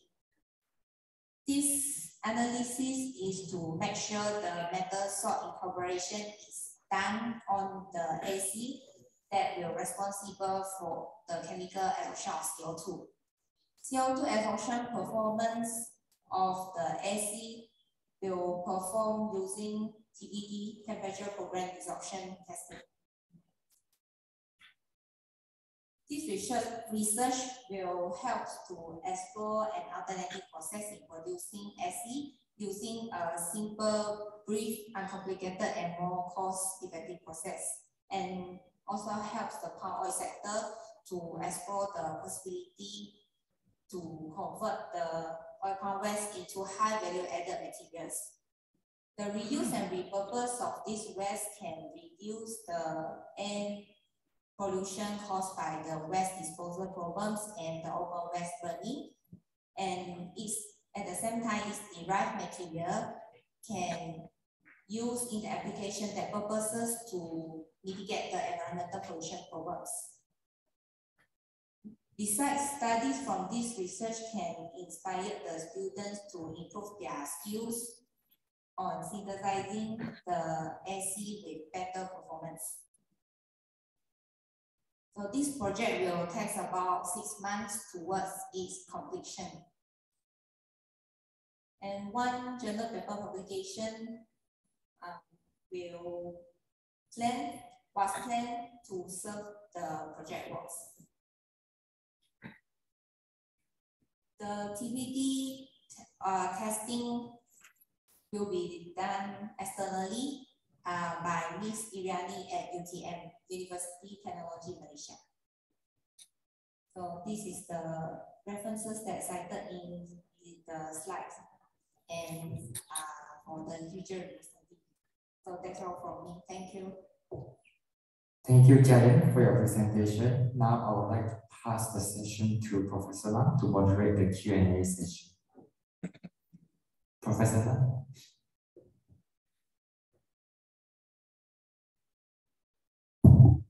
Hello, thank you for your presentations. We would like to call the floor for the Q&A. Yes, we have. Okay. Right.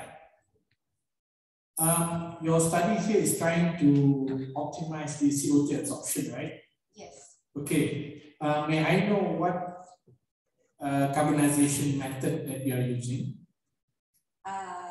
It's like basically I'm integrating the chemical activation with the metal salt functionalization in a single process to produce AC. Because basically the traditional method they are doing separately. Some of them is using chemical activation to form AC, and then some of them is using chemical activation and then do a subsequent surface modification to form modified AC. I think carbonization of activated pumped canoe shell has been done by several entities, and they use all various kind of technology like torrefaction, pyrolysis, and so on and so forth. So I think here what you have to probably consider is the cost that is needed to carbonize your pumped canoe shell against the percentage of efficiency for the CO2 absorption. Then you have to do some comparison between the various technology that you're going to use, so that whatever that you do is actually economically feasible. Right? Yes. Okay. Thank you. So my own question: have you compared the raw material with another raw material? Because it's in the market at this moment, the leading one is the coconut shell activated carbon. Even though in Malaysia, actually some factory really in the exporting market. Have you compared their characteristic and so on? For the surface area, for the AC that we're using our own method is lower than the coconut shell AC. Yeah, because I think it's due to the incorporation of metal salt that already block the pore, some of the pore size. So it causes the surface areas to become small. But when I compare with the AC that produced using metal salt, it is roughly has the comparable surface area. Okay. So back to Dr. Roslan question just now. Have you do any, for example, economic comparisons or commercializations? Because already in the market actually. So what is your advantages that can overcome the recent problem? The capital cost will lower than the production, commercial AC production, because I already compared the estimated product cost with the AC sequestering AC, commercial AC, and then they have estimated product cost with total 20 ringgit, and then I calculate mine is about 7 ringgit. Any other questions? Yeah, before that, yeah. What is the current price for activated carbon? Do you have any idea? I didn't follow for years.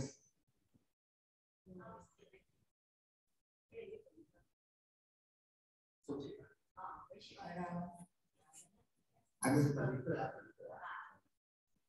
actually, still very high already per liter, mean about more than 8,000 per ton. Last time, I think 5 years when I do my optimization, about 9 or 10,000 per ton. 5, 6 years ago.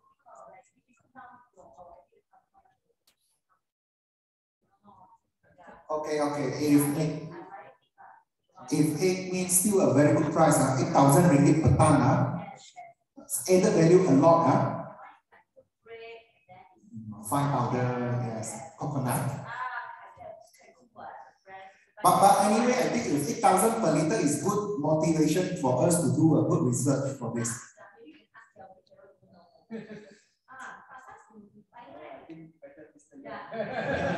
Big boss.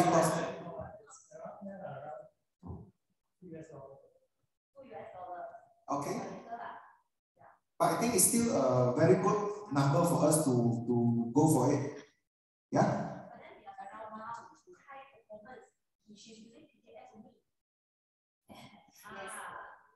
But I believe PKS also can be high performance one, don't worry. So our hope is on the young generation. Okay, our young researcher will make our PKS. If coconut can sell 2 ringgit, we want 3 ringgit, 3 USD.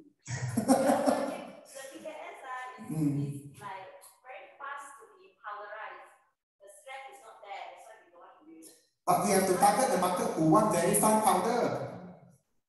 For coloring, for example. That one is a powder, powder and the powder, not the granule. But usually we use granule. Imagine now my vessel 800 6 vessels. But there is different applications. If we use it for medical or coloring, toner, maybe we will be on the advantage side. So thank you, Lai. Thank you, Ms. Lai. So we welcome our third speaker, Ng Wai Lun from University of Dallas. Thank you, Professor Lam, for moderating the Q&A sessions. Right now, I will pass on the stage to Ng Wai Lun for his presentation.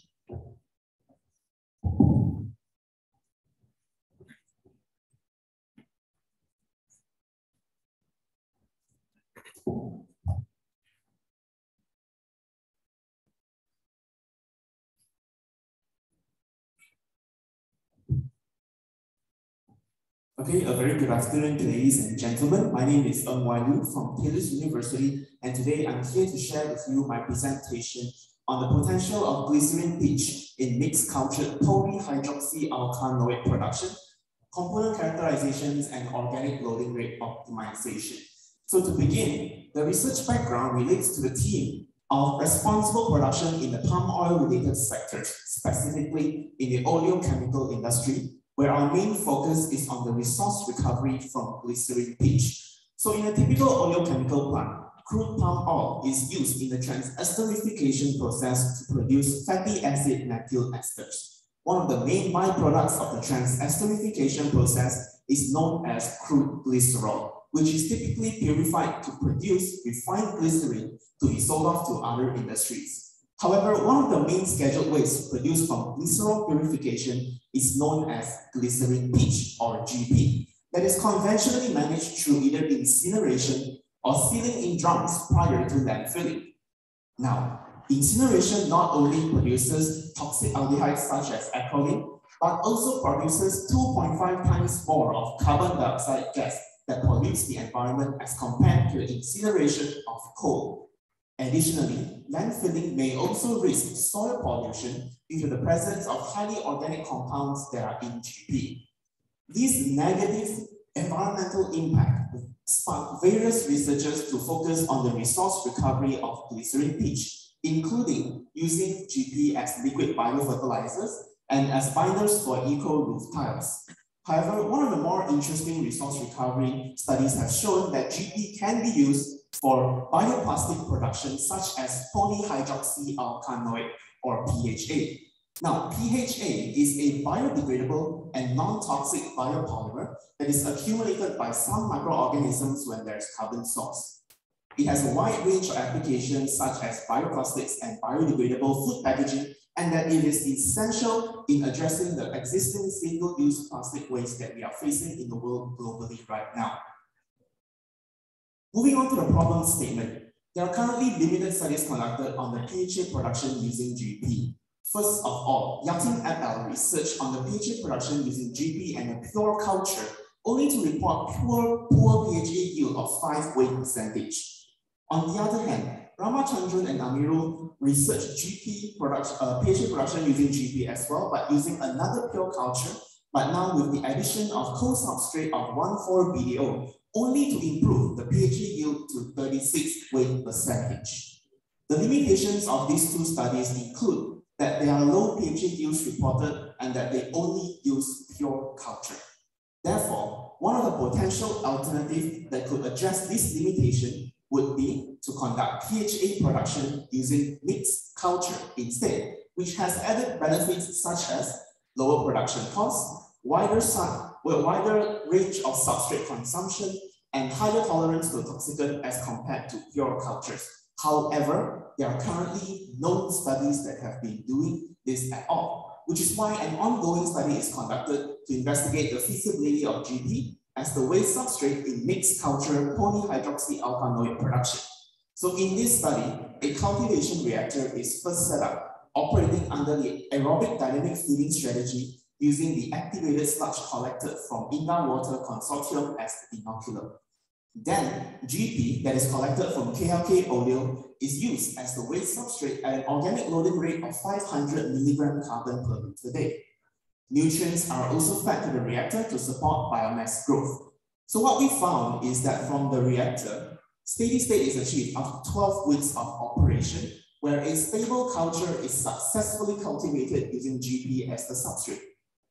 Then the enriched culture is sent to a separate accumulation reactor with a higher GP concentration of 700 milligram carbon per liter day to maximize PHA production.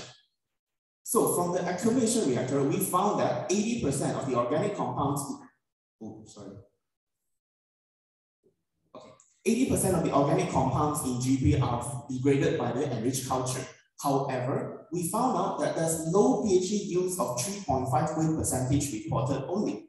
Interestingly, however, we found that there's unusually high increments of biomass concentrations detected, which can point to the hypothesis that other storage products than PHA may be produced, which brings us to the proposed research objective of this follow-up research, where we, number one, aim to characterize the storage products produced, identify the dominant microorganisms in the enriched culture, and to optimize GP organic loading rate in the culture enrichment reactor.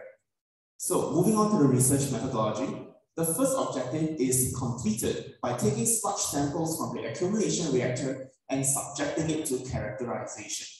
Existing characterizations include DOC, PHA, glycerol, and methanol concentrations.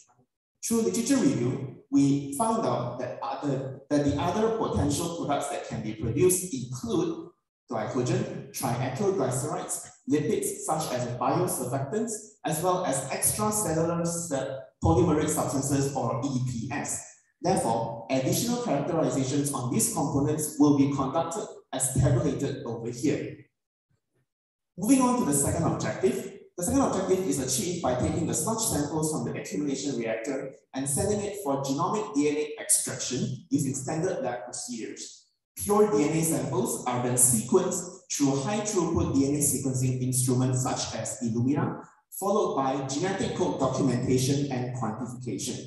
Through these data that we obtain, bioinformatics analysis can be conducted using the heat map as shown example over here that allows further detailed analysis on the bacterial metabolic function, growth condition, substrate preferences, and storage product accumulation, which are key information necessary for our next objective to optimize the culture enrichment reactor operating condition. Now, the third objective, OLR optimization, is necessary because, number one, we want to maximize the storage products that are accumulated by the microorganisms. Number two, we want to reduce the extent of dilution necessary, which hence leads to higher utilization rates of GP. Finally, it provides key insights necessary for future process industrialization. So the optimization study will be conducted using the modified activated sludge model 3, ASM3, as proposed by Fang et al. That contains 7 components and 5 processes. A general procedure of the optimization study is that number one, ASM3 will be sent for sensitivity and collinearity analysis to identify sensitive parameters and correlations between the parameters in ASM3. This is followed by model calibration using experimental data to estimate the sensitive model parameters identified in the first step. Then, the calibrated model is used for simulations at higher ORRs to predict the PHA accumulation performance at higher ORR without conducting any experiments. Moving on to the research impact, this research is expected to impact the palm oil sector by reducing the dependency of conventional GP management methods such as incineration and landfilling, which directly reduces the amount of echolin and CO2 released to the environment and hence reduce the risk of soil pollution as a result of landfilling. Additionally, this study also promotes the establishment of a circular economy in the palm oil sector where GP is rerouted for resource recovery instead of disposal, which can contribute positively to the palm oil sector through the generation of value-added products such as PHA and the reduction of waste management costs due to incineration and landfilling. Additionally, as the mixed culture used in this study is activated sludge that originates from the wastewater treatment sector, this study promotes cross-industry synergy and cooperation between the palm oil and wastewater treatment sector, which can lead to lesser waste and the generation of more value-added product for both sectors. Finally, as this is the first ever paper to study on the bioconversion of GP to PHA using mixed culture, this research acts as a breakthrough study that can help future researchers to focus on further optimization studies that can then focus to maximize the production of value-added products and future industrialization. Moving on to the research timeline and plan, this Gantt chart shows the proposed research where important milestones will include the completion of DNA extraction, DNA sequencing analysis, optimization of the culture enrichment reactor, as well as publication plans, which includes the PopSig newsletter article, paper submission to JOPE, and the presentation of findings in the PopSig evening talk or webinar as tabulated over here. These are the references used in this slide, and I would like to present to you the supervisory committee of the research. Dr. Yoon Lee Wan is the main supervisor, who is also present over here. Dr. Evelyn from UM and Dr. Low from Taylor's University. Thank you very much for your time, and I look forward to your suggestions and advice. Thank you, Wai Lun. So let's open the opinions question from the floor. Okay, you start first. Okay, I think it's a very fascinating presentation you have. It's well structured. You have given us a very good view. I just have 2 comments on this, right? So first, not a comment, first just I need to understand more.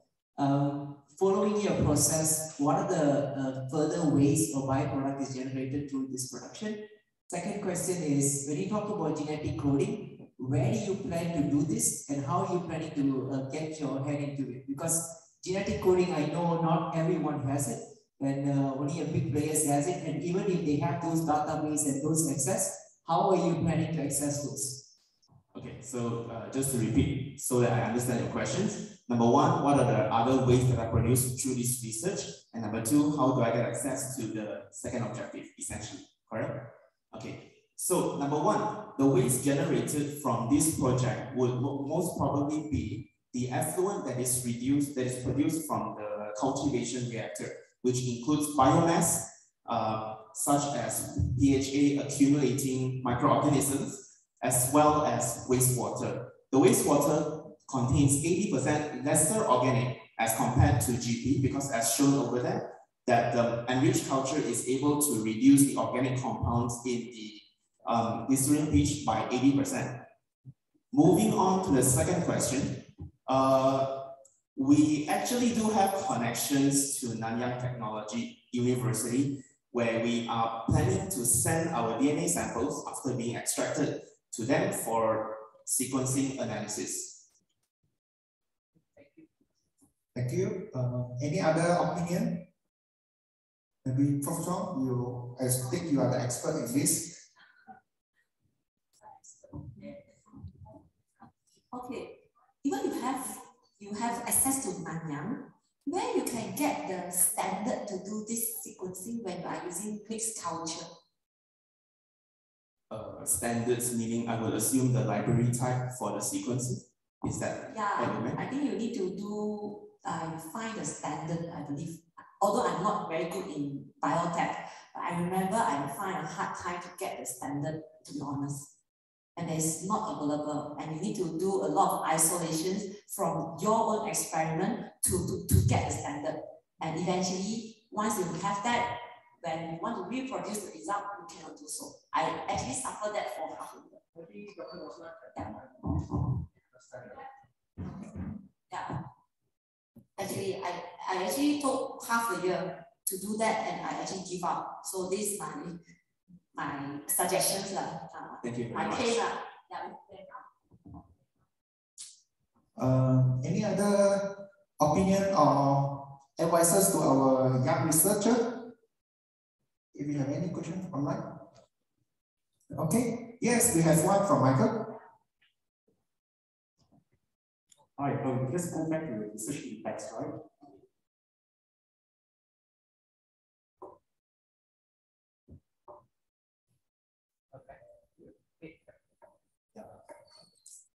We have you.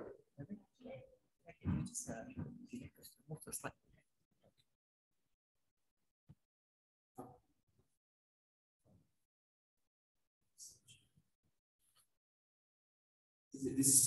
Yes, this particular slide. So I'm quite curious when it comes to your impacts on waste management, especially when it comes to solid waste management. I think you're quite right to identify that landfills is one particular issue in Malaysia.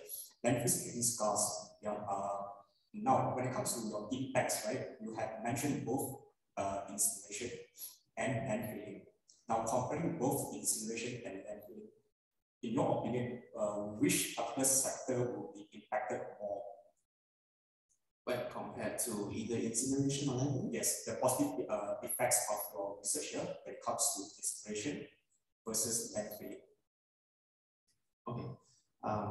So as what I understand, KLK currently sent their glycerin pitch to Anjong Flora at Putrajaya for the landfilling, selling in drums prior to landfilling. So what my proposed research is having the advantage over the current landfilling is that number one, we will be producing resource recovery, we will be producing value-added products as compared to landfilling.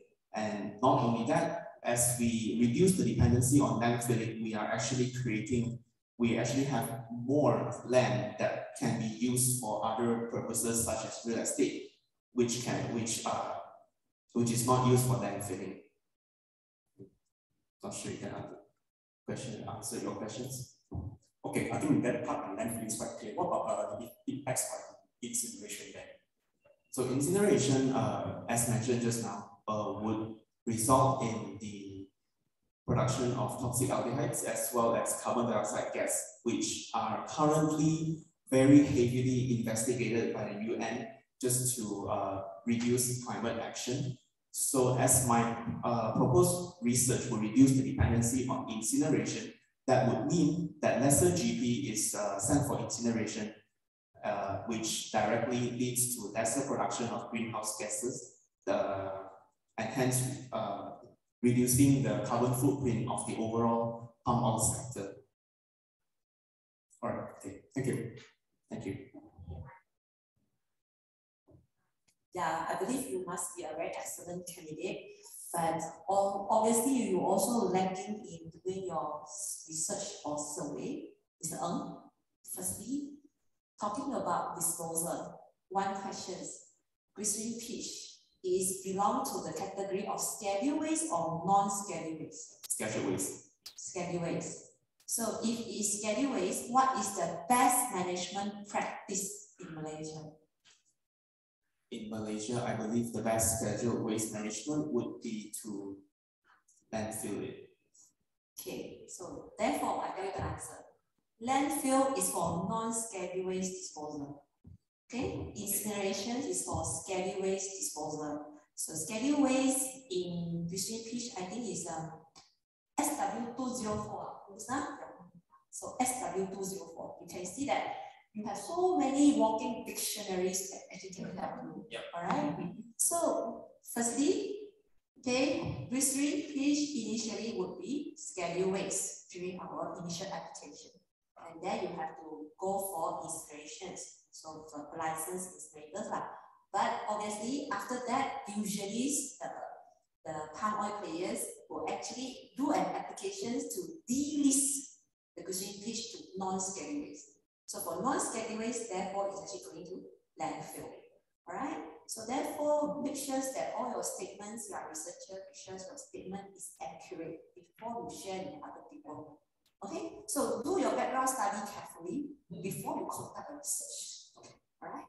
And I believe that his milestone is very ambitious within the 7 months. Right. But since he has given us, to be honest, the best presentation, best presenter, we believe in you that you can submit your research paper on time.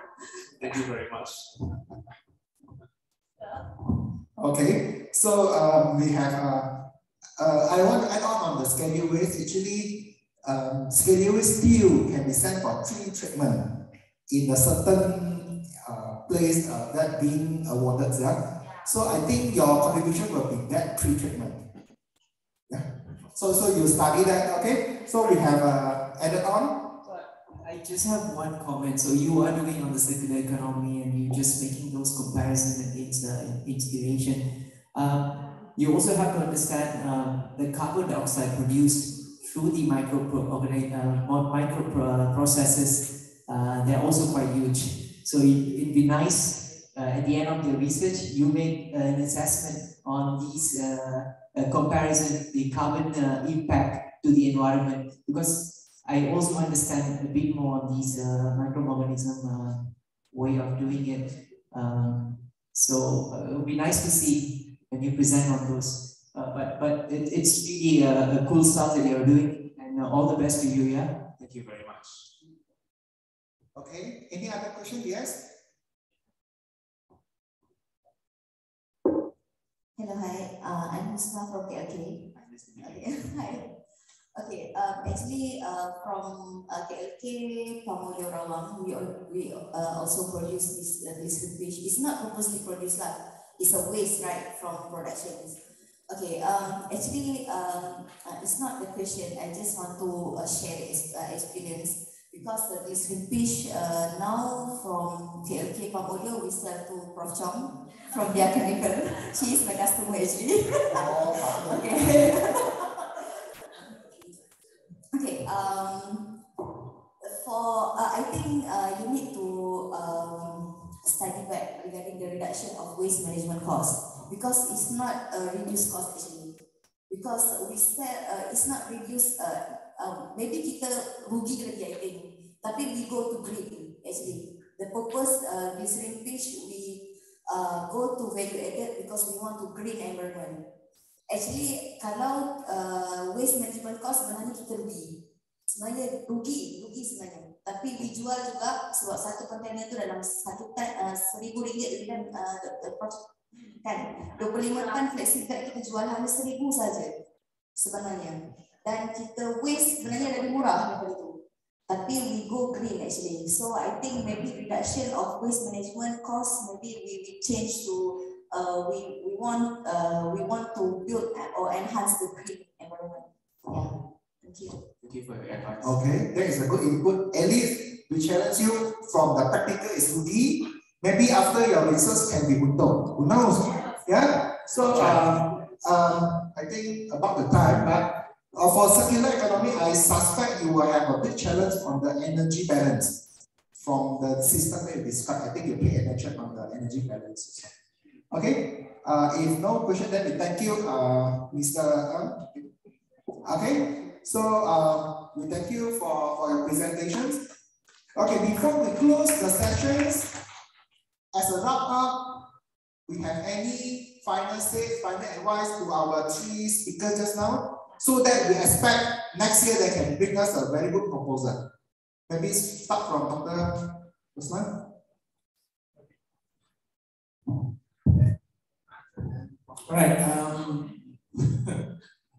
I think what I want to say has been said earlier, but nevertheless, before we embark on any R&D activities, you have to be very clear what has been done, so that we, as I said just now, we don't repeat the same, problem statement again and again, especially now when funds are quite scarce time is very short, so we don't want to waste our time on that. Okay. Thank you, Doctor. I try to summarize a bit from the beginning towards the end. Number of points which I will try again to summarize in the interest of time. So I will just break this down to just 3 sections. This applies to everyone, both the morning session as well as those in the afternoon session. The first section here is when it comes to the preparation of participation. When it comes to the bursary, when it comes to the applicants. Now, for me, personally, I would find that there is a need to realign our priorities in between what the academia feels is important versus what the industry is facing, the constraints. So there's a disconnect. There are gaps when it comes to actual situations on the ground versus academic priorities. So what I can probably propose right now is that for the next session, for the next round of bursary and applicants, we can have probably one brainstorming session before all of the applicants start putting up a particular project. So this will be a time for us to connect both the academia and industry, selected industry experts to then identify what are the pathways, what are the projects that are both feasible and viable. That's number one here. So secondly, when it comes to the participation itself here, again, for all applicants, every one of you will receive a marking rubric. So that is especially important because you would then need to go through this marking rubric to identify where are the sections that you need to deliver. For me personally, my team, when we've gone through the bursary applications, right, we find that there's quite a number of areas where applicants do not really flesh out in full details. For example, when it comes to the impacts on ESG, so please pay attention to the marking rubric because they then determine your scores at the end of the day. Yeah? So next, project deliverables and expectations from us here. We are trying to, again, Dr. Slan, this is what I have in mind because in the past, this particular project has been very much on a science-based approach, technical approach. But what we want to actually deliver, what we want for this particular platform to blossom is that have this particular opportunity to get the students to also consider the various sustainability SDGs and sustainable development goals, because at the end of the day, right now, it's not only technical performance, it's not only environmental performance, but it has to be holistic. You have to cover the environment, you have to cover the economic part of it, and you also have to consider the social part of it.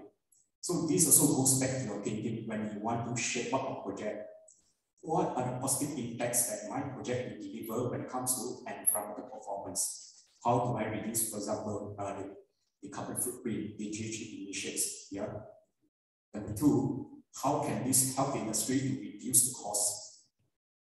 And three, how can this particular project impact in a very positive manner the social part of it, communities? Because this is one gap that I find still missing. The contribution of the projects towards the Malaysian community, the social part of it. So that's lacking there. Yeah? So finally, going to presentations later. For me, right, when it comes to all of the applicants or all of the minutes presenting, 15 to 20 minutes is actually more than enough. Because I personally, I'm getting 5 minutes for my masters to present my findings. So what needs to be done is that you really need to distill here what are the concepts, what are the essence of it, and to then to deliver what are the key findings when it comes to my presentation on my project. So timekeeping is important here for us to summarize everything in a nutshell. And finally, when it comes to publications, not necessarily to obey any particular scientific journal publication platform will be sufficient. That's all from me. Thank you.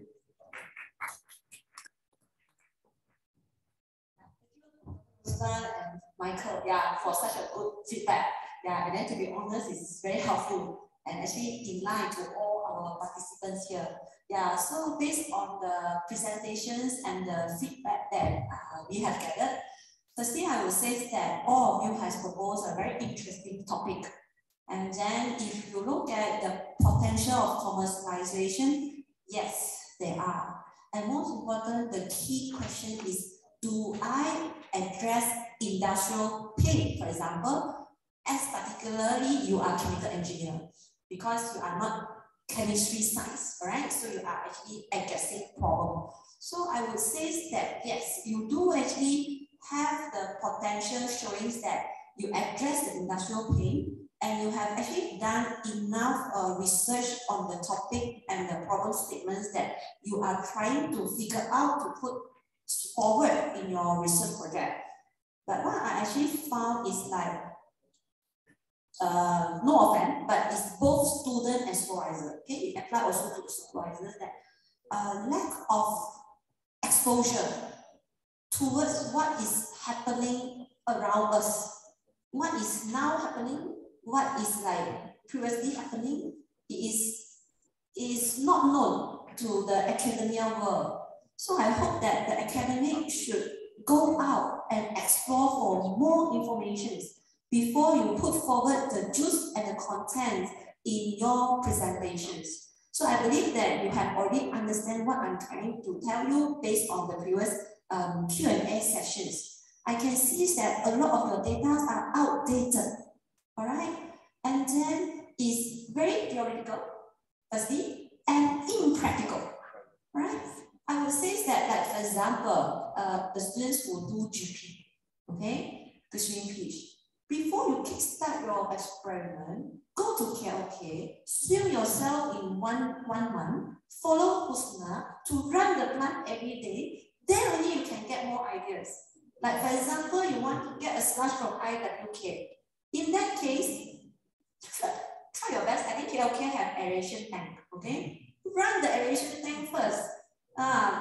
Then only you know what are the things that you need to look for. I tell you, once you run your experiment or reactor, I bet that you cannot run it. Sure fail one, I tell you. Yeah, the form is so much, you know, this thing already. How you want to run your reactor? Right? Why? You tell me 80% organic reduction. I tell you, you know COD, right? Chemical oxygen demand. 1.3 million GP. 80% reduction is 250,000. 250,000, you say you want to treat it in the wastewater treatment plant. Impossible. So your experiment has already created another additional waste that untreatable at this moment in this technology. I mean, like current technology, unless you provide a full package, a complete solution. It means that you create the waste, you can treat it, then people will take it. Yeah, so all this, I think it's lacking of experience. Yeah, so you need to gain experience first. Yeah, right? So yeah, that's all my conclusion. I would like to invite Mr. Khoo to give his feedback. One comment I'd like to give, which I said just now, is that before you launch any research or design work, you have to really look, like everybody say, what is already done in the market. It's no point to go into process that are already outdated and doesn't bring any benefit to the industry. So one important thing I would urge in future is that go and look around what is already done in the market before you launch any research work. And there is a difference between research and design. Research, which is something that has not been done before, okay, that can be one idea and something that nobody can even thought of. That, okay, you can start from zero. But when you come to design, then which is supposed to bring benefit to the industry, I would really urge that before any works to be done, look around, find out what is already done in the market. Otherwise, work can be nice on paper, but it's not practical, it's not feasible. That's the only thing that I want to say. Okay, so thank you for those 4 panel's very sincere opinions. So in conclusions, 3 of you, one have to go to the place that with the black shoulder flies. Make sure you visit 10 sites with black shoulder flies. Less than 1 also not complete. The second one, activated carbon. Make sure you come up all black. 10 sites also. The third one, just now don't know the word I hear wrongly or not. Swimming. I don't know if it's swim or what. Okay. Swimming in the treatment plant. Make sure you swim 10 rounds. Not 10 rounds, 10 pool. Then only you feel the real things. Actually, this is what they really emphasize. Unless you want your paper just a pure theoretical paper, then no, then no choice. Yeah. If you want really impactful one, you have to do that. Yeah. When you say 10 means you go to top engineer, talk to the maybe for example just now the PKS. You talk to the importer, talk to the exporter. They will tell you more. Yeah, from the business, from the pro and con side, so on and so forth. Yeah, maybe just now we say our big boss MPOB, you can arrange meeting with MPOB. The second godfather MPOC, you also can arrange time, have the discussion with them. They will give you another insight. Yeah, before you already start it. Yeah, this is called real literature review. Yeah, when we do research, we always say literature review not only from the journal and books. Yeah, from the real input. Okay, so thank you for all audience for your support as well as the opinion from our panelists. We want to call off for discussion for today. This is the last session. So I pass back to the MC for the ceremony. Thank you, Professor Lam, for moderating the Q&A section and the discussion section. And thank you to all the feedback by Dr. Ruslan, Mr. Michael, Professor Chong, and Dr. Koo. Sorry. And now we reach to the end of the session 3, which is the prize giving ceremony.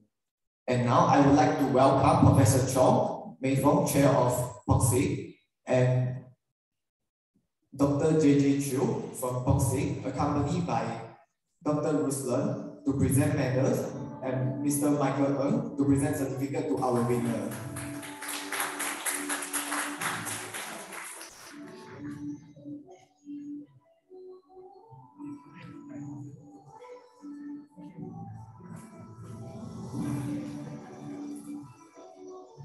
And now, our first winner is Yok Tek An, and his principal supervisor is Dr. Tan Jia. Congratulations.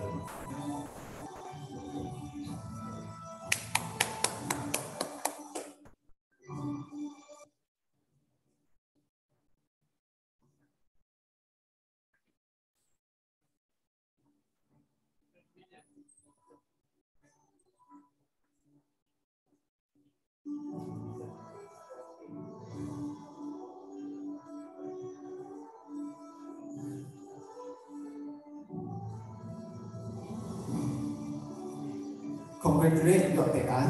And our second winner is Lai Jia Yan, and his associated supervisor is Dr. Chu J.J.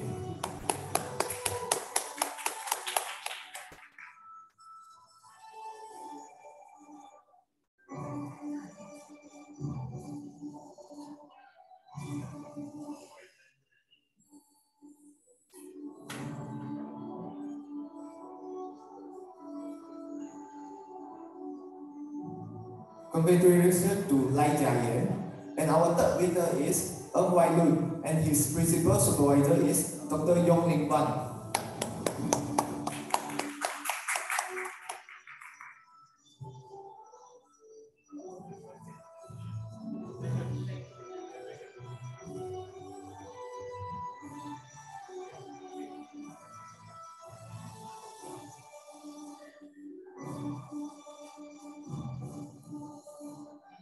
Now, I would like to invite all winners up onto the stage to have a photo session together.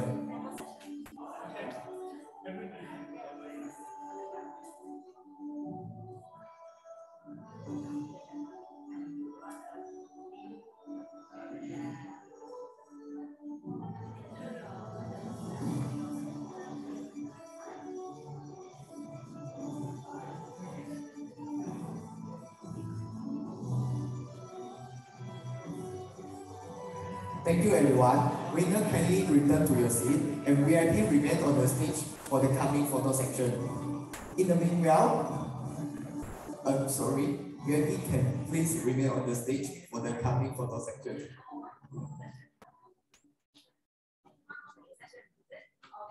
In the meanwhile, I would like to invite Mr.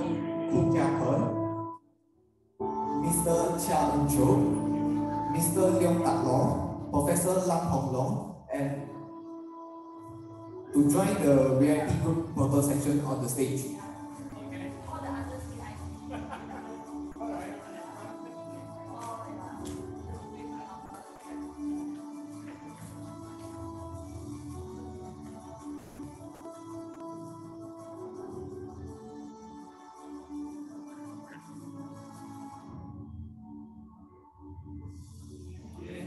Thank you everyone. Kindly return to your seat.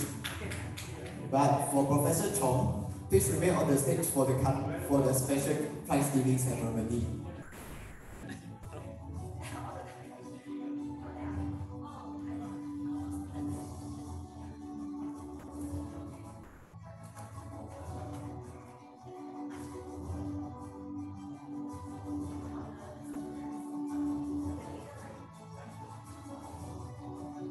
Now, it's a pleasure to invite Ms. Husan up to the stage to receive the Travel Bursary 2021 certificate, which will be presented by Cruz Chong.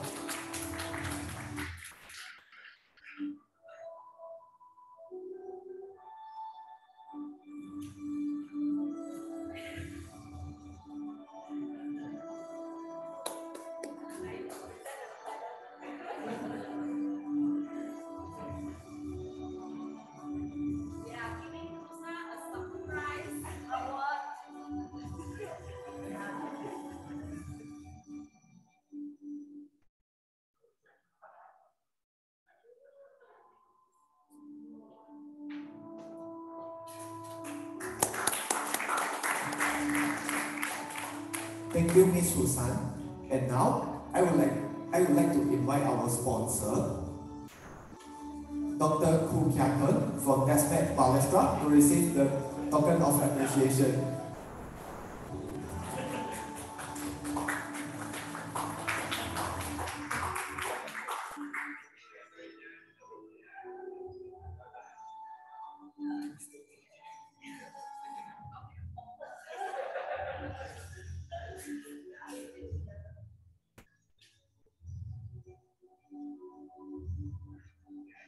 Thank you, Mr. Khoo Kia Kun.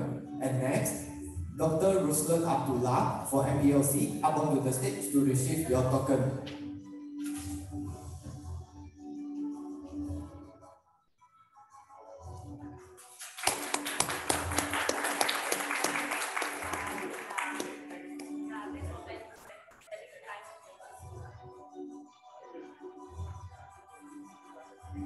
Thank you, Dr. Ruslan Abdullah. Following up, Mr. Leong Tak Long from MOMG.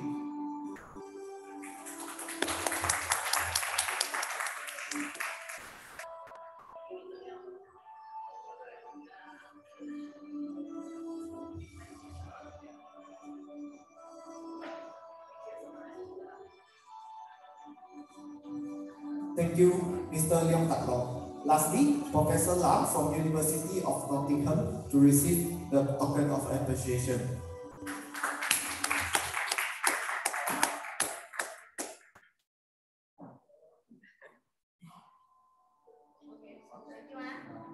Thank you, Professor Lam. And this is the end for this session. Thank you, Professor Chong, for this session. Now, I would like to invite Professor Chong to deliver her closing remark.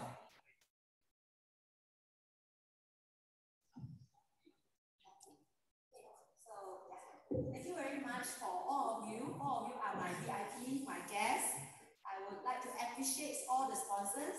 I would like to appreciate all the university's lecturers. I would appreciate all the students, right, and also our future engineers. I know that we have given you a lot of advice, okay?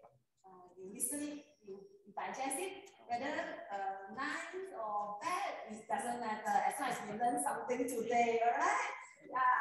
So obviously we have a lot of honest advice. Our apology in any parts that really is not making you feeling a pleasant moment, but hope that all this advice is truthful and will help you, especially in your future research pathway. So with this, I would say that we are going to the end of the ceremony. So therefore, we have actually prepared a short video for you.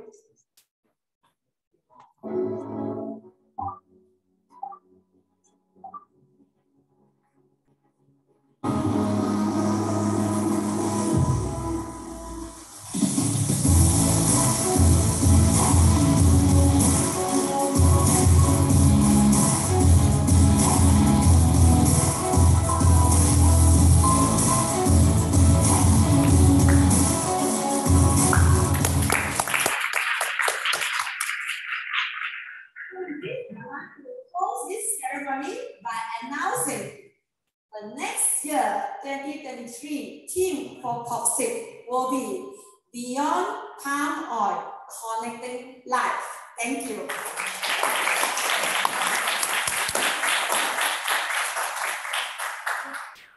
Thank you, Professor Chong, for your closing remarks, and that marks the end of COP6 Research and Design Showcase 2022. We have prepared a coffee break at the back outside of the hall for you. We do wish all of you enjoy your coffee break and networking session. See you all very soon. Thank you.